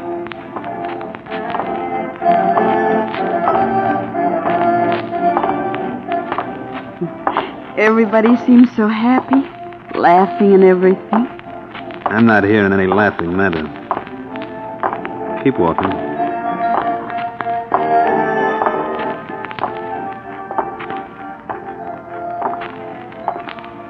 I guess those two over there are in love, aren't they? Mm-hmm. I wonder what makes them so happy. I'm nuts, I guess.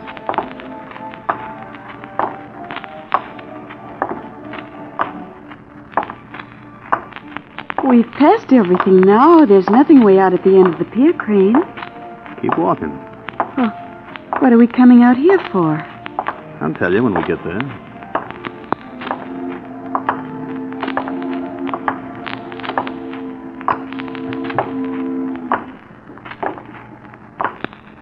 Come on over here by the rail.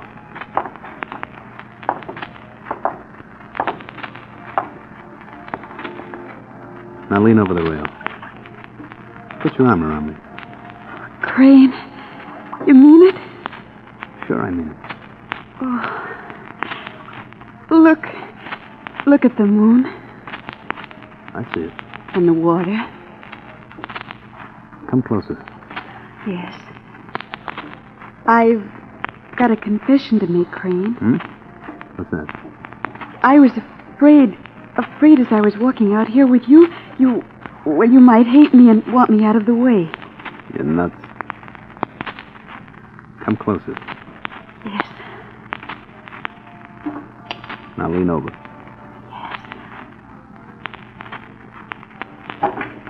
What was that? That's why I wanted you close, like we were making love. I didn't tell you we had a little trouble in that liquor store job tonight. Oh. What did you drop in the water? The gun I killed the guy with. Oh. It's 35 feet deep out here off the pier. So that was why you wanted me to be close to you. To make love to you. So people couldn't see you drop the murder gun. You're getting bright, aren't you? Come on, we're leaving. Come on. Just a few minutes. I said we're leaving. The cops are closing up California tighter than a drum. State police, federal guys, hundreds of them. We're going back to the hideout and figure a way of getting out.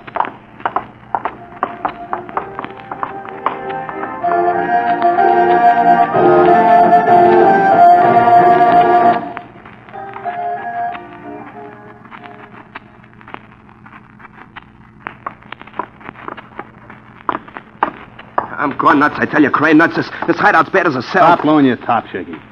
You gotta listen to the short wave and hear what the cops are doing. Police control cars, attention. This is Lloyd Smith, night dispatcher. You're to act upon the orders of Captain C.W. Ellison. Have your guns ready and patrol all highways. The men we are after are killers. They don't know where to look. Deputy Sheriffs Thompson, Rayner, Murphy. Proceed to cobblestone cabins with riot guns and tear gas bombs. You're onto our cabin hideout. We can't beat it for there. Crane, I can't take it. We're like rats in a trap. Who's that? I'll kill you. Shut up. I'll kill... It's only Juanita. What's the latest police report? They got us trapped in, all right. It's your fault, Juanita. We're in this jam. Shut up, will you, Shaky? Juanita, I saw that box you had the sleeping pills in the doctor gave you. It was on a washbowl. Yes. It was empty. Yes, the doctor said they'd be good for my nerves. All of them at one time? Yes, that's the way I was supposed to take them. Huh. They were all different kinds, and I had to take them all together for them to do any good. KQBV, KQBV. Hey, that's a secret code. They're gonna raid. KQBV. Answer your call letters, please. KQBV. Those are just the call letters of the police radio. It's like we were rats being trapped. I think I know how to help you, boys. You keep your nose out of That's it. enough for you, Juanita. I think I can call the cops off you. What do you mean? You and Shaky get in the car, start driving toward San Fernando. 15 minutes after you've left, I'll call the cops and tell them there's been a killing on the other side of town. I'll describe you two, and all the cops will go racing in the wrong direction. Yeah? Yeah? What are you willing to do that for? If you stay here, you'll get caught. I can slip through alone and meet you next week. Yeah. I don't know, maybe that's a good idea. Yeah, it's the best idea we got, sure. Wait a minute. How come you're willing to take this chance, Juanita? Crane is my boyfriend. Aren't you, Crane? Sure, baby, sure. You know I love you. Then why shouldn't I take a chance? Come on, Shaky. We gotta get going. Yeah. I'll sit down here by the telephone, and in 15 minutes I'll call the cops. Hey, you ain't getting sleepy, are you, kid? No, I'm not getting sleepy, Crane. Okay. Well, we're leaving. Good luck. You want to give me a kiss before you go, Crane? None of that stuff now, kid. The time's too short. Yes, the time's too short. Come on, Shaky, get going. We'll be seeing you, Juanita. Yes. I'll be seeing you.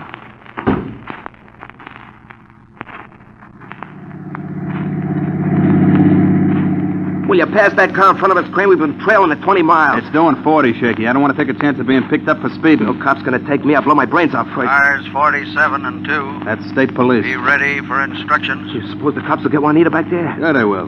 She can't tell nothing. Yeah, should have pumped her full of lead weeks ago. Attention, all police. Is there anybody living but police? The body of a girl has just been found in a house on the outskirts of Long Beach. Juanita, she's dead. This girl was sitting by the telephone.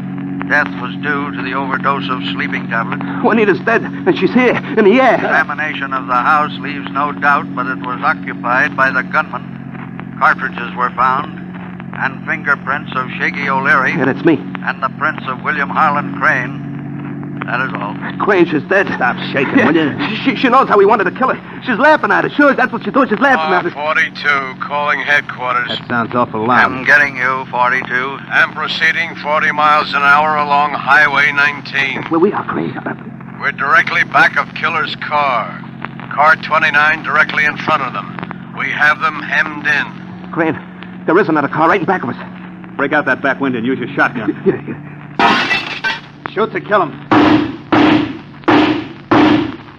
Go on, shoot some more. I couldn't hold the shotgun. It dropped out the back window. You stupid fool. Start shooting with your rod, then. There's a roadblock up ahead. Now we are caught.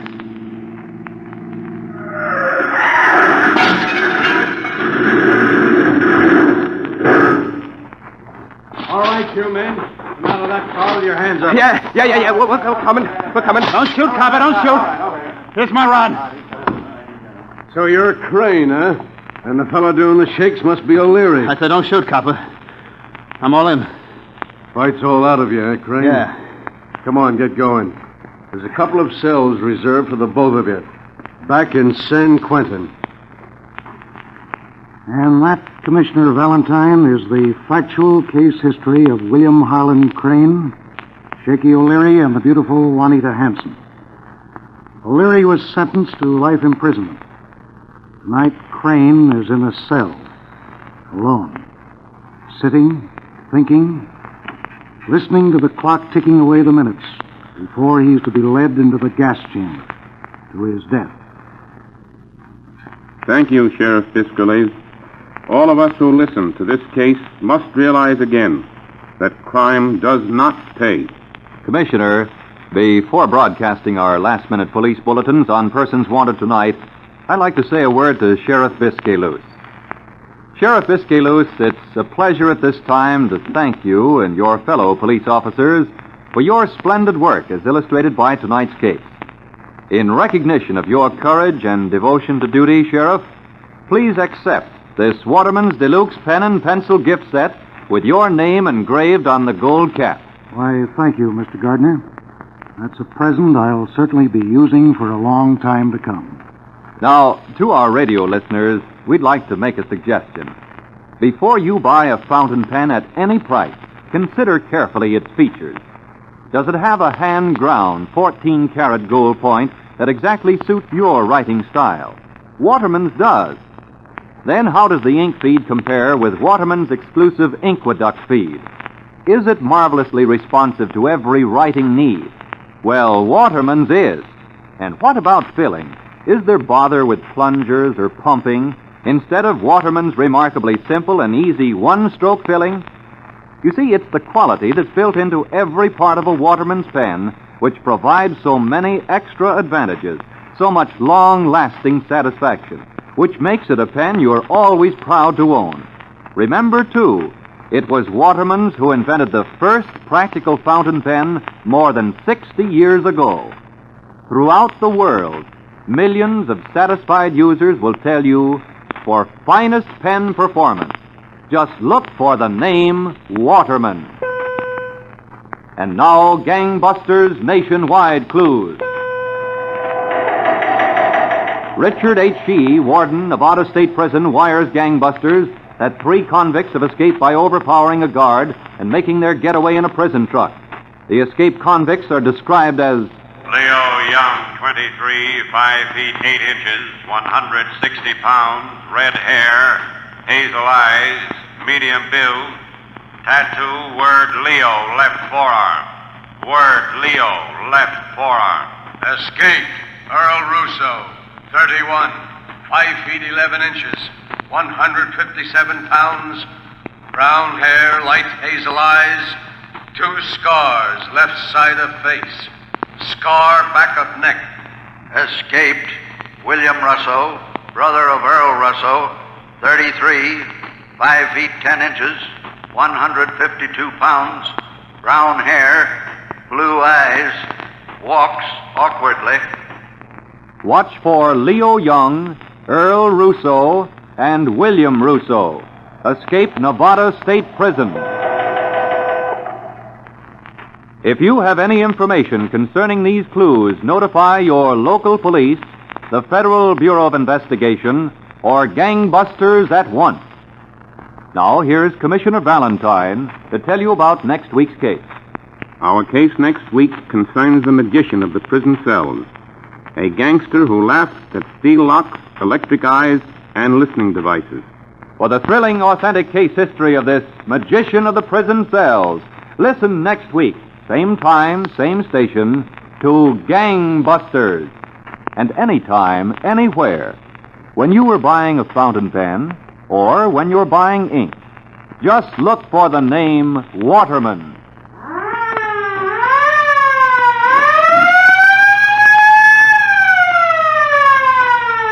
Gangbusters Factual Case Histories is a Phillips H. Lord production.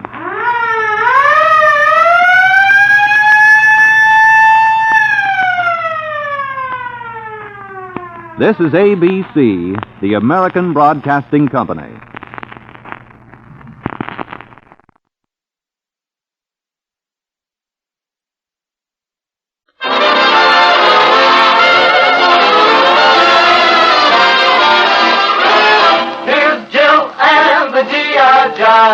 Hi, fellas. This is GI Jill with GI Jive. Number 914 to be exact. And with the able assistance of a turntable, 4 records, and a mic, we should be on the beam to you. Yep, requests, dedications, sweet and swing. So take a break as Bunny Berrigan and his orchestra break the place up with Deed I Do.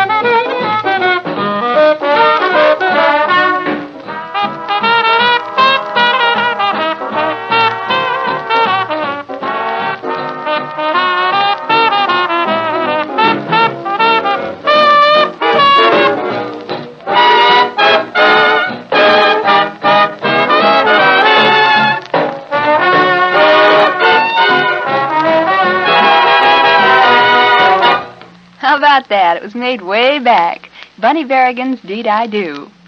Now, this one goes into the air for Milt Nordstrom and his gang somewhere in the Pacific. I hear tell Milt's from Chicago. Also for Seaman First Class Harry Cautee, for Mike and Johnny and all the personnel office at Navy 167, Corporal Joe Stubblejar at APO 610, who wanted a gal to sing it. Let's see, it's also for Sergeant Bill Haffelli of 7-3. I think he's from Bridgeport, Connecticut. Anyway, I do know he has a gal there named Irene Mitchell. Well, those are the requests, and here's your gal to sing it, Corporal Joe. Dinah Shore with I Dream of You.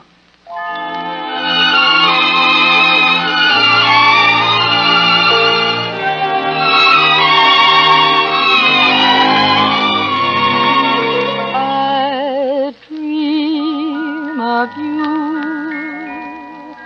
more than you dream I do. How can I prove to you this love is real? You're mean to me more than you mean to be. You just can't seem to see the way I feel when I am close to you. The world is far away. The words that fill my heart, my lips can't seem to say. I want you so,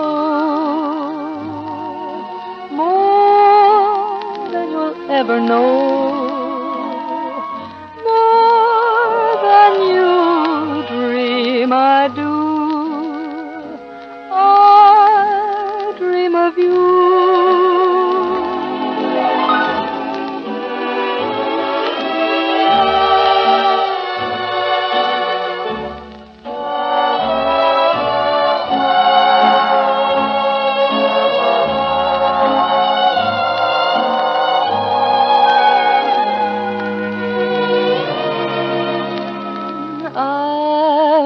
You so more than you'll ever know, more than you dream I do. I dream of you.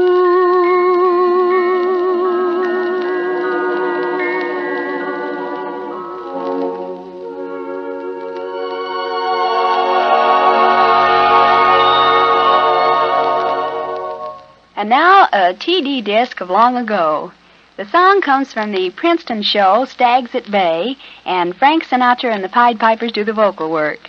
Requested by Russ Carpenter at Navy 3237, Sergeant Selwyn Trust at APO 709, and Navy men W.S. Proper, J. McCarthy, R.J. Platt, F.A. Sinceri, and T. Kennedy. Tommy Dorsey's East of the Sun.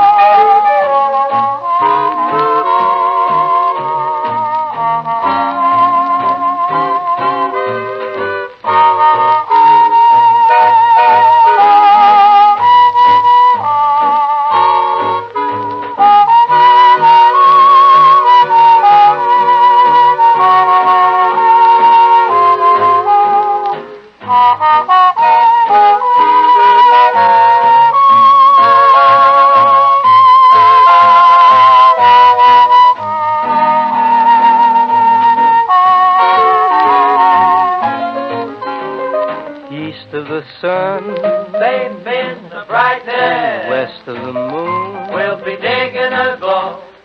we'll build a dream house. A righteous path of love. where you can really lay it on me. Near to the sun in the day. We'll be jumping. Near to the moon at night. You'll be with me. We'll live in a lovely way, dear. Solitude, I'm hip. Living on love and pale moonlight. You're mellow. Just you and I. We'll fix the square. Forever and a day. So long, so long. Love will not die. We're together forever. We'll keep it that way. Forever.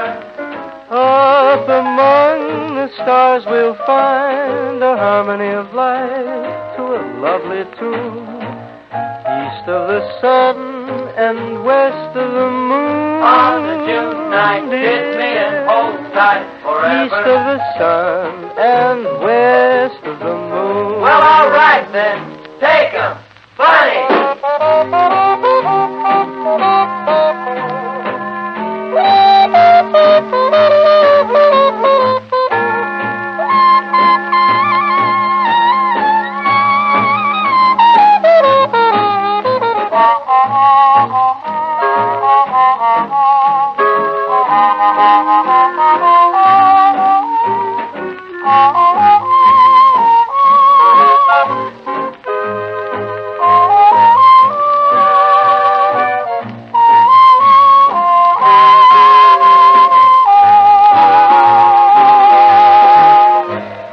GI Jive, fellas. Yep, and this is Jill still.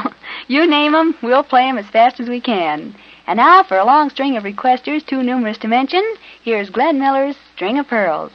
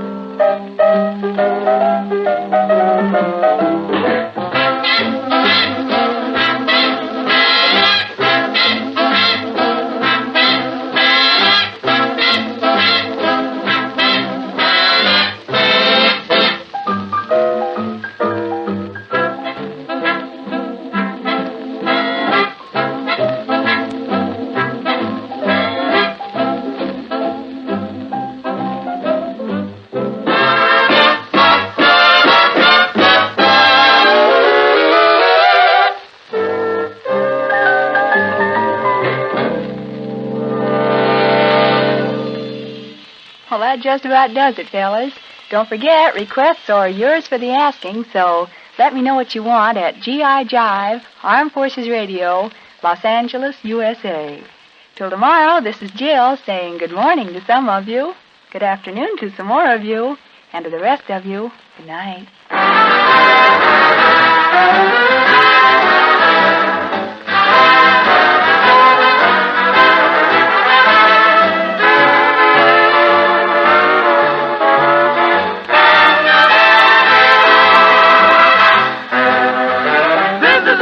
Forces Radio Service.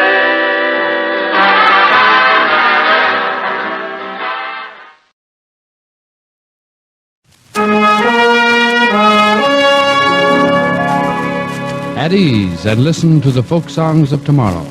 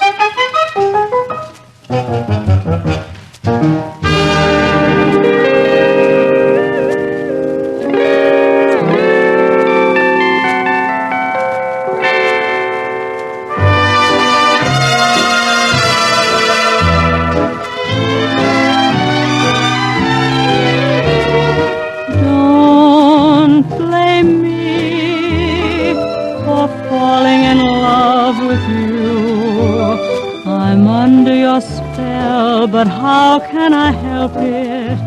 Don't blame me. Can't you see when you do the things you do?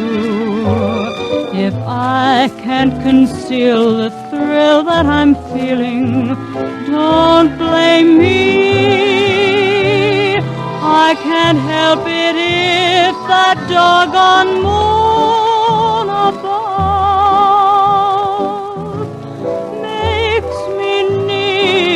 someone like you to love. Blame your kiss, as sweet as a kiss could be, and blame all your charms that melt in my arms, but don't blame me.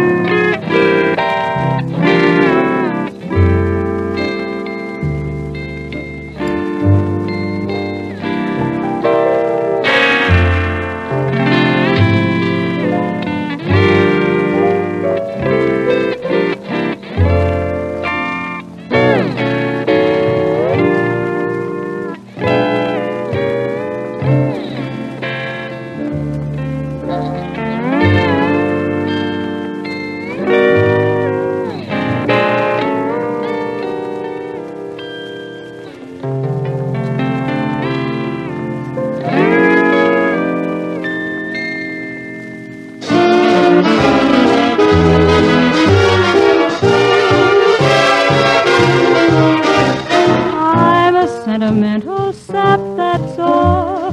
What's the use of trying not to fall? I have no will, you've made your kill. You took advantage of me. I'm just like an apple on a bough, and you're gonna shake me down somehow. What's the use? You cooked my goose, 'cause you took advantage of me. I'm so hot and bothered that I don't know my elbow from my ear. I suffer something awful each time you go, and much worse when you're near. Here am I with all my bridges burned, just a babe in arms where you're concerned. Lock the doors and call me yours, 'cause you took advantage of me.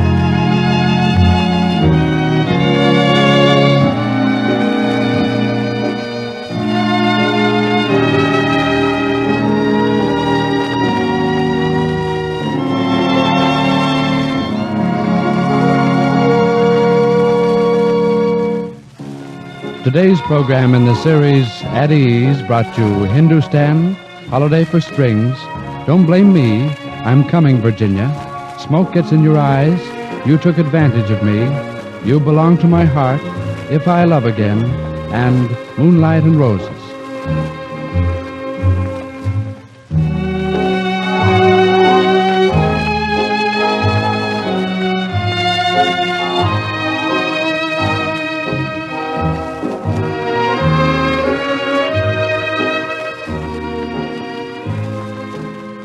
The Armed Forces Radio Orchestra was conducted by Seaman First Class Albino Ray and featured Pat Friday. This is the Armed Forces Radio Service.